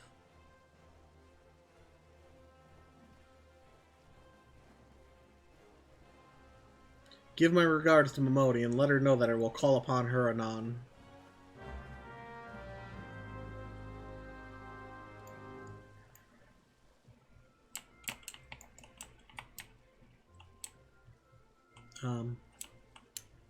But I want to go get food. Nom nom nom nom. This better be worth it, old Momodi. You're keeping me away from fancy feast.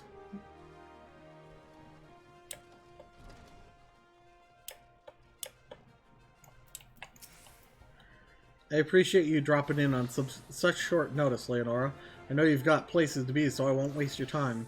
You're friends with a crystal brave by the name of Aliane, aren't you? Former adventurer? Come to think of it, I'm pretty sure you recruited her yourself. Well, anyway, she came round for a meal not long ago. And before she left, she asked me to give you a message. Said if the others ended up dragging you to the feast, I was to see you got it before you made your grand entrance. Meet me at the station west of the Coffer and Coffin. There's something I must show you. The short message, I'll grant you, but she thought long and hard before picking those words. Barely touched her food, too. Under other circumstances, I'd have thought those signs of a troubled heart. But something tells me she ain't planning to ask your thoughts on a gentleman caller. Okay.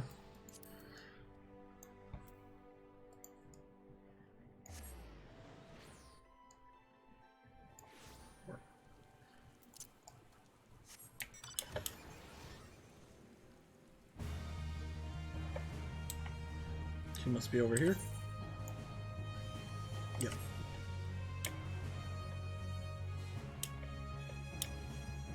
There it is. Boink.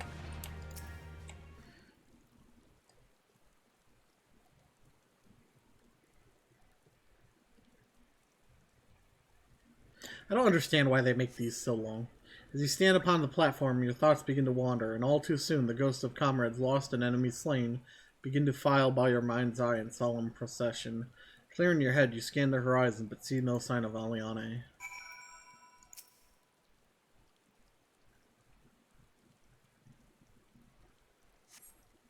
Straining your ears to listen, you hear the chatter of Kakern and the buzzing of syrphids, but no approaching footfalls. Sighing, you bow your head only to notice the vial laying at your feet.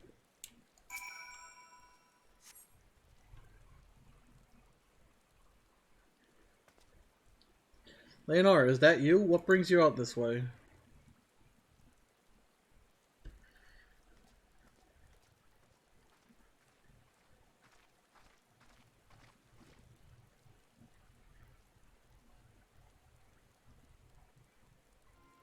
Lieutenant Aliane? Why no, I haven't seen her about.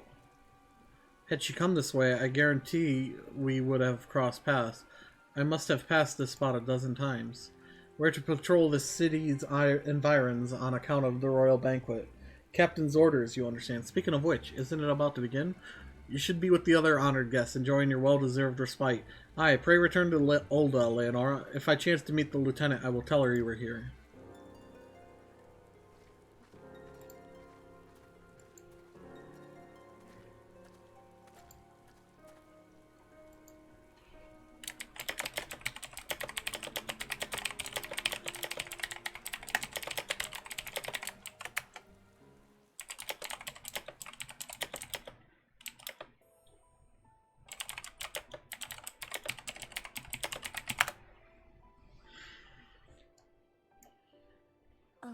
legendary, hallowed spirit of my line. Through my weakness, the glorious house of Ul has all but disappeared beneath the sands. For want of the strength to raise it up again, it were better that it fall. Forgive me, but I know not what else to do.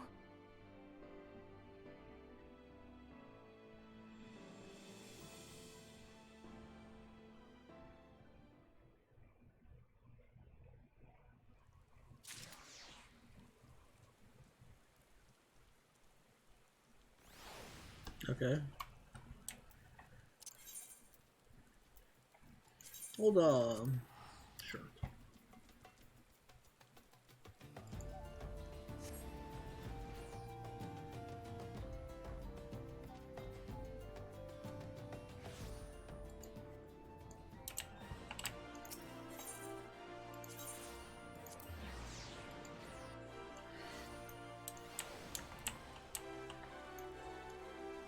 Momodi!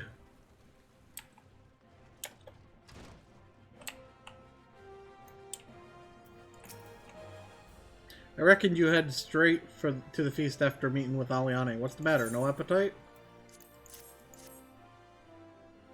So she wasn't there, but this was, eh? Let's see. Looks to me like an alchemist vial, but beyond that I can't say. Might be best if you hold on to it for safekeeping, though. Any road, no use worrying about Aliane. I'm sure she'll turn up before too long. And when she does, we'll soon find out what this was all in aid of. Besides, you've got more important things to think about.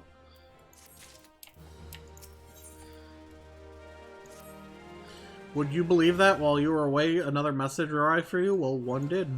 One delivered by the Sultana's handmaiden, no less. Seems her grace desires a private audience. Her handmaiden will meet you in the royal promenade and escort you to the Sultana's chambers. So what are you waiting for? Go on then, go!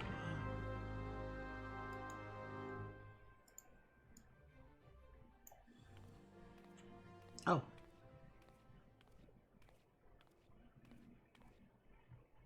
You needn't trouble yourself so. Your grace is most kind, but it is no trouble to me, rather an honor. An honor? If your grace is ready, I shall summon the warrior of light. I am.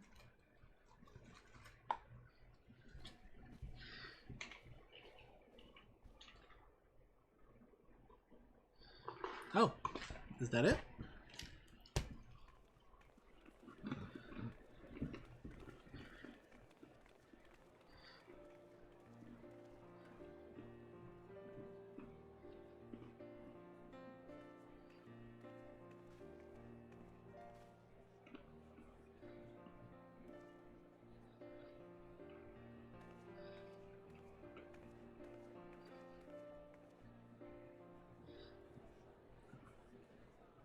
Oh, hey, look, it's the Ishgard guy.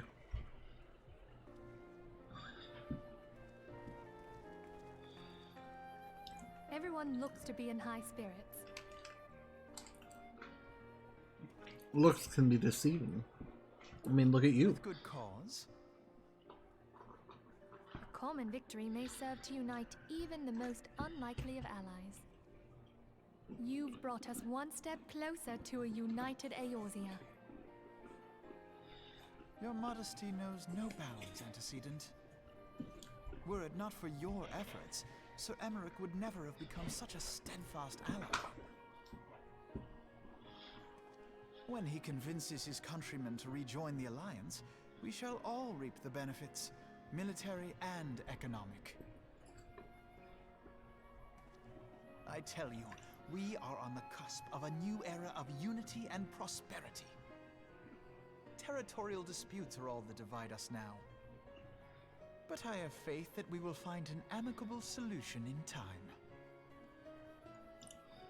And failing that, I'll have my trusty warrior of light box the ears of all concerned. Speaking of whom... She will be joining us shortly. A matter at the quicksand required her attention, but it did not sound serious.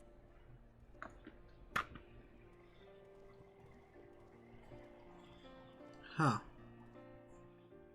Is that it? Yep.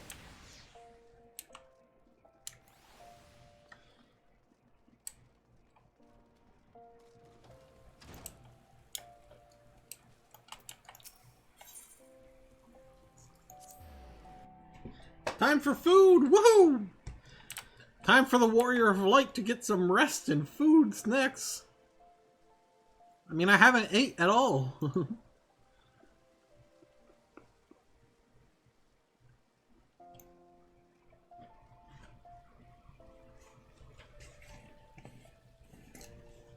Lady in waiting. Thank you for coming, madam. Her Grace is most eager to speak with you. If you require a moment to compose yourself before your audience, you may have it, or if you are ready, it would be my honor to escort you to Her Grace's chamber. Several cutscenes will play in sequence. It is recommended that you set aside sufficient time to view these cutscenes in its entirety. Okay, I wasn't sure if this was the moment or not. I'm going to take a quick bathroom break and I'll be right back.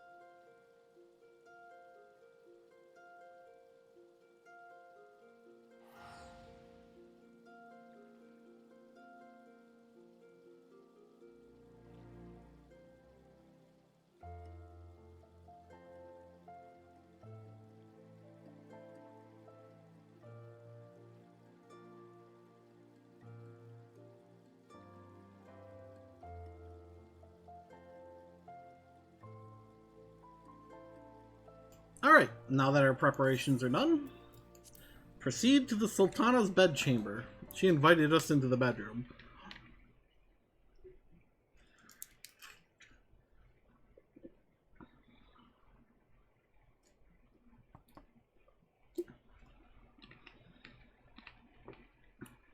Enter. Enter. Your Grace, your guest has arrived.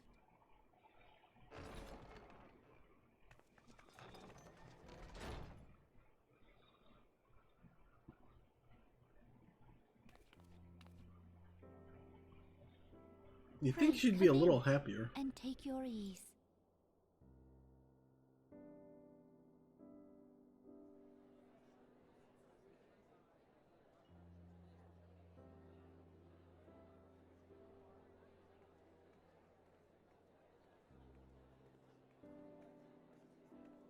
Tis well that the steps of faith held against the Horde. And what of the city proper? We sustained some few losses, but the heart of our nation yet beats with vigor.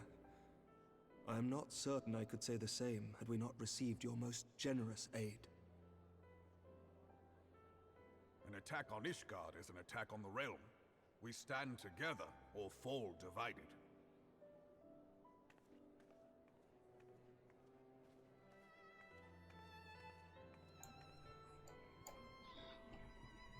Such noble words after the fact. What aid again?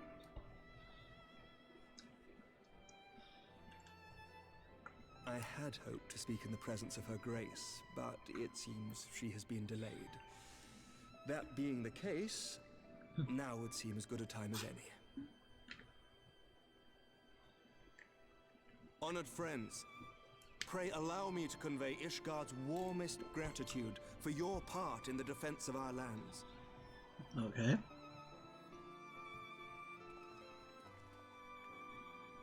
Tis upon the success of this very alliance that my recommendation to throw open the gates of judgment shall be founded. With the blessing of the Archbishop, it is my hope that Ishgard will soon be reunited with her long-estranged sister nations, and that Eorzea shall once more be as one.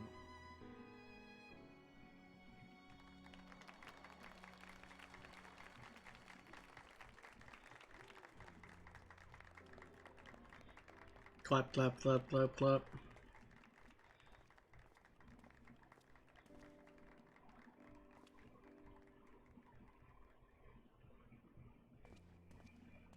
Very well.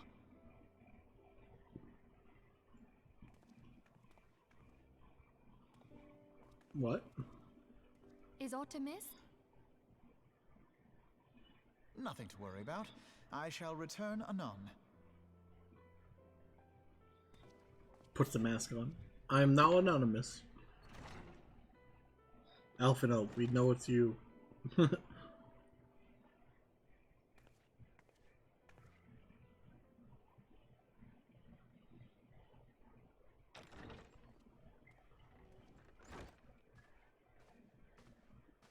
You wished a word, Yu Hase? Do you Hase?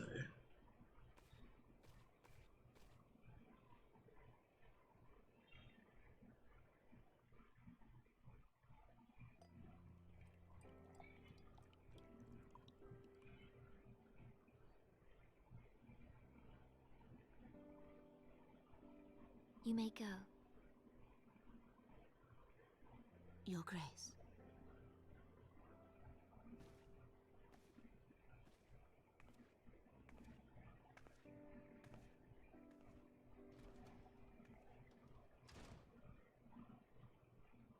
You must be curious as to the reason for this private audience.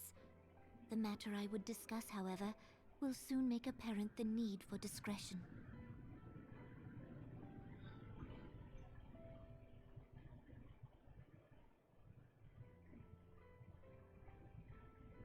I intend to abdicate the throne and dissolve the monarchy.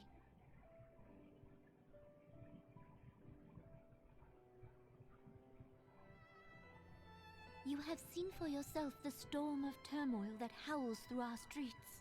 The government fails in its responsibilities, and my subjects suffer the consequences of our incompetence. But I will see them suffer no longer. The victory feast shall provide the stage on which I declare the dissolution of the Sultanate. 'Tis mine intent that the ruling class of our golden city should take its place beside the common man in a fair and equitable republic. No more shall this nation bow to the whims of a privileged few. Yet, that which I propose will entail the tearing up of this city's very foundations. And even Roban, with all his strength and influence, will be hard-pressed to keep his footing on such treacherous ground. Thus would I ask you to lend him a steadying hand. You who have endured the wrath of innumerable foes are the one hero in whom I can place my trust. Will you do this thing for me?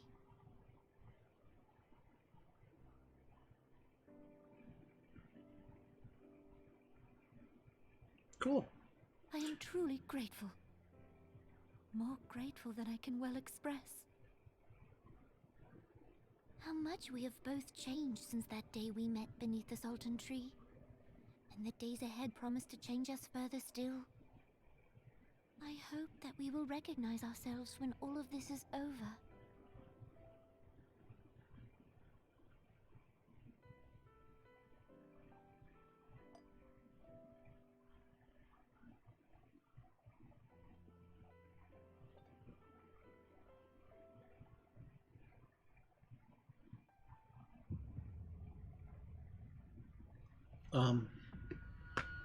Nanamo?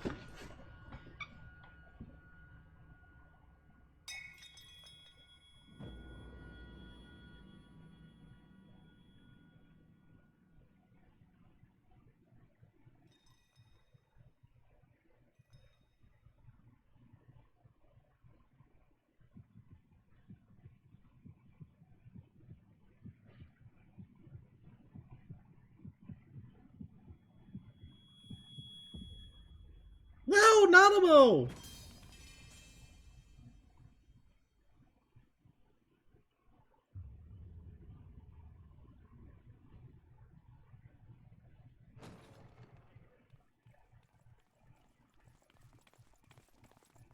Pledgy. Your Grace!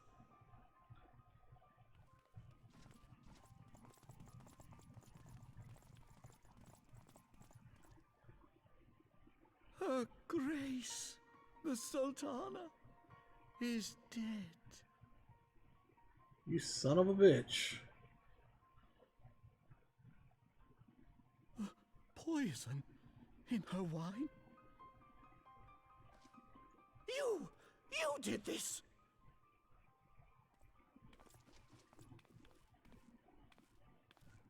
Spare us your denials! I see no other suspects, and the room has but the one entrance. You're joking, right?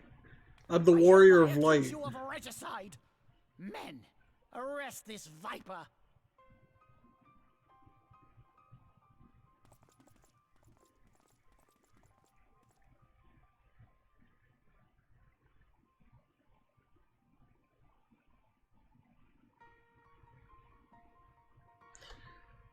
I'm sorry, but I would not go down without a fight.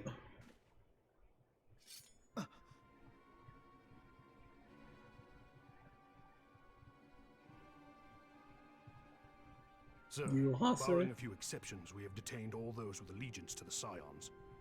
The Rising Stones is also under our control.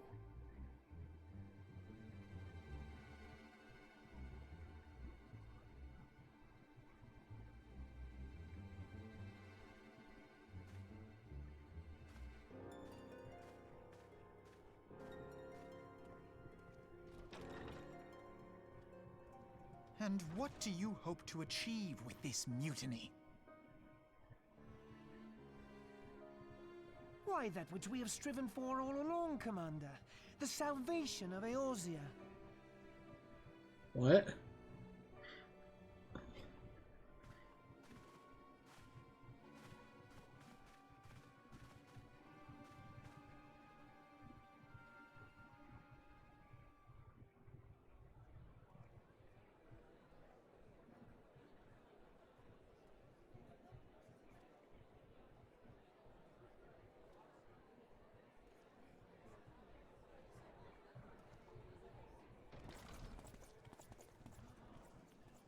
What is the meaning of this?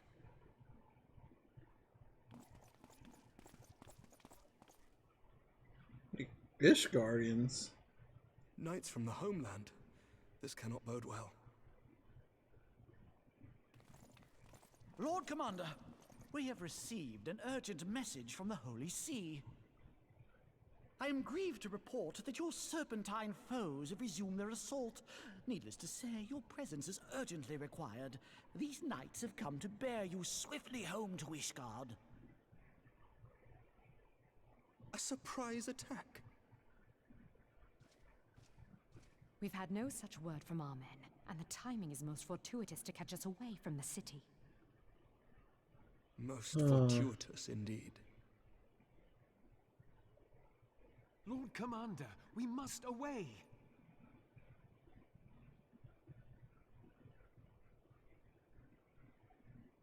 You have been a most gracious host. I hope that I might one day return the favor. Come, Lucia.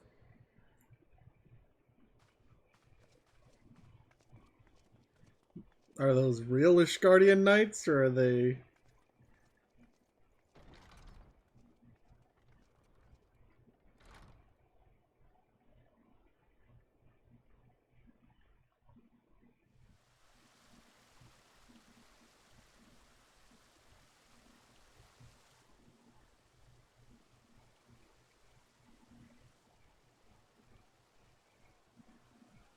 Whatever is going on in there?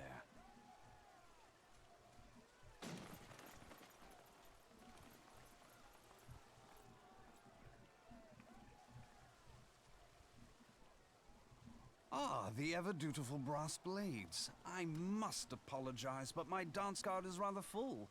Another time, perhaps? What's he pulling out? Thancred, of the Scions of the Seventh Dawn. You stand accused of committing acts of espionage in service to the Garlean Empire. Espionage? What in the seven hells are you talking about? Ah, if you're referring to that business with the Ultima weapon, then you must understand, I wasn't myself. Under interrogation, an Imperial prisoner revealed your involvement in numerous dealings with the enemy. We've also been investigating reports that you are a practitioner of forbidden arts. You'd best come along with us. You invite me to your party and now you want me to leave? I do so detest receiving mixed signals. Come then. I believe I've lost my appetite for this farce of a celebration.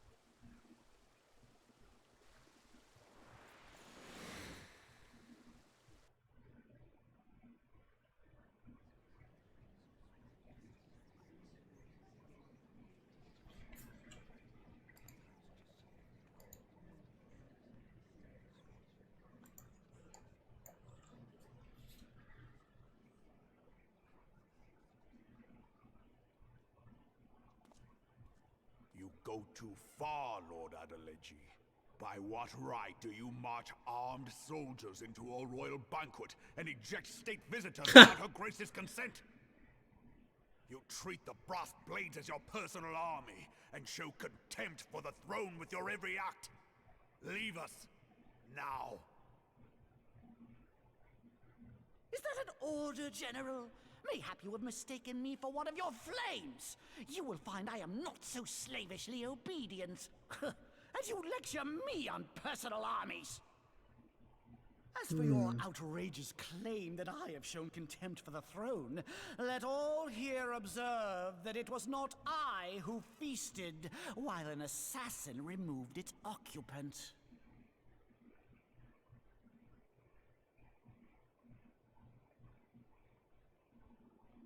I expect this is your idea of defending the nation, is it? This and diluting our forces through these distractions in Cartano and Kurthis. I do begin to see how the ranks of the Immortal Flames came to be riddled with Garlean sympathizers. You are plainly unfit for command. Wait, gods damn you. Your words make no sense. What assassin? You mean to say you don't know?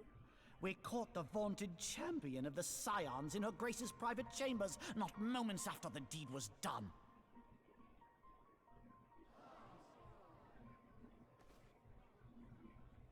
No! No, this cannot be! Save your breath. You will need it to plead your case. You and your entire order are to be tried for this atrocity.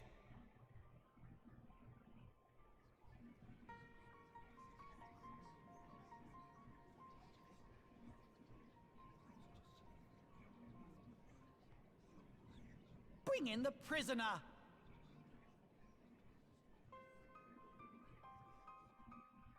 Why are you bringing me into this?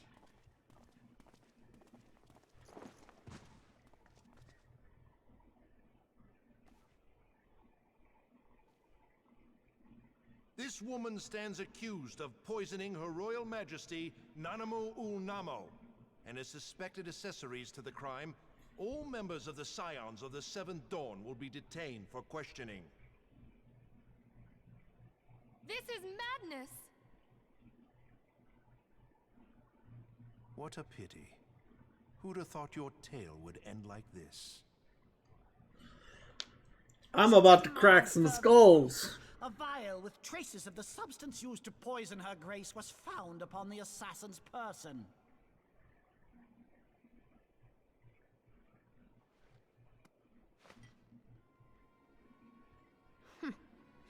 How very convenient.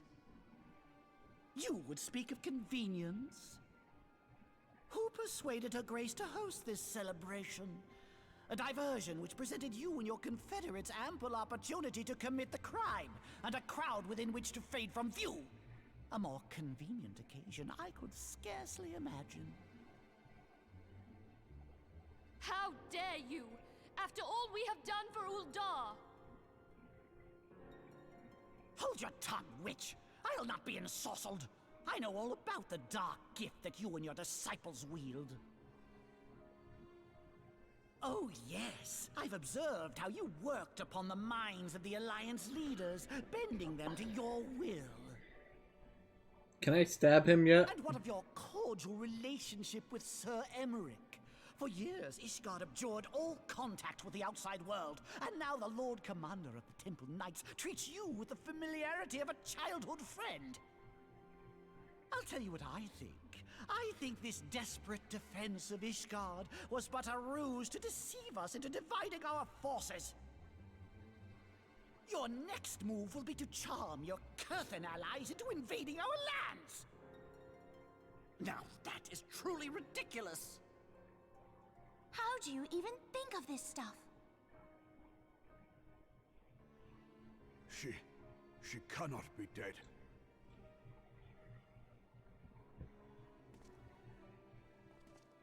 Stand aside, Ilbert. I want to see the Sultana. Spare yourself the pain, brother. I saw her with my own eyes. For a mercy, the poison took her swiftly. Her handmaiden can attest to that.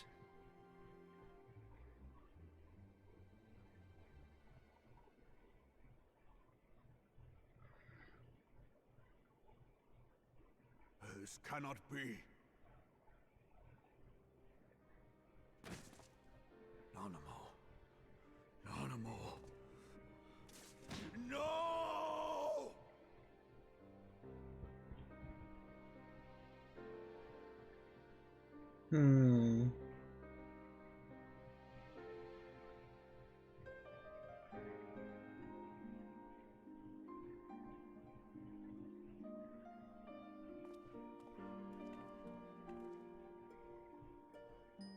Plainly, the Royalists can no longer be relied upon to keep our nation safe.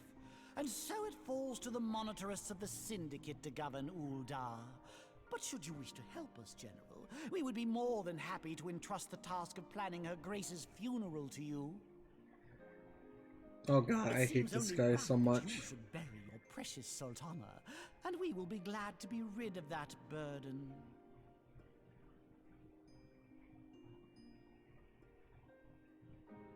I'll bet you will. You more than any man. Whatever do you mean?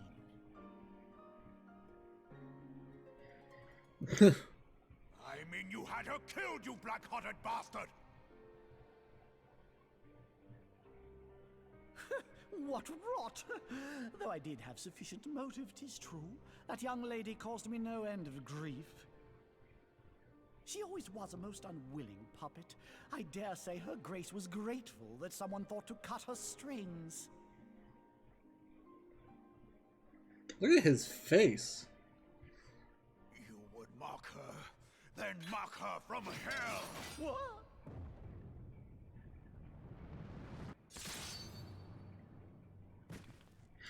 Oh, I wanted to do that.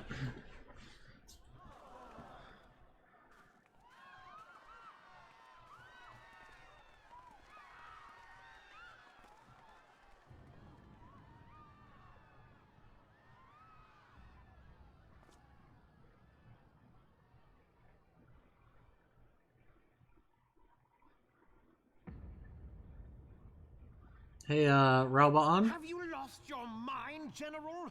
It is forbidden to draw steel in the royal chambers, much less slaughter our fellow syndicate members. You're one of them.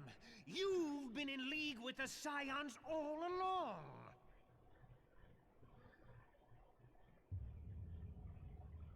You too? You're next, you scheming bastard!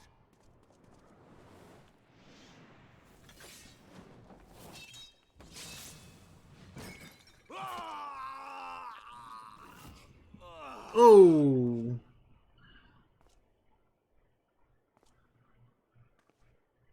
Oh, Raban! 7 hells!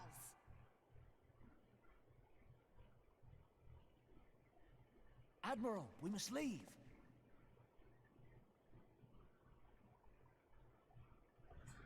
Ah!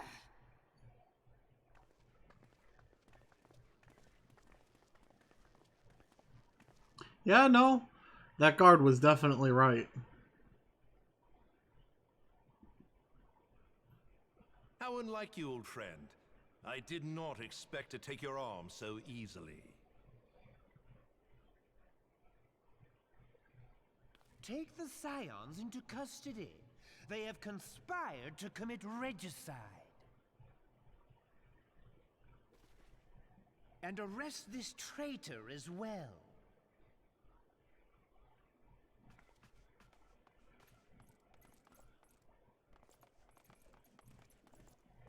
I like how there's so many surrounded me and I'm tied up on the ground. Ilbert, I hope you choke on their coin. 'Tis better than the dirt I've supped on these long years. We can't all abandon Alamigo and become great war heroes as you have.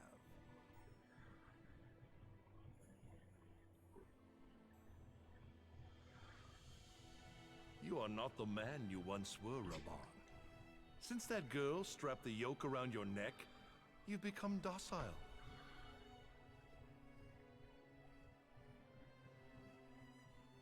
She took the mad bull and cut off his balls. And a bull that cannot rot is fit for naught but slaughter.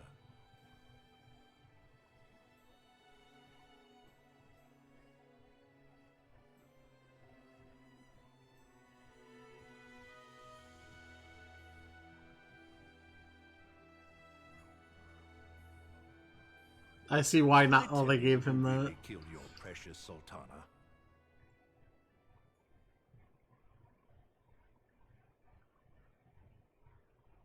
It was me.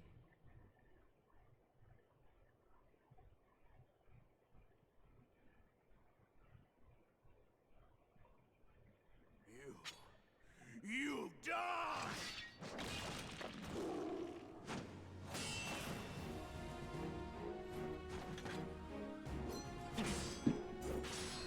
Oh man.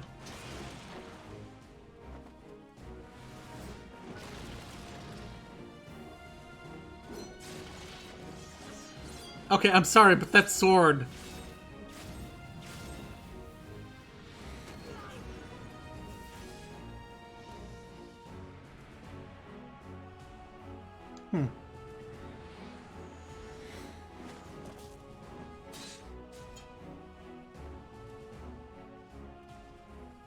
I never doubted you, not for a moment. But there is more to this than I yet understand. Flee this place. Clear your names.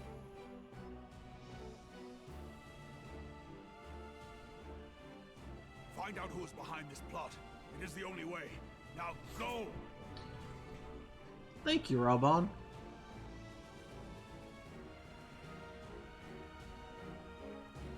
Actually, can I kill Ilbert instead of just running?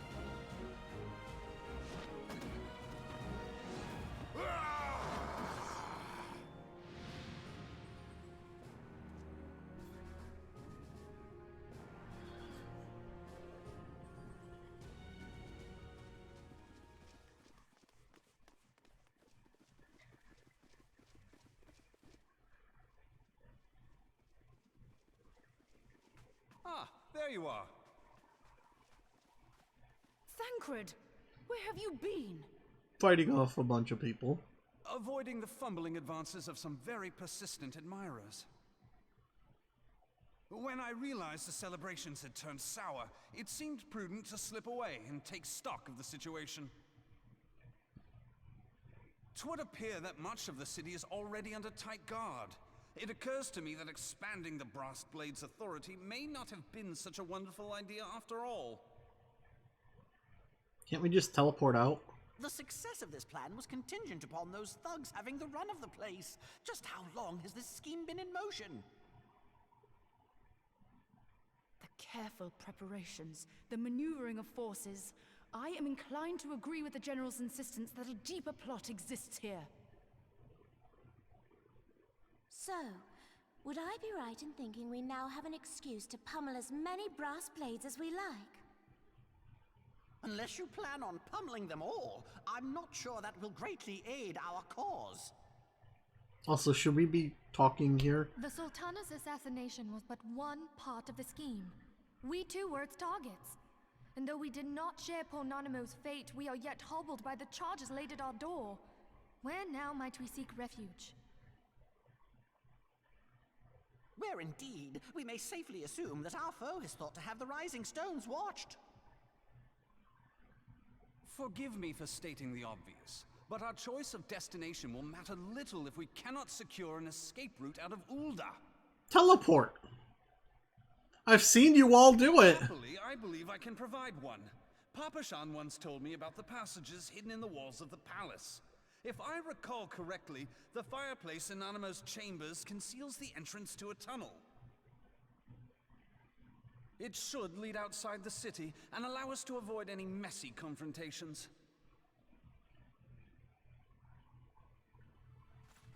Speaking of messy confrontations...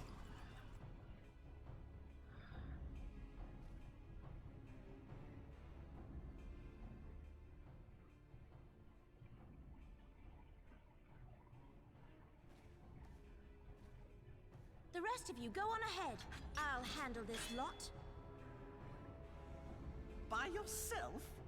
I like how her knuckles actually have scratches on them. I suppose I shall just have to join you.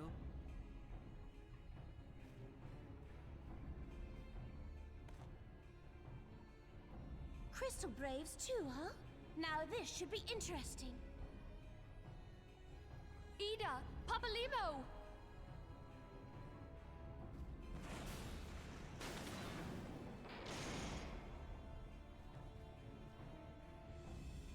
We will hold our pursuers here. Hurry, now! Find this tunnel of Thancreds.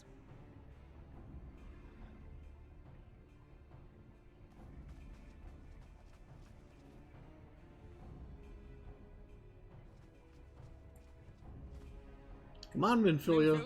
We cannot linger. You're wasting their time.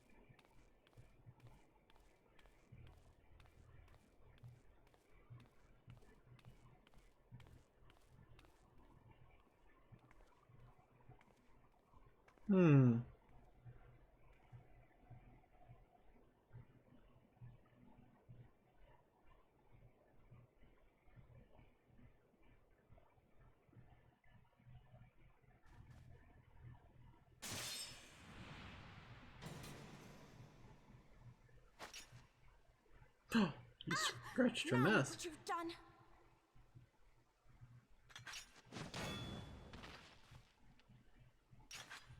Ida, are you all right?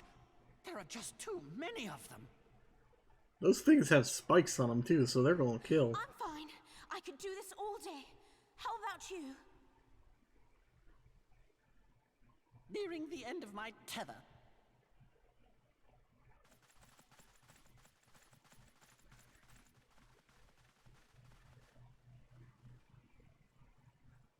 Quick, limit break. They're all gathered together. This is so stupid. We're the scions of the Seventh Dawn. The ones who stand between this realm and the evil that's trying to destroy it. And if you think we'll leave the stewardship of Eorzea to the likes of your masters, then you're sorely mistaken. Yeah, sorely mistaken.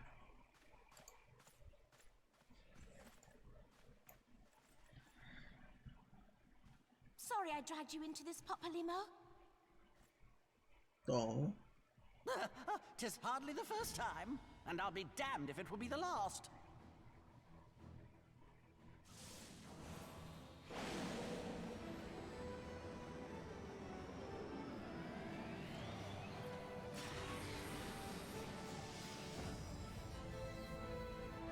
What kind of limit break was that, Papalymo?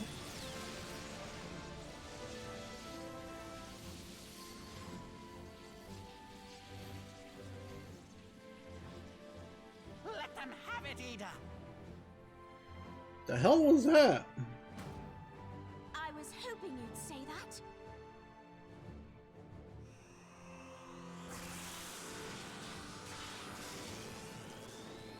Oh. She limit break. Hey, that's a single target limit break.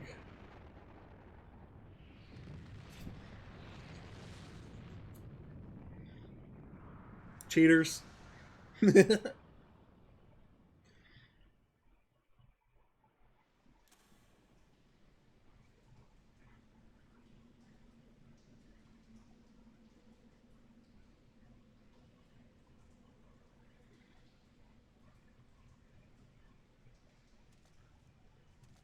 I never knew such a watercourse existed beneath Uldar. The architecture is of the Sildine style, if I'm not mistaken. The ancients plainly foresaw the need for a ready means of escape.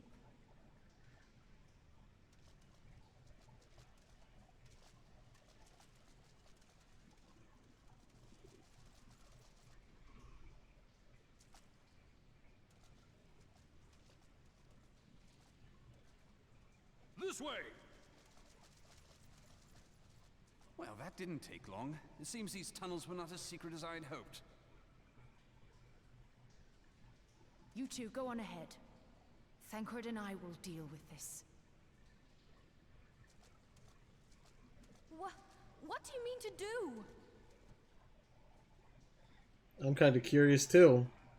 Only Although, that which is required to ensure that the dawn's light survive to brighten the morrow. White Mage combined with another Fear not, class. antecedent. Not bad. You haven't seen the last of these fair features. My friends. We must go, Minfilia. Leave us. Why don't we just kind of turn the light off and just hide in some rubble?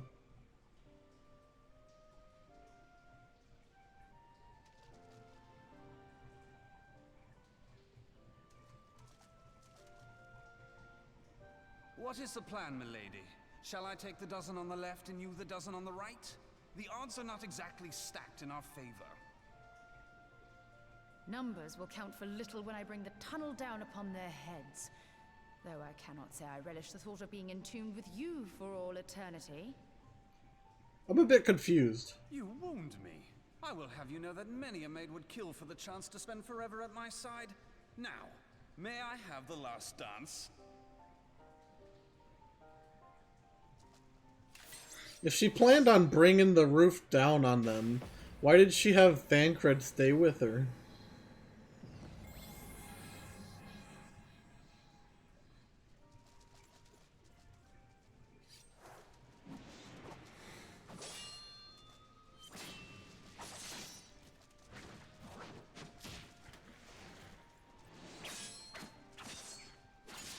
Ooh, he's dead.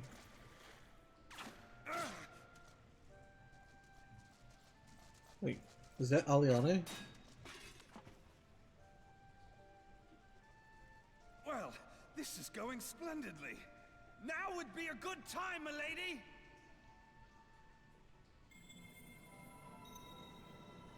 "'Tis done.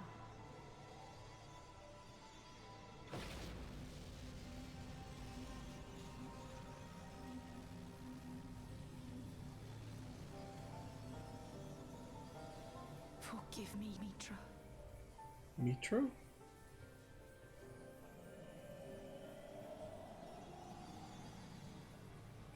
Farewell, Nymphilia.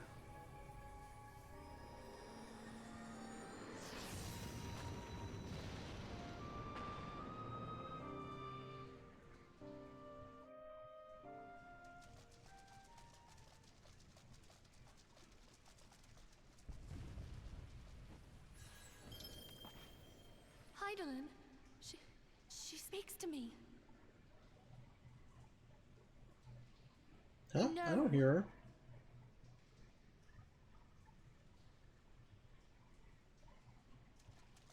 I must remain behind, but you cannot stay with me. I won't do that. Please, you must go on. You are the warrior of light. You are hope for the Scions and for all the realm. As long as your flame continues to burn, the light of the dawn may ever be relit. You must escape and save Eorzea from those who would plunge it into darkness.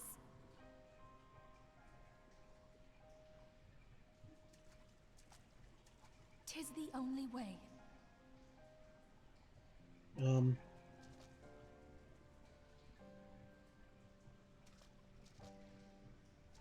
Alright, see ya!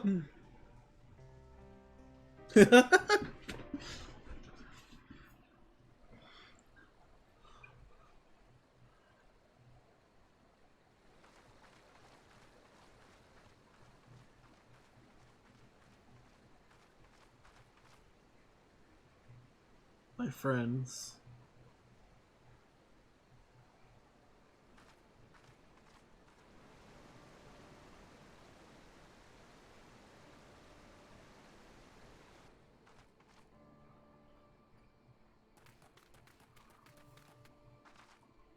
Alphanon? What is that weird ass hood? I am glad to see you safe, my friend. What of the others? They're all dead. Damn that man! Teleji played me for a fool! I thought the Crystal Brave's mine till the very moment I felt the blade at my back. There will be ample time for soul-searching later. For now, we must put some arms between us and Ul'dah.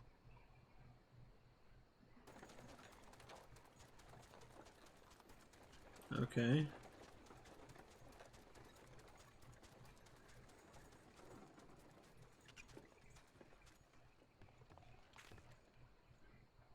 Well, would you look who it is? Need a ride? I doubt it'll be half as exciting as the last trip we took. Not if I have anything to say about it anyway.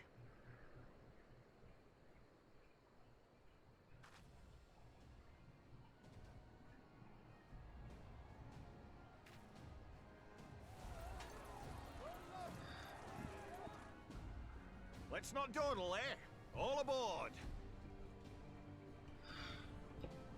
Yay!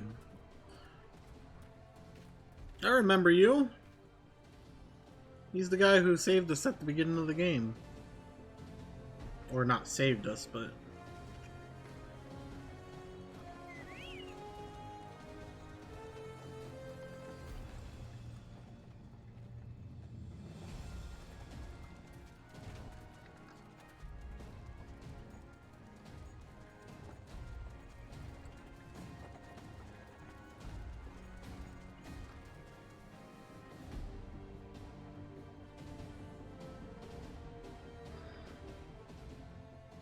all our friends. They're gone.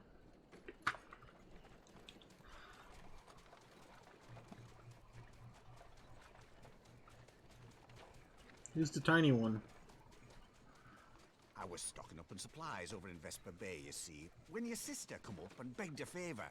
Said her brother was having some trouble down in Ul'dah and likely needed a helping hand getting away.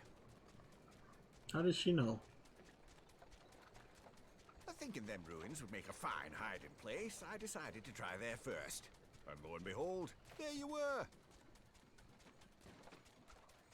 Aye, and judging by them soldiers as were pouring out of the city, I arrived not a moment too soon. Still, why didn't we just teleport away? Must have been fate that we happened to find you there, though, eh?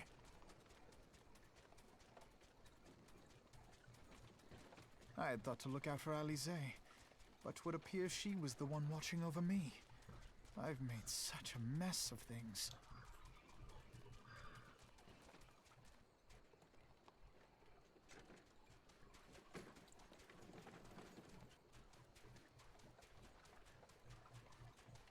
Who might you be, young sir?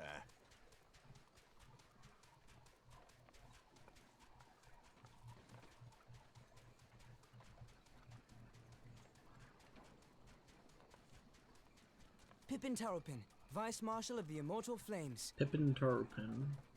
I had been on the Alamegan front these past few moons, but an urgent communication called me back to Uldar. Scarce had my boots touched the cobbles, though, when the streets erupted with cries of assassination. I immediately went in search of answers, and came across Master Alfino here. Needless to say, I did not think his imprisonment justified. The blame plainly lies with the Monetarists. Their greed and corruption are well known to me, but for them to take advantage of the situation with such alacrity... Was that Pippin, you said? Ain't that the name of General Aldin's lad? Ralbon's son? Yes, I am his son. Adopted, of course. 'Twas only as we were leaving Uldar that I learned of father's fate. Once I have seen you a safe distance away, I mean to return to the city and extricate him from this madness. Then you needn't travel no further than Blackbrush. Our fugitives have a friend waiting for them there. Huh? I dreamed of bringing about Eorzea's salvation, but in the end... You brought Eorzea's... saving. You brought Eorzea's damnation, not salvation. Rub some salt on those wounds.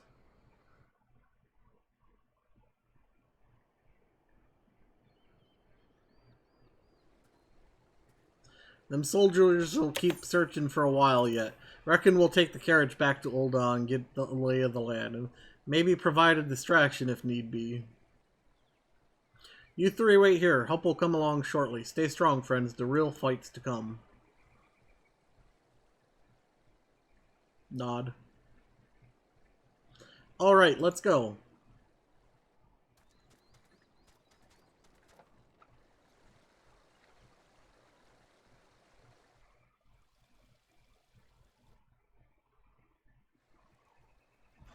Okay, Alphino, see this? Look at this. You can do that. We could have just left like this. See this? We could have left that way.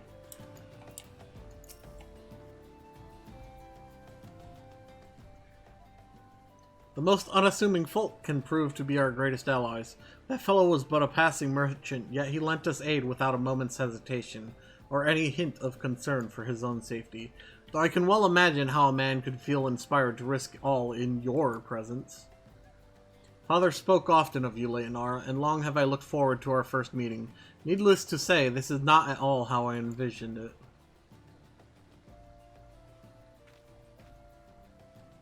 Master Alphino, you must not give in to despair. That will only play into our enemy's hands. So long as you and Leonara are free, we may still set things right. Forgive me, Master Marshal Taropin, but I... Alphino, my boy, sorry to keep you waiting. Sid, what are you doing here? Pulling you out of the fire as usual. Your merchant friend told me everything. Truly? Then he is no merchant, but an angel in peddler's clothing. But tell us, how do you intend to bear our friends to safety? I hid the Enterprise but a short distance away. All I need is a destination. We must find a place beyond the reach of both the Monetarists and the Crystal Braves. Coerthis, Ishgard will not suffer the intrusion of foreign forces in their territory. That settles it, with me, everyone. Not I fear I must remain here. I dare not abandon Ul'dah to the Monetarists and their cronies. You may be certain that they will seek to defame you, but both here and in other city-states. But I know that I shall do my utmost to thwart their every effort. Frankly, I do not expect it to be much of a challenge. The small folk will not turn so easily on the Warrior of Light and her allies, no matter what the Monetarists claim. Marshal Taropin, I know not what to say. Ha! Now that father would labor to believe. But enough talk. You must go, Master Alfino. Your airship awaits.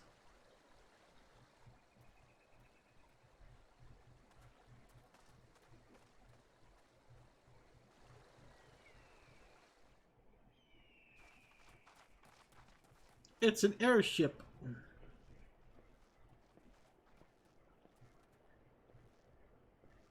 Up, up. There is no rest for the righteous. It's trying to like, wait, up, up.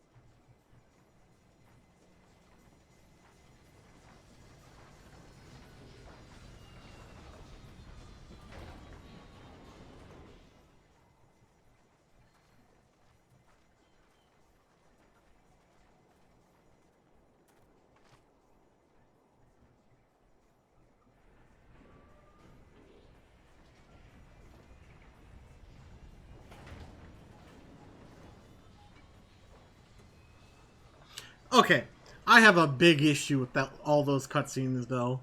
Well, besides the not teleporting out, why didn't anyone, and I mean anyone, go? That's the Warrior of Light. They brought down the fourth Legatus. They've defeated every primal that threatened, and you're trying to say they murdered the queen. We should make for Camp Dragonhead and speak with Lord Horshfont. Mayhap he will know what to do. Okay.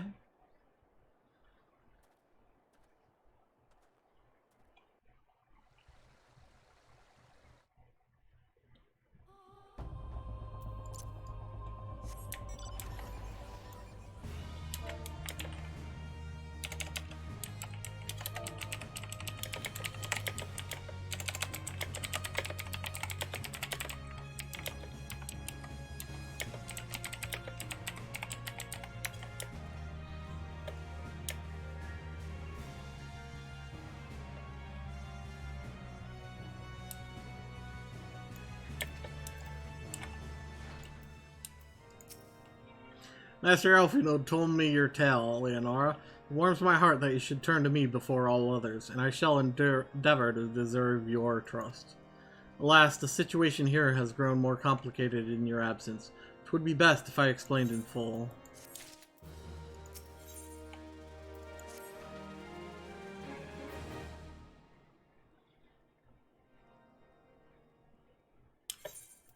There has been word from the capital. Ishgard has weathered another assault, and 'tis said several wyverns broke through into the city proper. The Temple Knights succeeded in slaying the beasts, but the intrusion prompted orders to further strengthen the guard, and to place the city under a perpetual state of alert. How keenly we feel the loss of our wards at the gates of judgment. Yet we must not bemoan our misfortune. Sir Emmerich is safely returned from Uldar, and once more leads the defense of Ishgard. As for the matter of your asylum, I am afraid no progress will be made until the threat to our nation is diminished. But do not despair. You are not without allies. You are more than welcome to shelter here for as long as you wish. Pray, think of it as a new headquarters of sorts. The Falling Snows, or some such.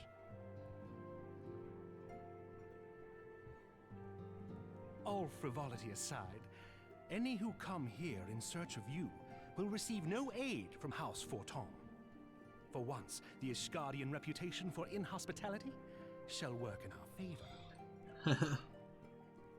Agents of Uldar will find their every inquiry dismissed, and their every request for entry rebuffed, until such time as their masters have acknowledged your innocence. Yay, thank you, Horshfont.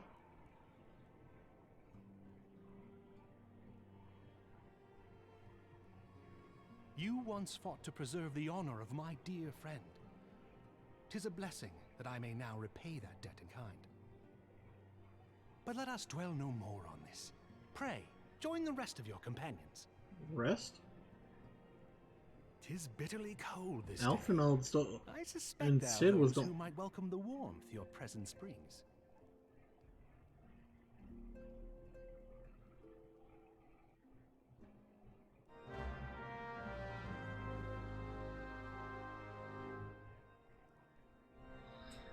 Okay, speak to the House Fortom guest. Before the dawn. This is the final quest we're turning in right here. Greetings, madame. Shall I show you inside? Upon proceeding to the intercessory, several cutscenes will play in sequence. Yes.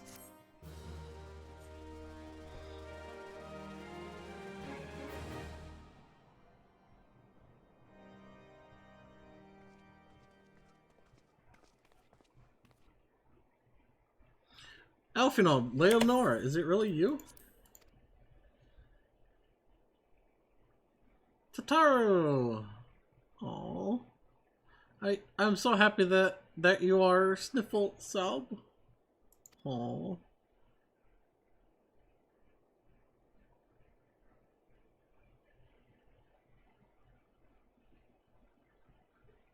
I tried contacting Minfilia and the others, but no one would respond.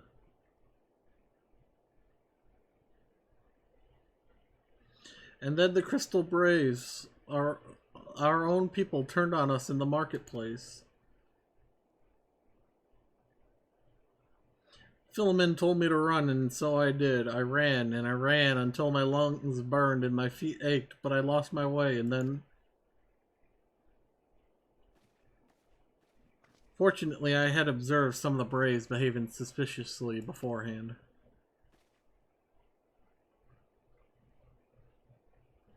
Yugiri.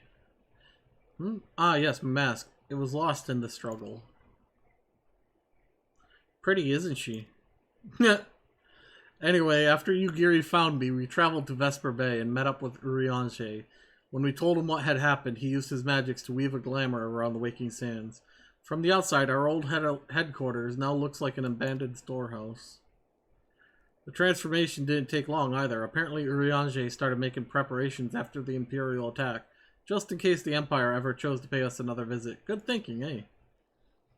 Sorry, where was I? Oh yes, so we waited there at the Waking Sands, hoping others would come, but no one else did. My people are searching for the other Scions, even as we speak, but we have met with no success as yet. I had hoped that you might be able to suggest further places to look. Ah, but you should know, the Rising Stones do not share the Waking Sands' good fortune. Only Crystal Braves await you there. Be that as it may, we have yet to cause hope. We yet have cause to hope, do we not? If the two of you escaped, it is not impossible that the others could have done so as well. You may have been forsaken by men and women believed true, but rest assured that the people of Doma yet stand with you. We welcome this opportunity to repay our debts, and we shall continue to our efforts to locate the others and see the Scions restored to their rightful place of honor.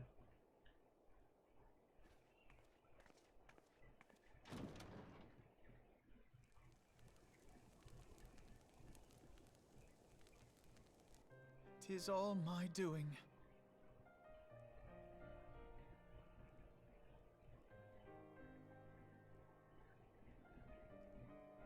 I believed myself the only one who truly understood Eorzea's woes, and look what that arrogance has wrought.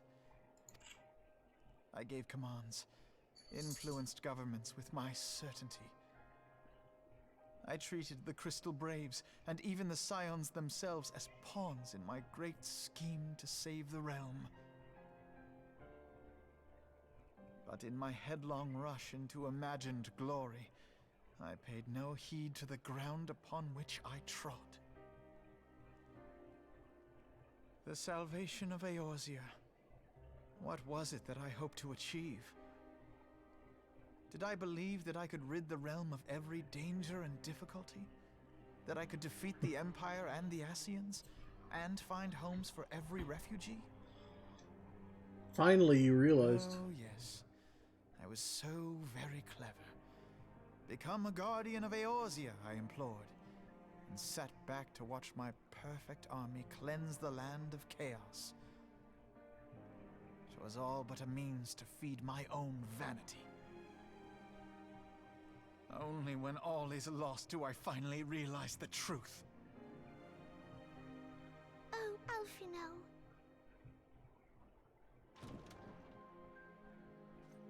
Aww.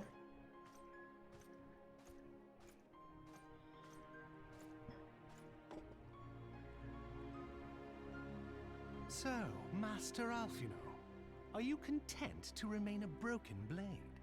Is there no flame hot enough to reforge you?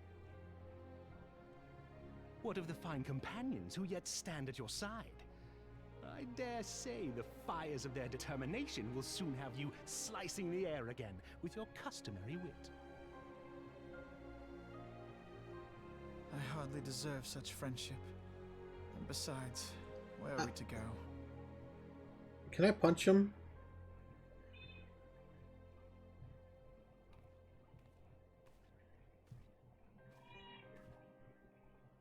Alfino, if I may? Should this place not serve our purpose, then we shall go to Ishgard. Minfilia told me many times, as long as we stand fast against despair, the beacon of hope will never be lost to sight. Be it in the snow or in the clouds, we few will see that the dawn's light shines again. Oh, Tataru.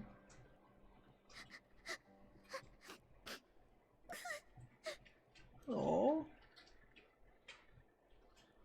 You are right, Tataru. Thank you. And thank you for your kind words, Lord Orshfont. Orshfont? So it's not Horshfont, it's true that Orshfont. Eorzea yet has her guardians. I'll still call it Horshfont. The Scions have achieved much, and 'twould be remiss of me to discard it all in a fit of self-pity. In other words, me. Let us then resume our journey, together, one step at a time.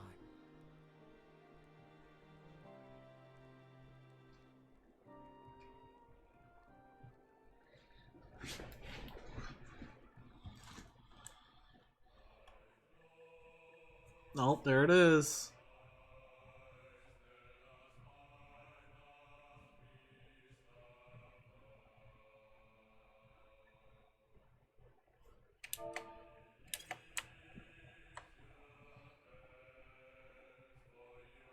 Alright. I wish I could speed this up, but I don't know.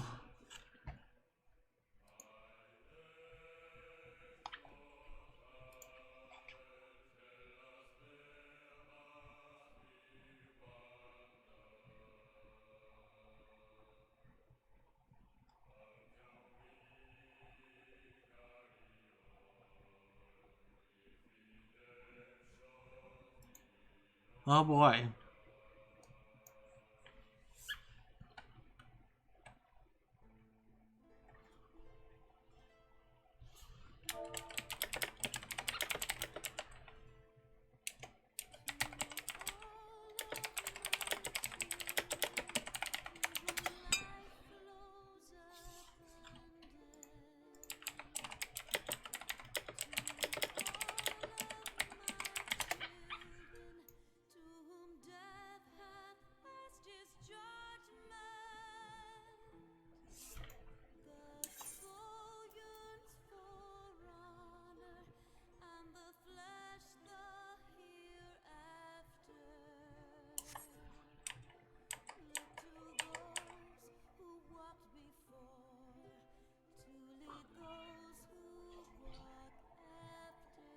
Ah.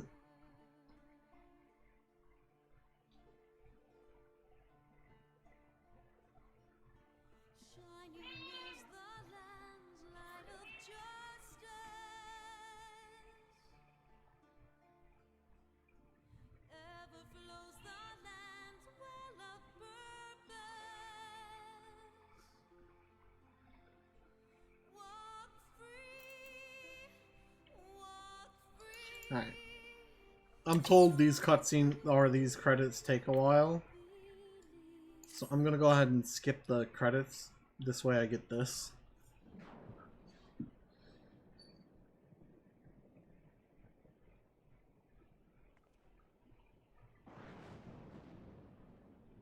All has been arranged as you desired, my lord.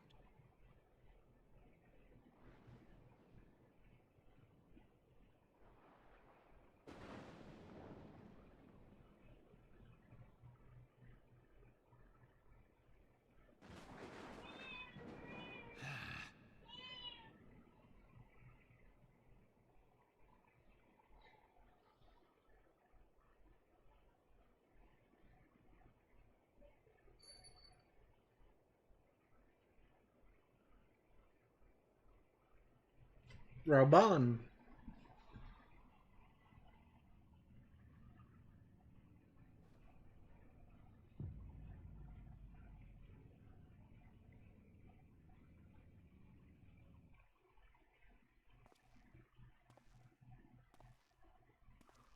Is this La Habrea?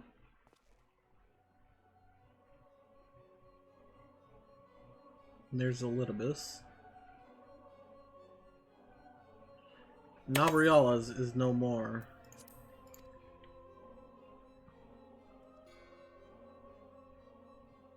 The ardor was not his to invoke. His demise was of his own making. Nevertheless, it concerns me. They have extinguished that which should be rightfully be eternal. Mayhap he was not wholly mistaken. Greater haste may be warranted. We are of one mind. The northern lands, then?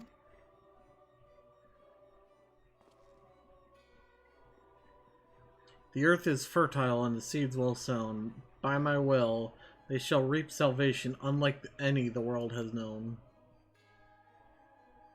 By his will.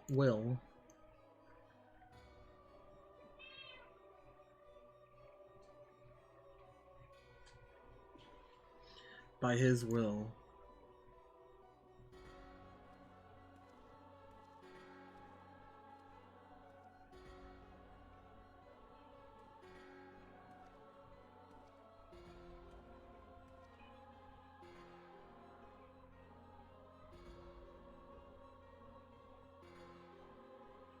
Riage, I have answered thy summons, emissary.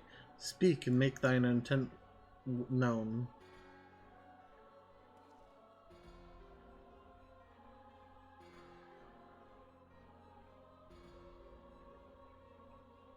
I would speak of fate, Archon. Yours, mine, the fate of this very star.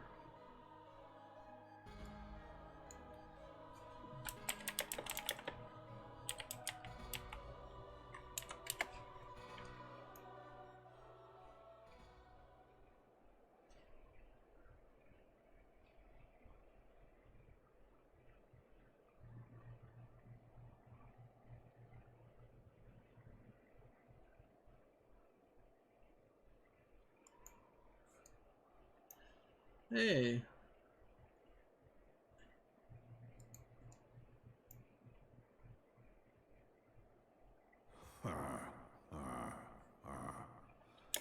Thou thinkest sanctuary lieth beyond.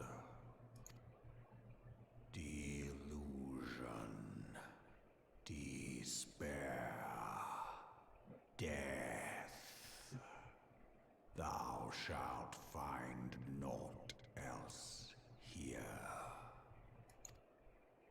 I'll find Dark Knight here, Astrologian, and Machinist. So ha!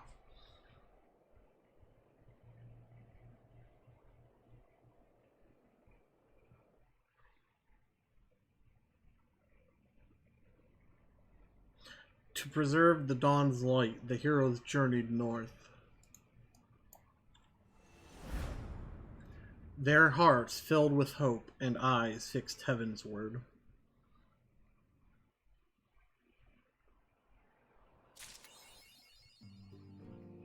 Achievement unlocked. My left arm. Really? Ugh.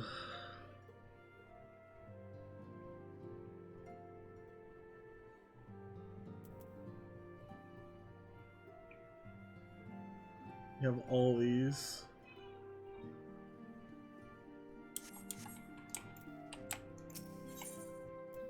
Well, and with this, we're entering Heavensward.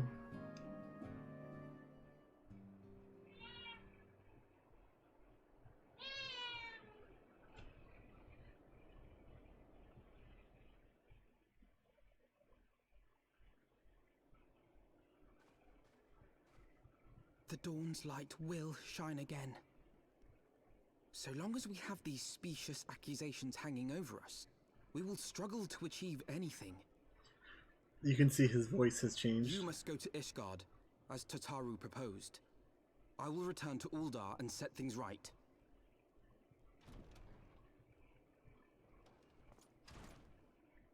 Pray, do not be so hasty, Master Alphino. Lord Orchefon. Orchefon.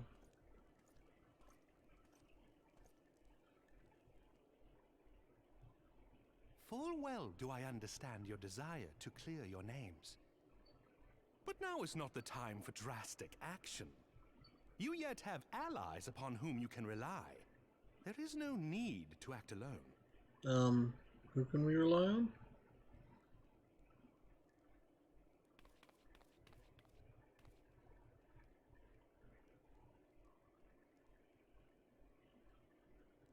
Yes.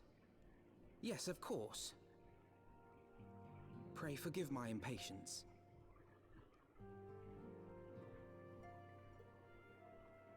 I bring tidings. Count Edmont has decreed that the three of you be taken in as wards of House Forton. Under our patronage, you shall be granted access to the city proper. Yay! Pray, consider our manor your new headquarters, from which you may gather information and plan how best to proceed. Needless to say, should any of your missing allies be found, as I am certain they shall, they will of course be welcome to join you there.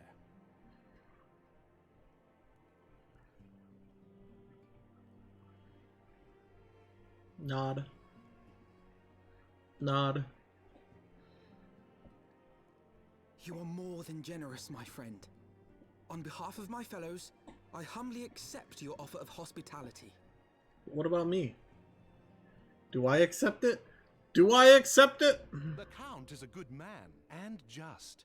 He will treat you with the kindness and respect that a hero and dear friend deserves.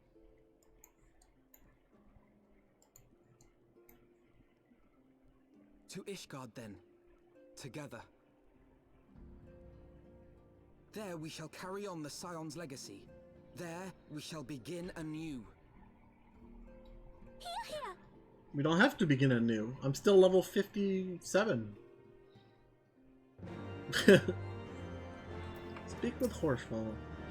I must go on ahead and speak with the Count. Fear not, however, for everything has been arranged. The sentries at the gate of judgment have been informed of our decision. You need but state your names, and they will allow you to pass. My manservant shall be waiting for you at the city gates, ready to escort you to our manor, where we shall meet again. Until then!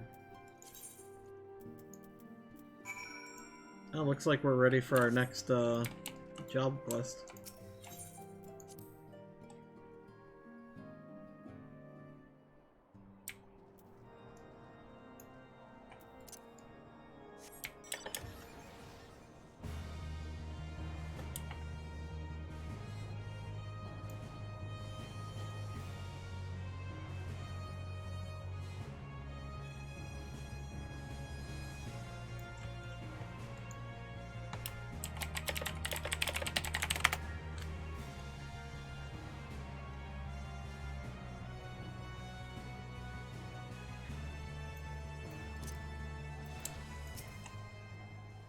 Wards of House for Toms. Ah, yes, you may pass.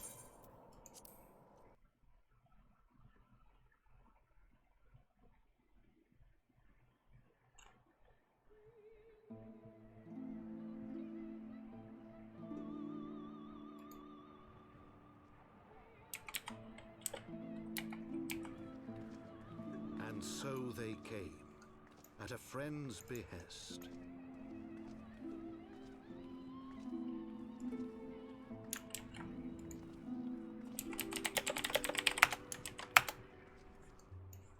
Heroes once celebrated as saviors of Eorzea, brought low through treachery, their names blackened with royal blood. With memories of the lost and dreams of redemption, with hope yet in their hearts, they came. Hey, Elfinold, he's got clothes on.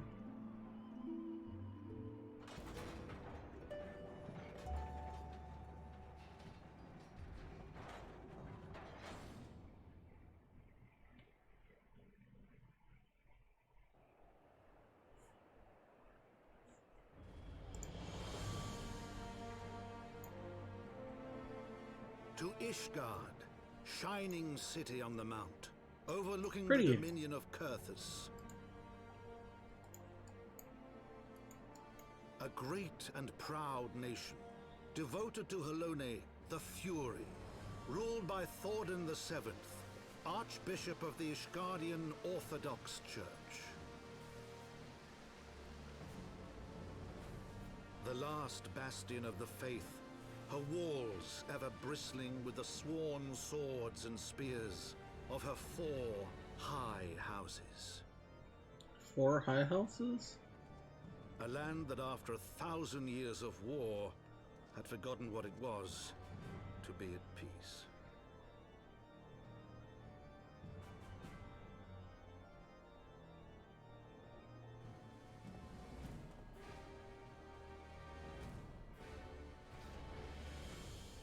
Through gates long closed, the warrior of light and her companions passed, entering at last a city whose history was written in blood.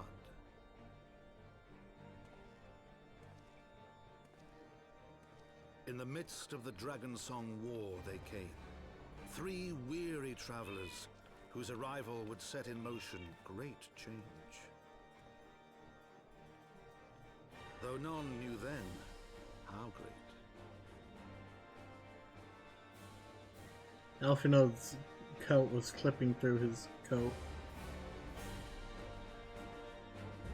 Or, coat was clipping his weapon. Heaven's Ward. So, for those curious, all this that I'm about to go through is still part of the free trial. Everything you've seen, and everything for a good while now, is all free. Greetings, Mistress Escoriad. On behalf of House Fortemps, I bid you welcome to Ishgard. My lord humbly requests your presence at his residence in the Pillars. If you all would come with me.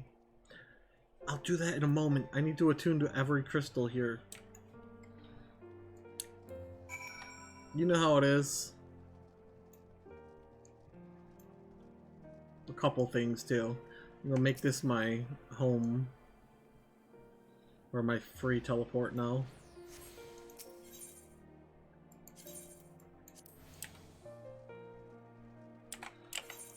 Alright. Now, let me grab this one over here first. And then I can grab this and this. And then we can go to the pillars.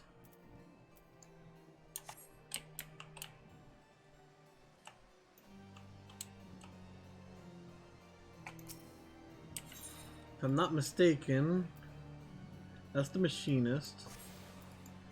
Where does Dark Knight start? That's weird. Every other... Oh, that's right. You can't see in there, that's why. So you can see on this map, you get... machinist over here. You have to be level 50 to unlock it. Which you have to be level 50 to get here, so...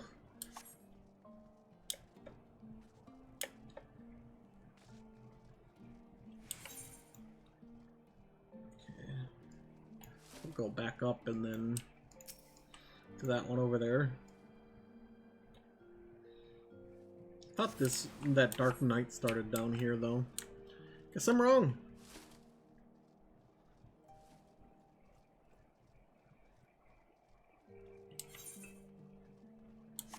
I'm gonna go ahead and unlock Dark Knight. That way I can start doing like these dailies here.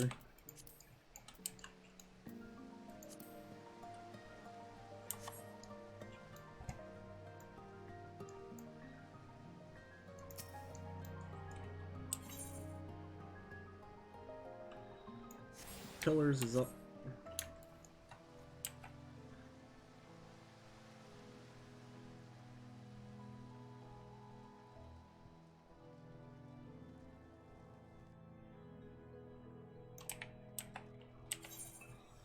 Guess I really should unlock.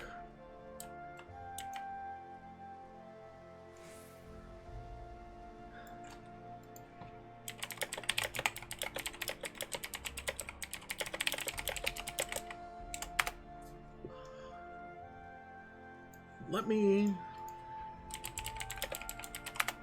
see when I can unlock this.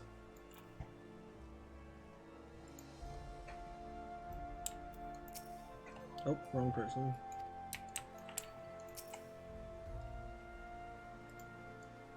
The Warrior of Light and her brave companions walking the streets of Ishgard at last. What a glorious sight. I cannot tell you how long I have waited for this day. Allow me to present to you my family home, Four-Temps Manor. I should like nothing more than to show you around, but everyone is gathered to receive you. Come, my friends, introductions must be made. Oh, wait. Now well, too late.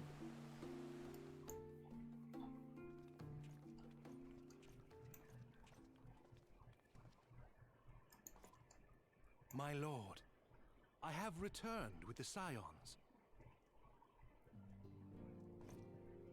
I hope your journey was not too taxing.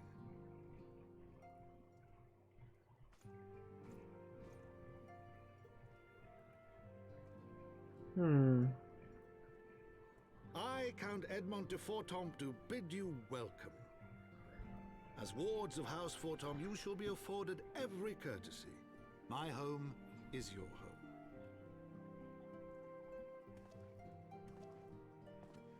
My companions and I are deeply honored, Count Fourtombe. The honor is mine, Master Alphino. Consider it an expression of our gratitude for your service to Ishgard.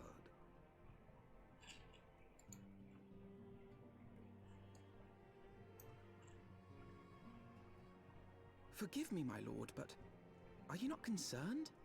To accept foreign guests at such a juncture, especially ones with our reputation. Do not worry yourself on my account. 'Tis true that Ishgard's first thought has ever been the war effort, hence the closing of our borders. Yet it is in troubled times most of all that men should seek allies, don't you think? Granted, my decision will have raised eyebrows in the vault and in the halls of the other high houses.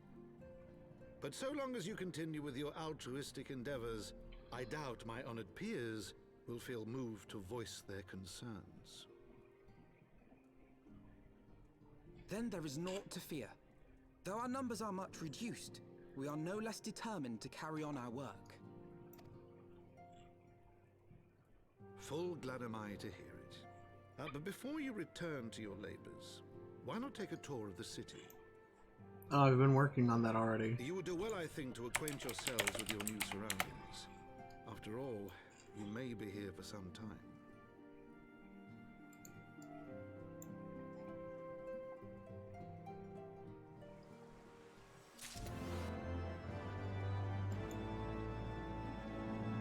Trying to figure.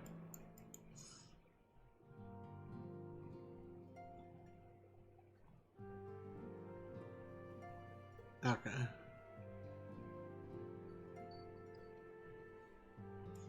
Can I... Let me talk to Alphino real quick.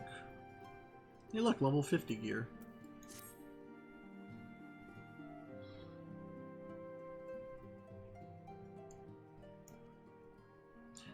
Though our friends in House Fortamps have been generous enough to extend us their protection, we must take care not to impose too much on their hospitality. It is only proper that we learn about our new home, so that we might become more self-sufficient. It'll take a while to learn the lay of the land, but learn it we must. Then there's the markets and taverns. We'll need to know where to shop and where to hear small talk. It would seem a tour of the city is indeed in order. I thank you for your counsel, my lord. My companions and I shall, of course, do as you suggest. Very good. Then my manservant shall accompany you. He will be able to answer any questions you might have. Ah, but I grow forgetful in my dotage. There is something I must give you ere we part. Their documentation is in order, I trust? Yes, my lord.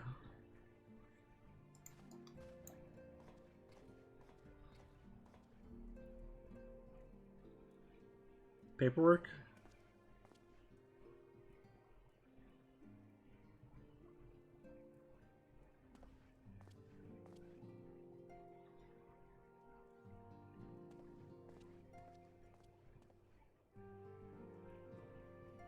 Those documents identify you as wards of House Fortamps. Given that our borders have remained closed for decades, many of my countrymen are unaccustomed to trading with foreigners. Should anyone happen to question your presence here, it may prove necessary to remind them that you remain under the protection of House Fortamps, but let us hope it shall not come to that. Rest assured that we shall do our utmost to avoid any situation which might compel us to invoke your name. Leonora, Tataru, the city awaits. Hello, Marissa. Let's go.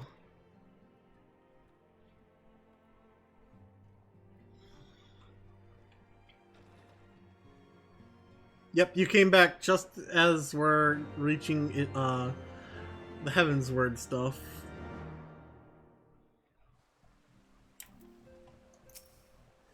Ah, this is your first time in our fair city. Pray, permit me to show you the Hopland, from whence we may gaze upon the splendor of the Holy Vault.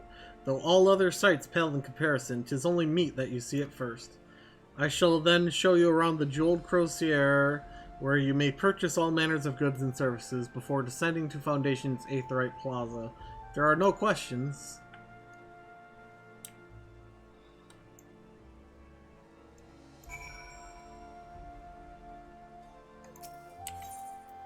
Okay, this should be... That's dark, and there's Astrologian. Alright.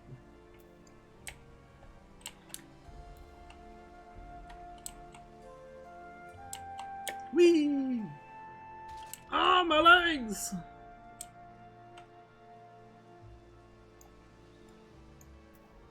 Gotta grab that one.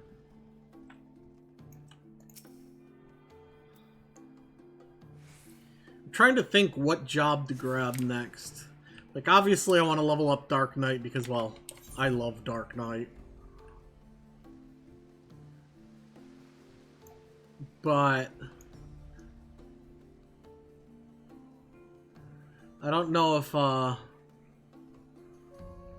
should grab a DPS or a healer job.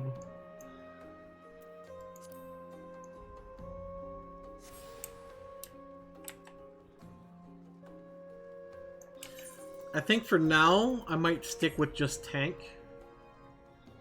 Since I'm uploading this to YouTube, if anyone would like to comment and say...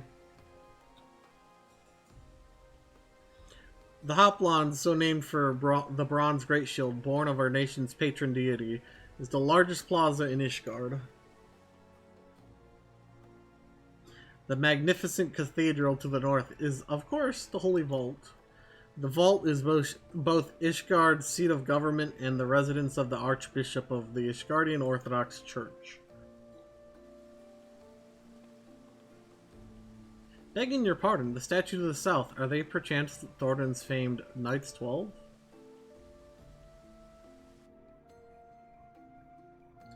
Very good, Master Alfino. They are the fathers of Ishgard, the brave knights who joined with King Thordan the First to put down Nidhogg and found this great nation.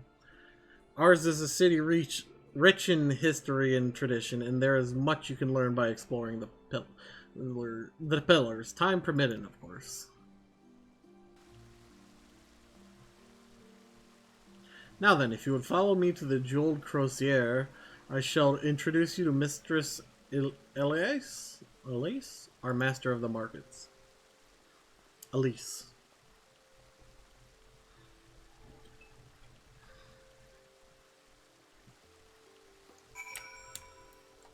Okay, I think these are my last 2 Aetherites. From the looks of it.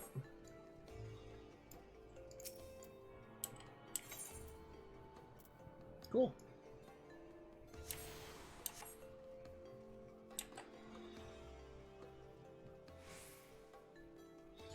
I don't believe in stairs, game. Huh, kill the knight!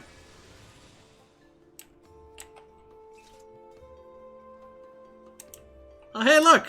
I found a cat's worth.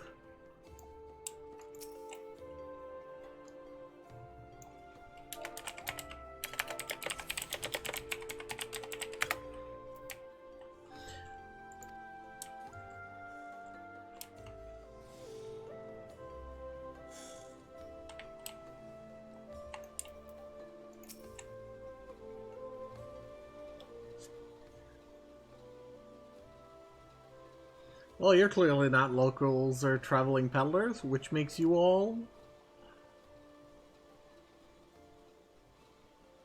Ah, wards of House for Tom. Very interesting. Count Edmont has granted us leave to remain in Ishgard for as long as we wish, which may be some time. Accordingly, we will have need of sundry goods, hence our desire to make your acquaintance.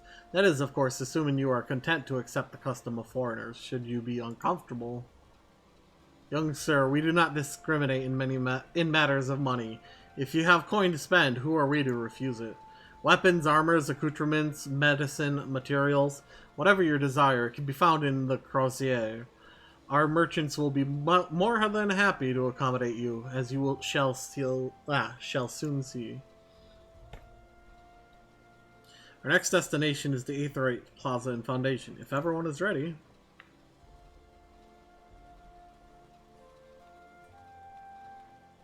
Where does the Dark Knight quest start at?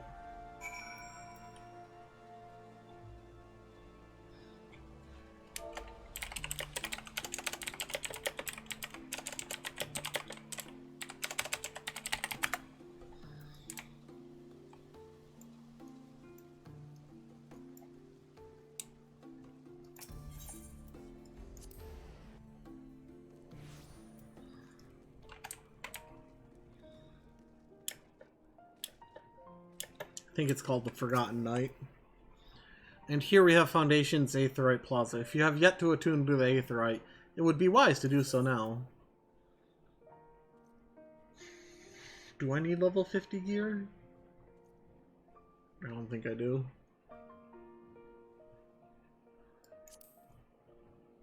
Ooh. I always love these. Sadly, they're only specific classes. I'm gonna need this coming next expansion. Oh wait, no I'm not. They start out at like level 70. Oh god, I forgot about these. Oh, they can't be worn anyways.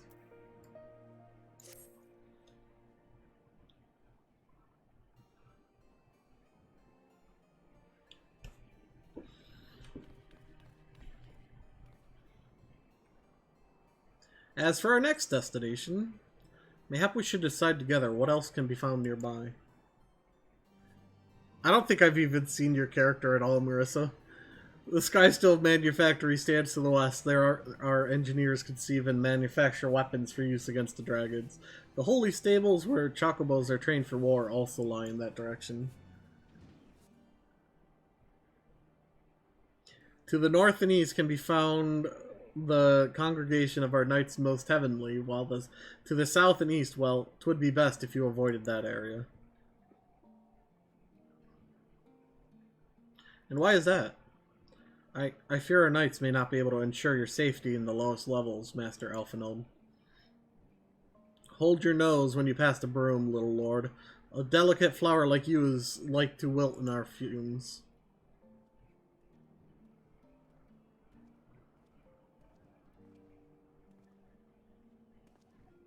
You misjudge me, sir, for I am no lord, but a humble traveler. Oh, come to see the sights, have you? Take a turn down the Hopland and go up at the statues? Well, if you've a mind to learn how the better half live, come and have a drink at the Forgotten Knight, if your nursemaid will let you live. My humblest apologies, Master Alphinaud. Pray, pay that drunken lout no mind.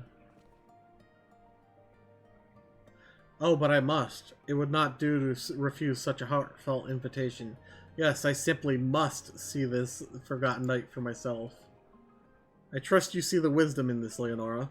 There are few sources of information more abundant than a bustling local hostelry. Not that I expect to hear any news of our missing comrades just yet, nevertheless. Who could say what we might learn of recent events? Then I'm coming too!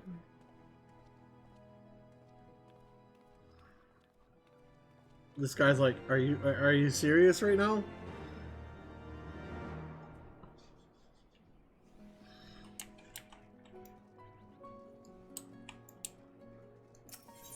Let's see, Aether Knight, the Forgotten Knight. Let's see if I was right. Oh no. The Tribunal is where it is.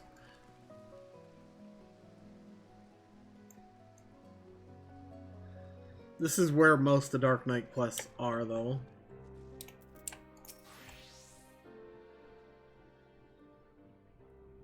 Must say, this is rather unusual. Not just one, but a whole party of fresh new faces in my tavern. We but recently arrived in Ishgard and are eager to acquaint ourselves with her more notable establishments, Master. Gibrillant? Just Gibrillant will do. And I'm flattered you think so highly of my establishment. Can't promise it'll live up to your expectations, but if it's decent food and drink you're after, you could do much worse. Judging by the number of customers I see, I suspect your fare is rather more than decent. Speaking of your clientele, I could not help but notice a difference between those who frequent the upper and lower floors. Spotted that, did you? Aye, up here you'll find peddlers, porters, off-duty knights, and so forth, dropping in on their way to or from somewhere else. Regulars maybe, but not locals. Folks from the Broom, they tend to congregate downstairs, where we offer a menu more suited to their tastes. Cheaper meals, stronger spirits, all quality mind, but not the sort of stuff I'd recommend to yourselves. You speak of the lowest levels, yes? Why do they call them the Broom, if I may ask? Because when the weather's foul and the broom rolls in thick, it's the poor sods living at the bottom who have to deal with it. I see. And it's not just the weather. When the wyverns broke through the wards and started tearing up the city, it was the Broom that got the worst of it, while the pillars enjoyed the protection of the high houses and the temple knights. More than a few people are still sore about that mind, which is why, considering your present company, I'd recommend you keep your wits about you if you mean to go below, and something sharp in your boot just to be sure. I shall take your words to heart, sir. Master Alphinaud, I think it would be best if we return to Fortomp Manor. You go on ahead without me. I'm staying for a drink or two. Miss Tataru, I'm afraid that is out of the question. My lord the Count would never forgive me if I abandoned one of his charges in such a place. Least of all a maiden. What are you up to, Tataru?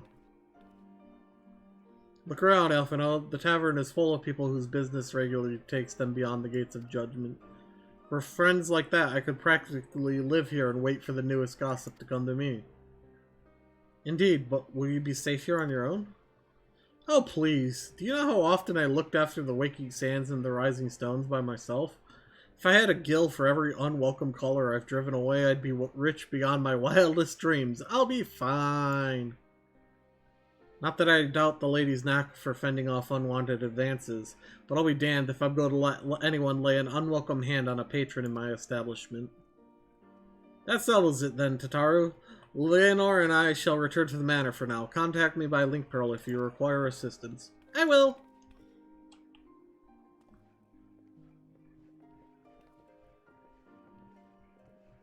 Bye! Okay, I'll do that in just a moment. I'm gonna start the Dark Knight quest. Tribunal.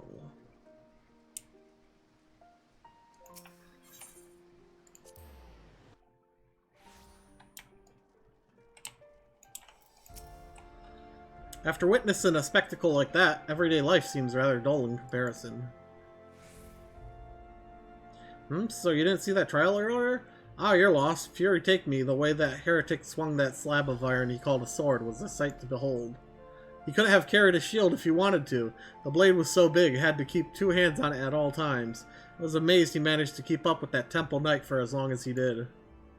Fought like a demon from the deepest pit of the 7th hell, bellowing threats and working his arts. I wasn't sure what to make of it at first, but then I heard someone say that he must be a dark knight. But you didn't hear that from me, eh? In fact, I'm sure I don't know anything about it.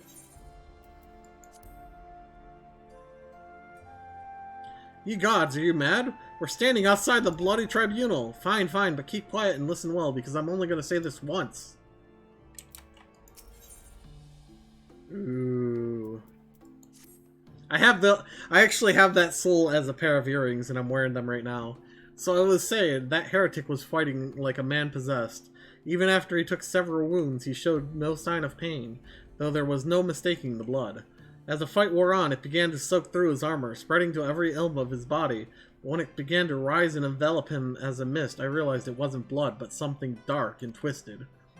But the righteous are not so easy cowed. Helone be praised, I screamed myself hoarse when that temple knight slipped past his guard and ran him through. Good riddance, I say. Man was not meant to wield such arts. Yet I wonder, was he truly one of those... Well, it matters not. I heard the temple knights talking of dumping his corpse in the broom. By sunrise, it'll be stripped bare and tossed over the walls. It'll be as though he never was, and as though he would never have, and as though we never had this conversation. To the broom!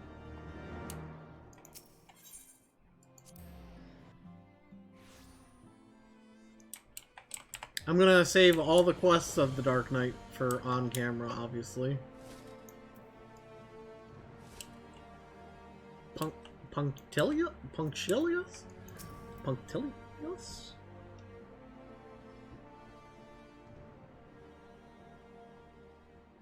Poke the dead body. Poke, poke. That's more than far enough for charity. They'll take care of the rest. And mayhap sooner rather than later. Come on.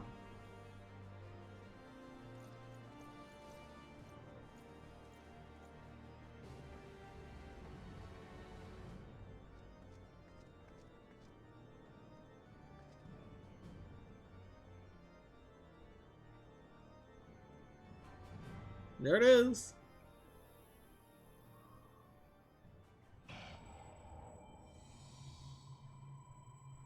Is this it? Is this all that awaits? No, no more. Enough. Open your eyes. Look, do you see now? Do you see? Leonora! Leonora!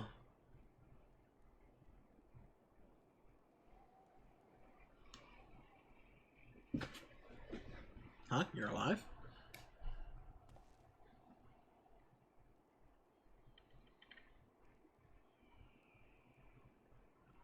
I've been waiting for you to open your eyes. You all right? You were moaning in your sleep and sweating buckets besides. Name's Frey, by the way, and no, I'm not a heretic. Try convincing a temple knight drunk on authority of that, eh? Shame the pompous arts got the better of me. But how about you? You touched it, yes? That couldn't have felt good.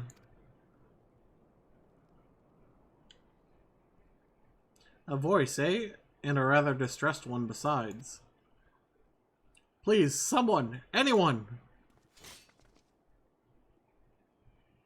Not so fast. We need to talk about what's happening to you. What's growing within you before you get carried away. There's a darkness within us all. Nothing dangerous, mind. In fact, it's quite healthy. But the crystal changes you. Gives you the power to channel it. Do it without proper training, however, and, well, it might hurt. So go ahead and ask me to teach you. Ask me to instruct you in the ways of dark knights, and I will.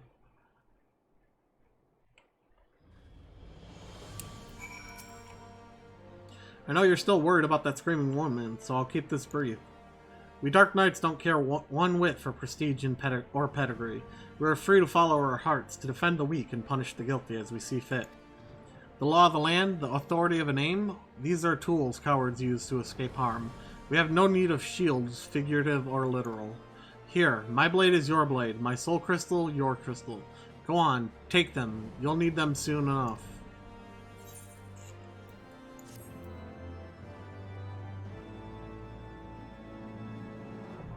Dark Knight is unlocked. Looks like I never... Let me check this. Oh yeah, I definitely didn't update this. Let's do this. Oh. Let's do this, and then that. And then... 24, 28, 25, 30. Hang on a second.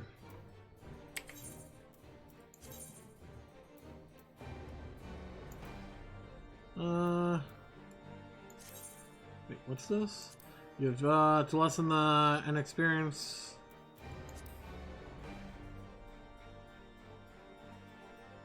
Huh.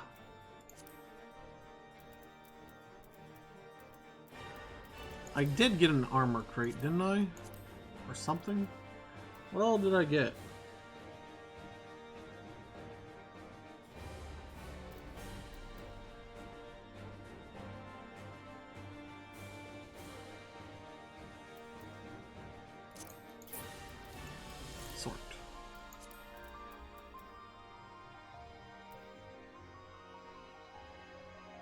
Oh, that's weaker. I thought it gave you like a full set.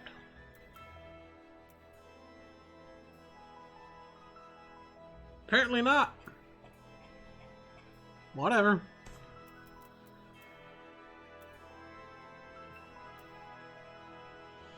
I have good enough gear on anyways.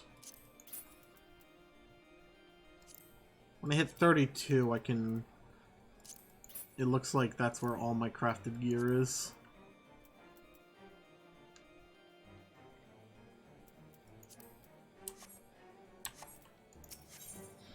Frey is ready to teach you. You need only ask.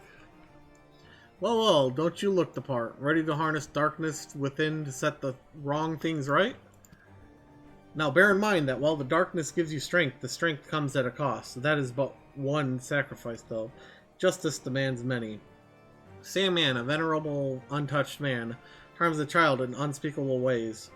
He strides through the hoplands, secure in the knowledge that he is beyond punishment. But for one who cuts down that vile beast as he flaunts his freedom, who knows how many others will suffer. Such was the dilemma faced by a goodly knight long ago. He knew that he would be stripped of his titles and denounced for the deed.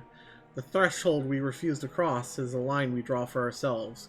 We fear the consequences, and people suffer for our indecision.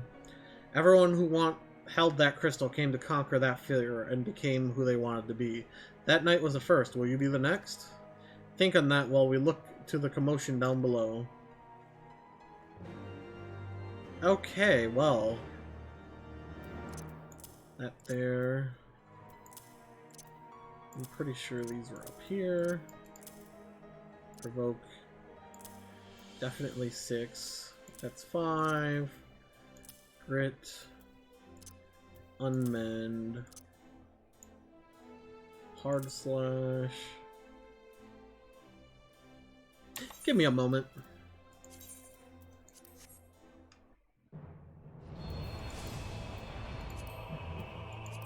I'm gonna make this a lot easier on myself.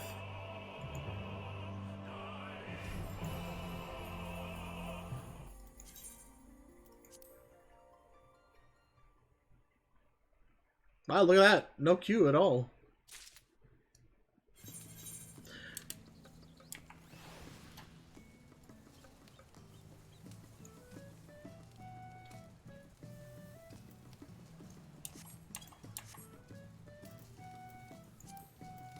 Now I know why everything wasn't working for me.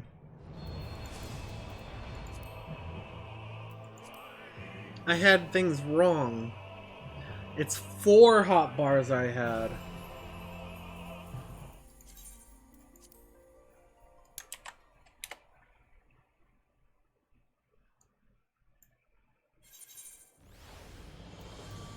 Social or no system.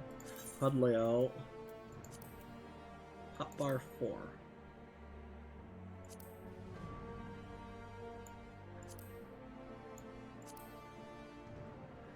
Now, how do I make this one cross?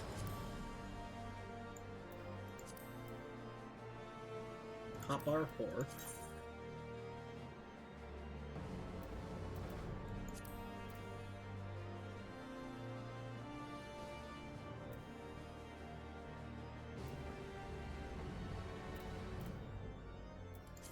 Settings, hotbar 4. Save.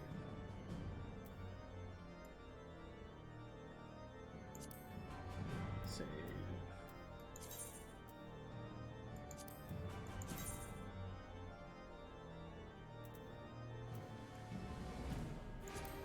I don't remember how to do it.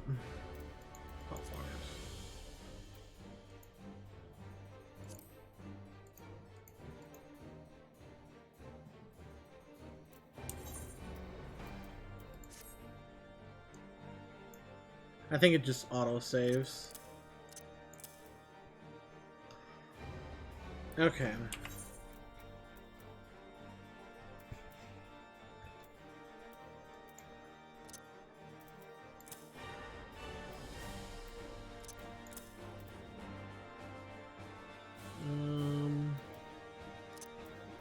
Soul Eater.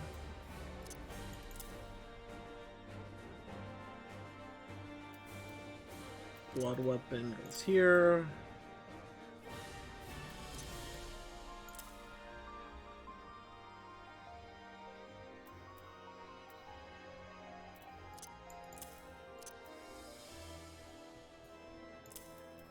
That reminds me.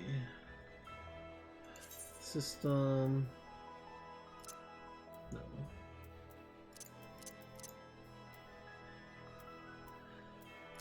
Other setting.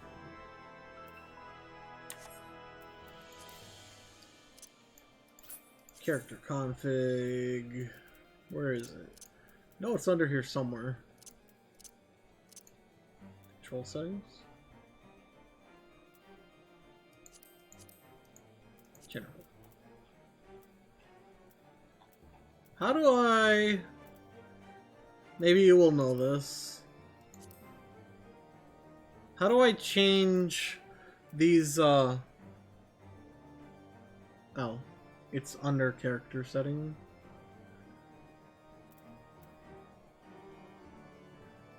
I'm trying to set these so...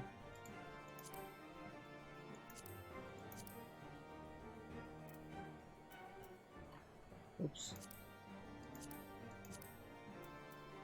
What did I do?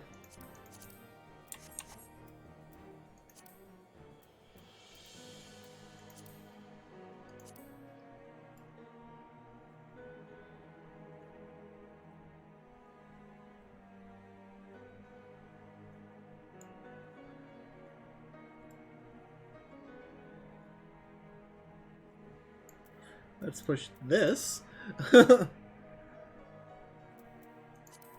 Character setting. Where are my hotkeys? UI settings?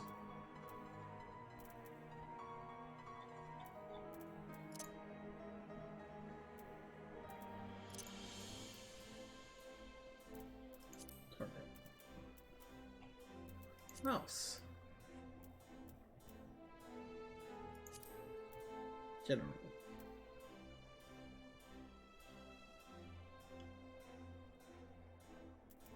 Where's key bindings? Oh, duh. Hotbar.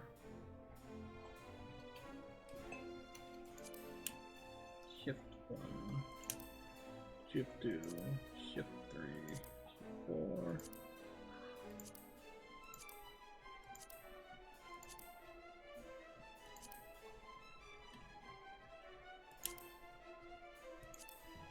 There. There we go. This right here is why I was getting so confused. Because I had one hotbar short. Now I've got it all set up.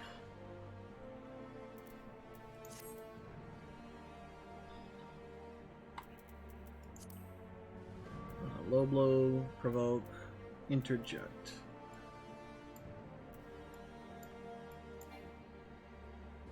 Oh.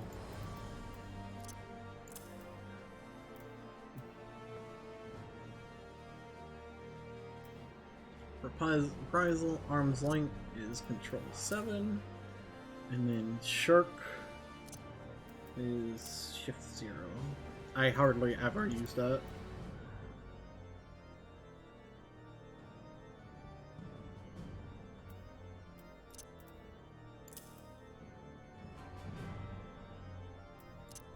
Night,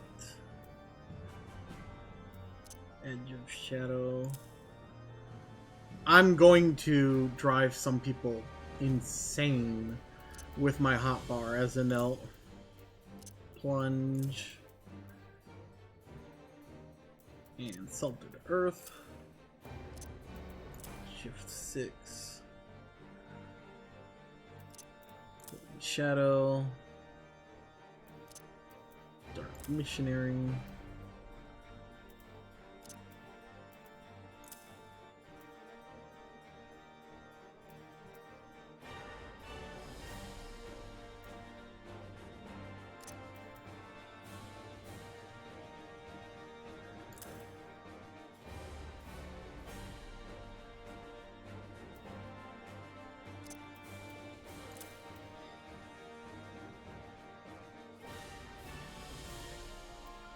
Dark Mind. I'm going to also have to change my paladin around to now that I've figured out the problem. There we go. That should be everything. Cool. Now I'll be right back in the game. Oh, hang on.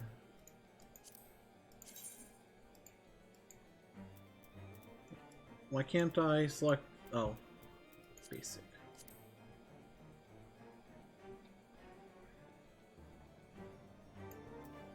Save. Oh, that is not what I wanted.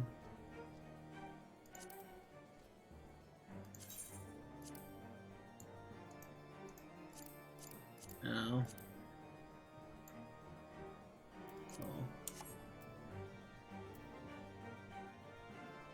Let me go grab my paladin one real quick, and then that way everything's all set up.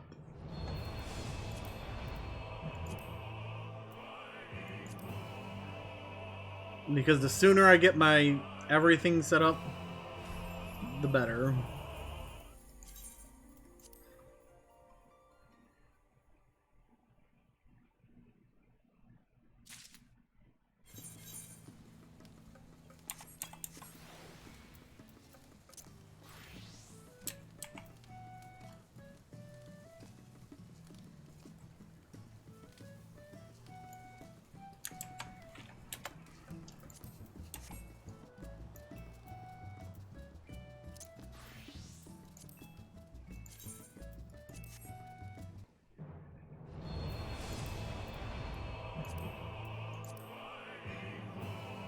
Because I'm gonna have to relearn everything. I do have a lot of what it was set proper, so that I don't have to worry about.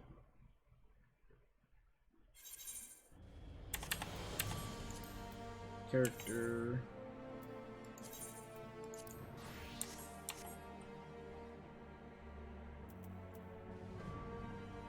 This is set for 4.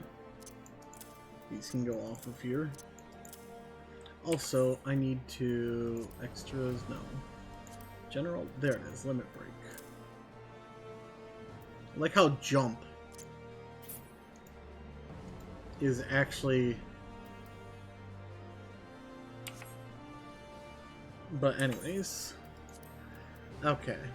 Now to...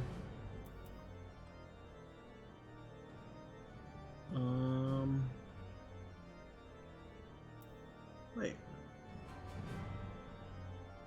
What move is that? Oh, wait. Yeah, wait. What move is that?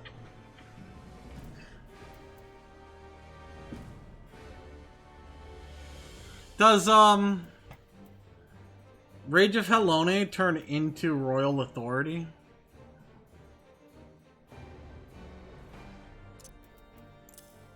Yeah. Okay, that's why I was getting confused. Let's start with just going through these.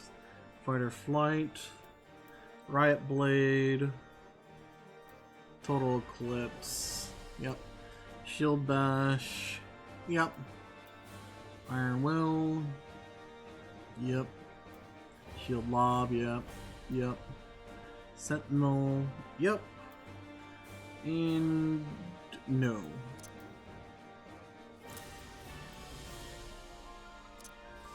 Sheltron, where are you?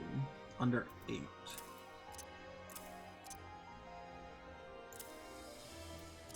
Take some getting used to.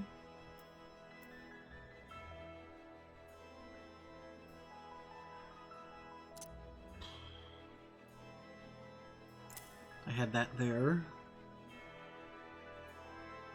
Now what else? What prominence we have in the right spot? Cover, right spot. Hollow ground, right spot. Goring blade. Yep. Divine Veil on 4. Yep. Clemency is shift 1.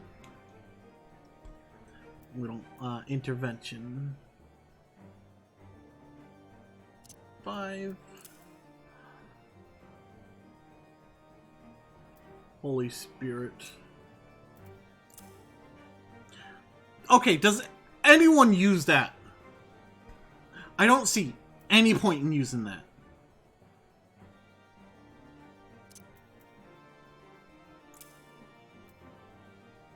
Passage of Arms. Here. Holy Circle. Like Holy Circle and Holy Spirit, the ones that take a cast time to use. Intervene we have set. Atonements at 8.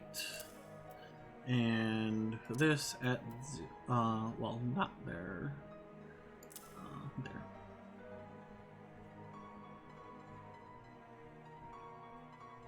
I've never used these.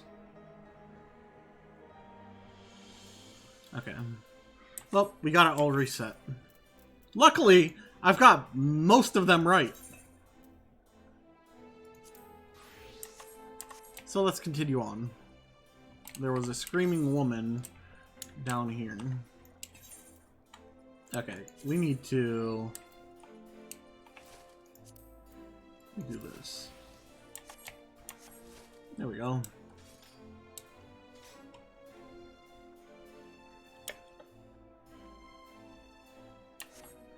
Never used it.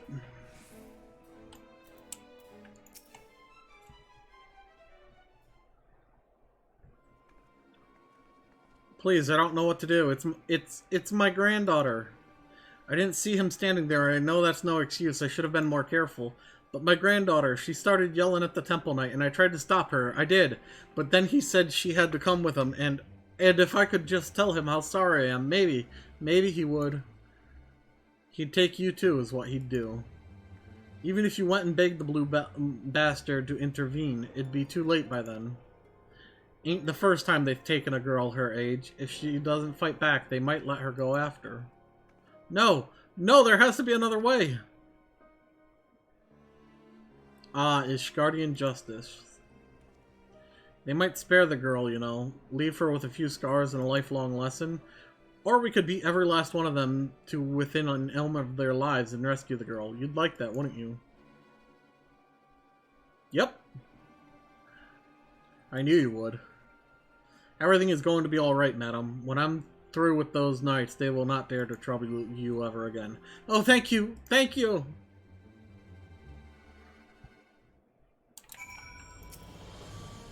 Assuming they don't just drag her into an alley, they've taken her to either the congregation or the tribunal. The Honorable Sir Aramaric wouldn't suffer such reprehensible behavior under his roof. The Inquisition, on the other hand, well. So that leaves the tribunal. If the girl is still alive, I imagine they'll make all manner of threats. Come any closer if she dies, and so forth. If so, we need to make something perfectly clear to them. We're not here for her, we're here for you.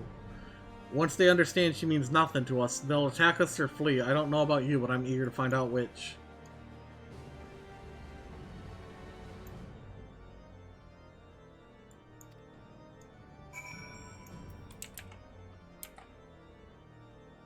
This right here is my favorite job in all of Final Fantasy. So, or in 14, I mean. Just the one sword between the two of us, I'm afraid. You keep it. I dare say it fits rather snugly in your hands. But don't worry about me. I'll do my part to keep you on your feet. Now, should things turn violent, as I expect they shall, you may need to tap into your dark side to survive. It's not unlike drawing upon your own aether to weave magic. Fear, pain, rage, that which lies in the deepest depths of our soul makes for a potent fuel. But be warned, burn too much too quickly and you risk being consumed. Do not worry, Leonora. The first step over the threshold is always the hardest. Ah, yes, I should have known you'd do that. Right then, let's find the girl. Oh, it's right over here. Gee, I wonder where she is.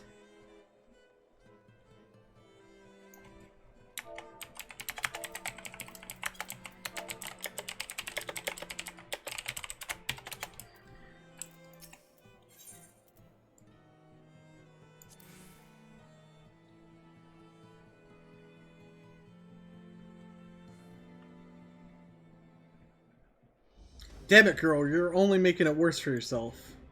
The hell's with you? I've done nothing wrong. Why are the pretty ones always so daft? If I had a gil for every time I had to kill an unrepentant bastard like you. What the? Are you threatening a temple knight? What does he have on his back? Oh, you're very clever. Yes, I am. Now let her go. Enough of this! With me, girl, now! One more word of protest and I'll toss your grandmother in a cell to rot. You three, seize this imbecile.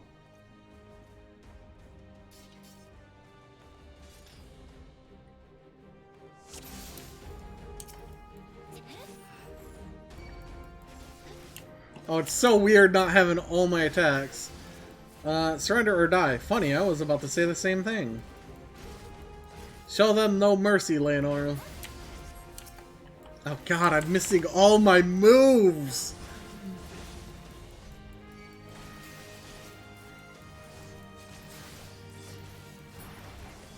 Oh, he's a conjurer.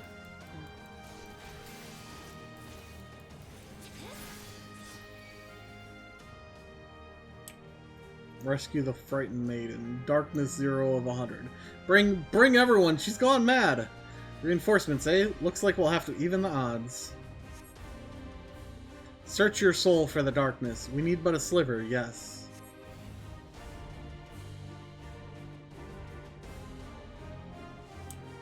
You see, Leonora? The flames beckon. Immerse yourself in the flames and ignite the darkness within.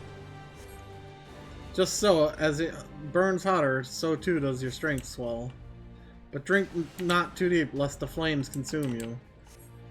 Oh hey, oh, the darkness threatens to... You fool, I told you not to drink too deep. I didn't drink too deep.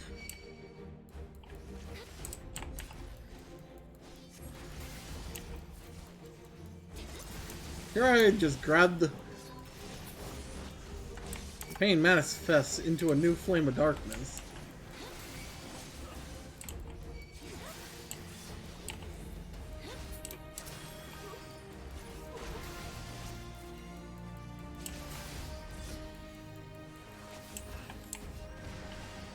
One and two.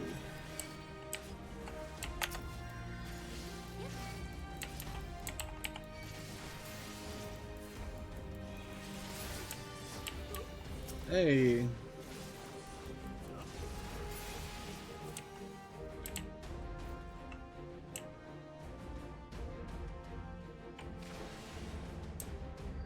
Darkness swells within you.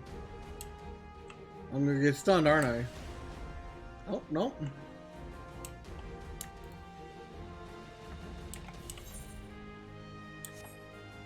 Where am I supposed to go? This way? No.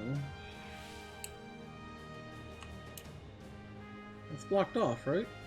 Oh no, it's not.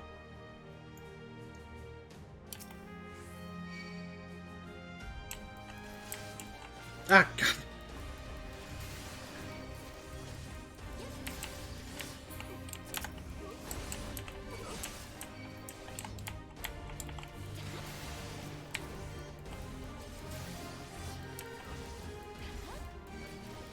I like getting this damage buff right now.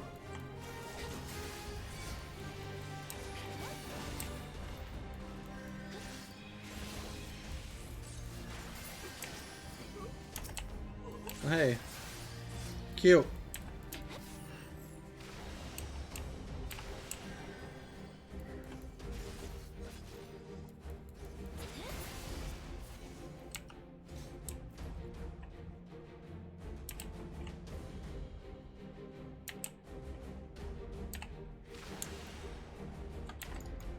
Oh, not that way.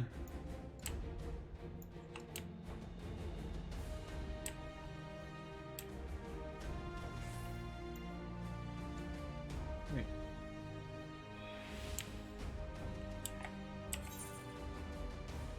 What? Did I miss something up there? I must have. Damn, I'm gonna lose my attack buff. It said this was blocked off, right? Yeah. So this is the... no.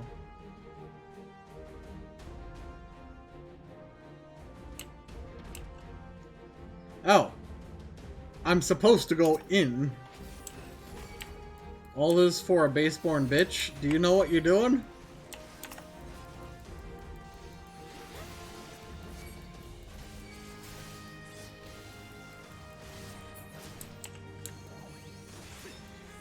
Nope. Damn. Bye, buff. I only grabbed 2 of them.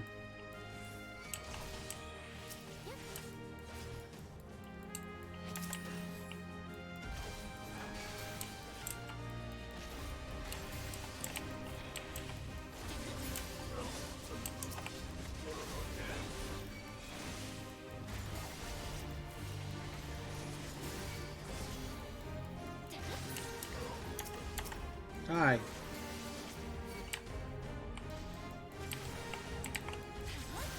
The darkness swells within you.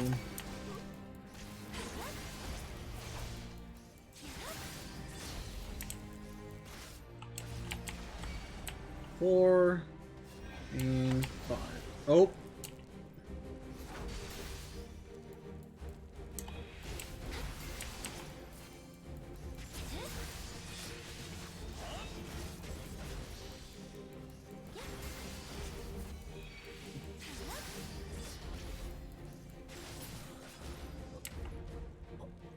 The next knight who bears steel, I am not only going to kill him, but his goddamn... I'm going to kill his wife, his friends, and burn his goddamn house down. Thank you. Those of you who yet live, remember this horror, and know that should you speak of it, it shall be visited upon you again 100-fold.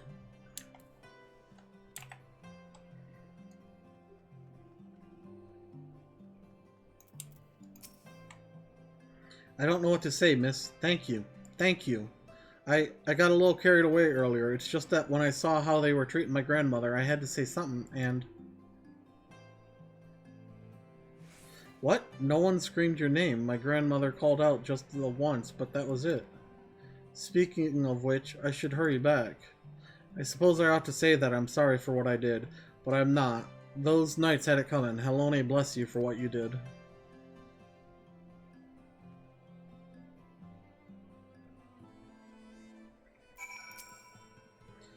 Feels good, doesn't it? Strange, maybe, but a good strange, I'll wager. You tapped into something primal, a power nestled within you, yearning to be free. As your understanding of this power grows, so too will your skill as a Dark Knight.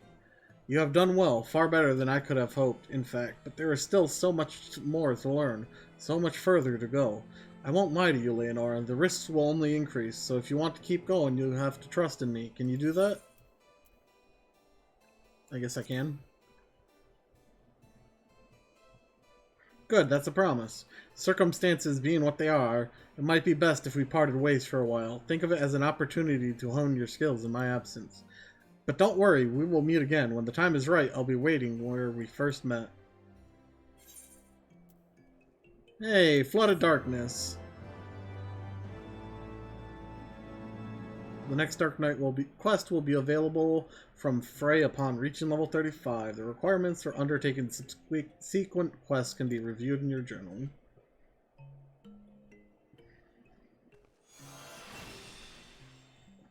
You learn to control the darkness within.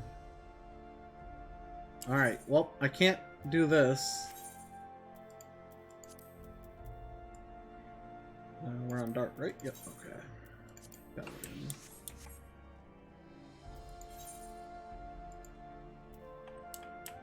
Oh, oh well, I'll just warp there.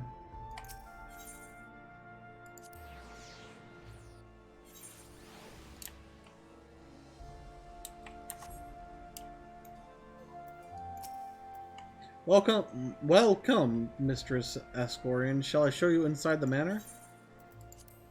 Sure.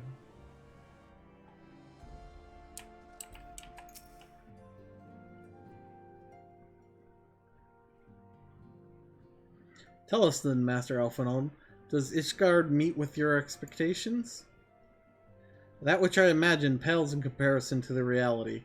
I felt the weight of 1,000 years of history with every step I took, and when those steps took me past the scars left by the wyverns in Foundation, I understood how easily that history could end in tragedy.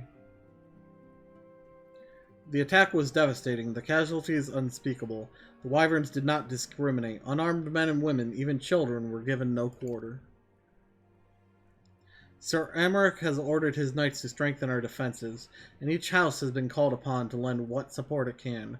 There is much to be done, yet, alas, able-bodied men and women are in short supply. Mayhap we could be of assistance, my lord? After all you have done for us, we would welcome any opportunity to repay your kindness.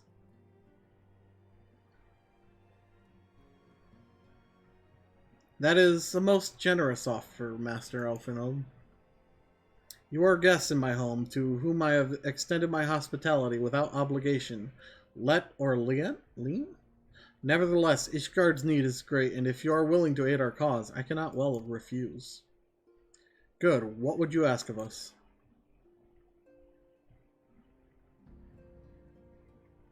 From what I have heard, you are an intelligent and persuasive young man.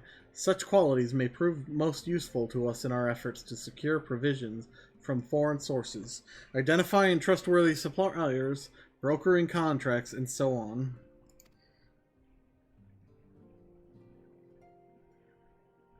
As for you, Mistress Ascorian, I can ask for no one better than a storied veteran such as yourself, a woman with the capacity to act swiftly and decisively when needed, to aid Artoriel and Emmanuel in their duties. I beg your pardon?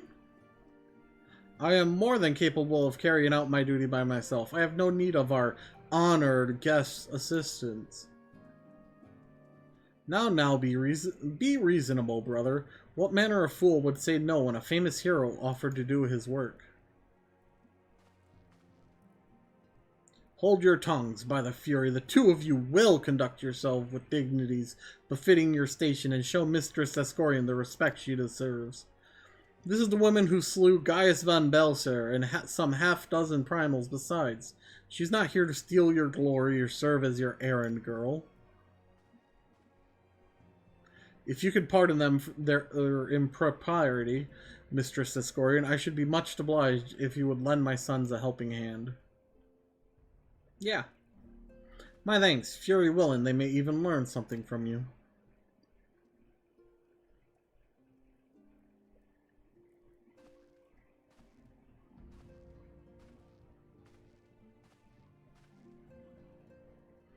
What was that hand motion you just did? 'Twould seem we shall not want for employment over the coming days, though that was never in doubt. Our host's initial reluctance to accept our offer of aid was solely for appearance's sake. In truth, he is glad this opportunity to put us to work. By granting us patronage, House Fortomps has taken a tremendous risk.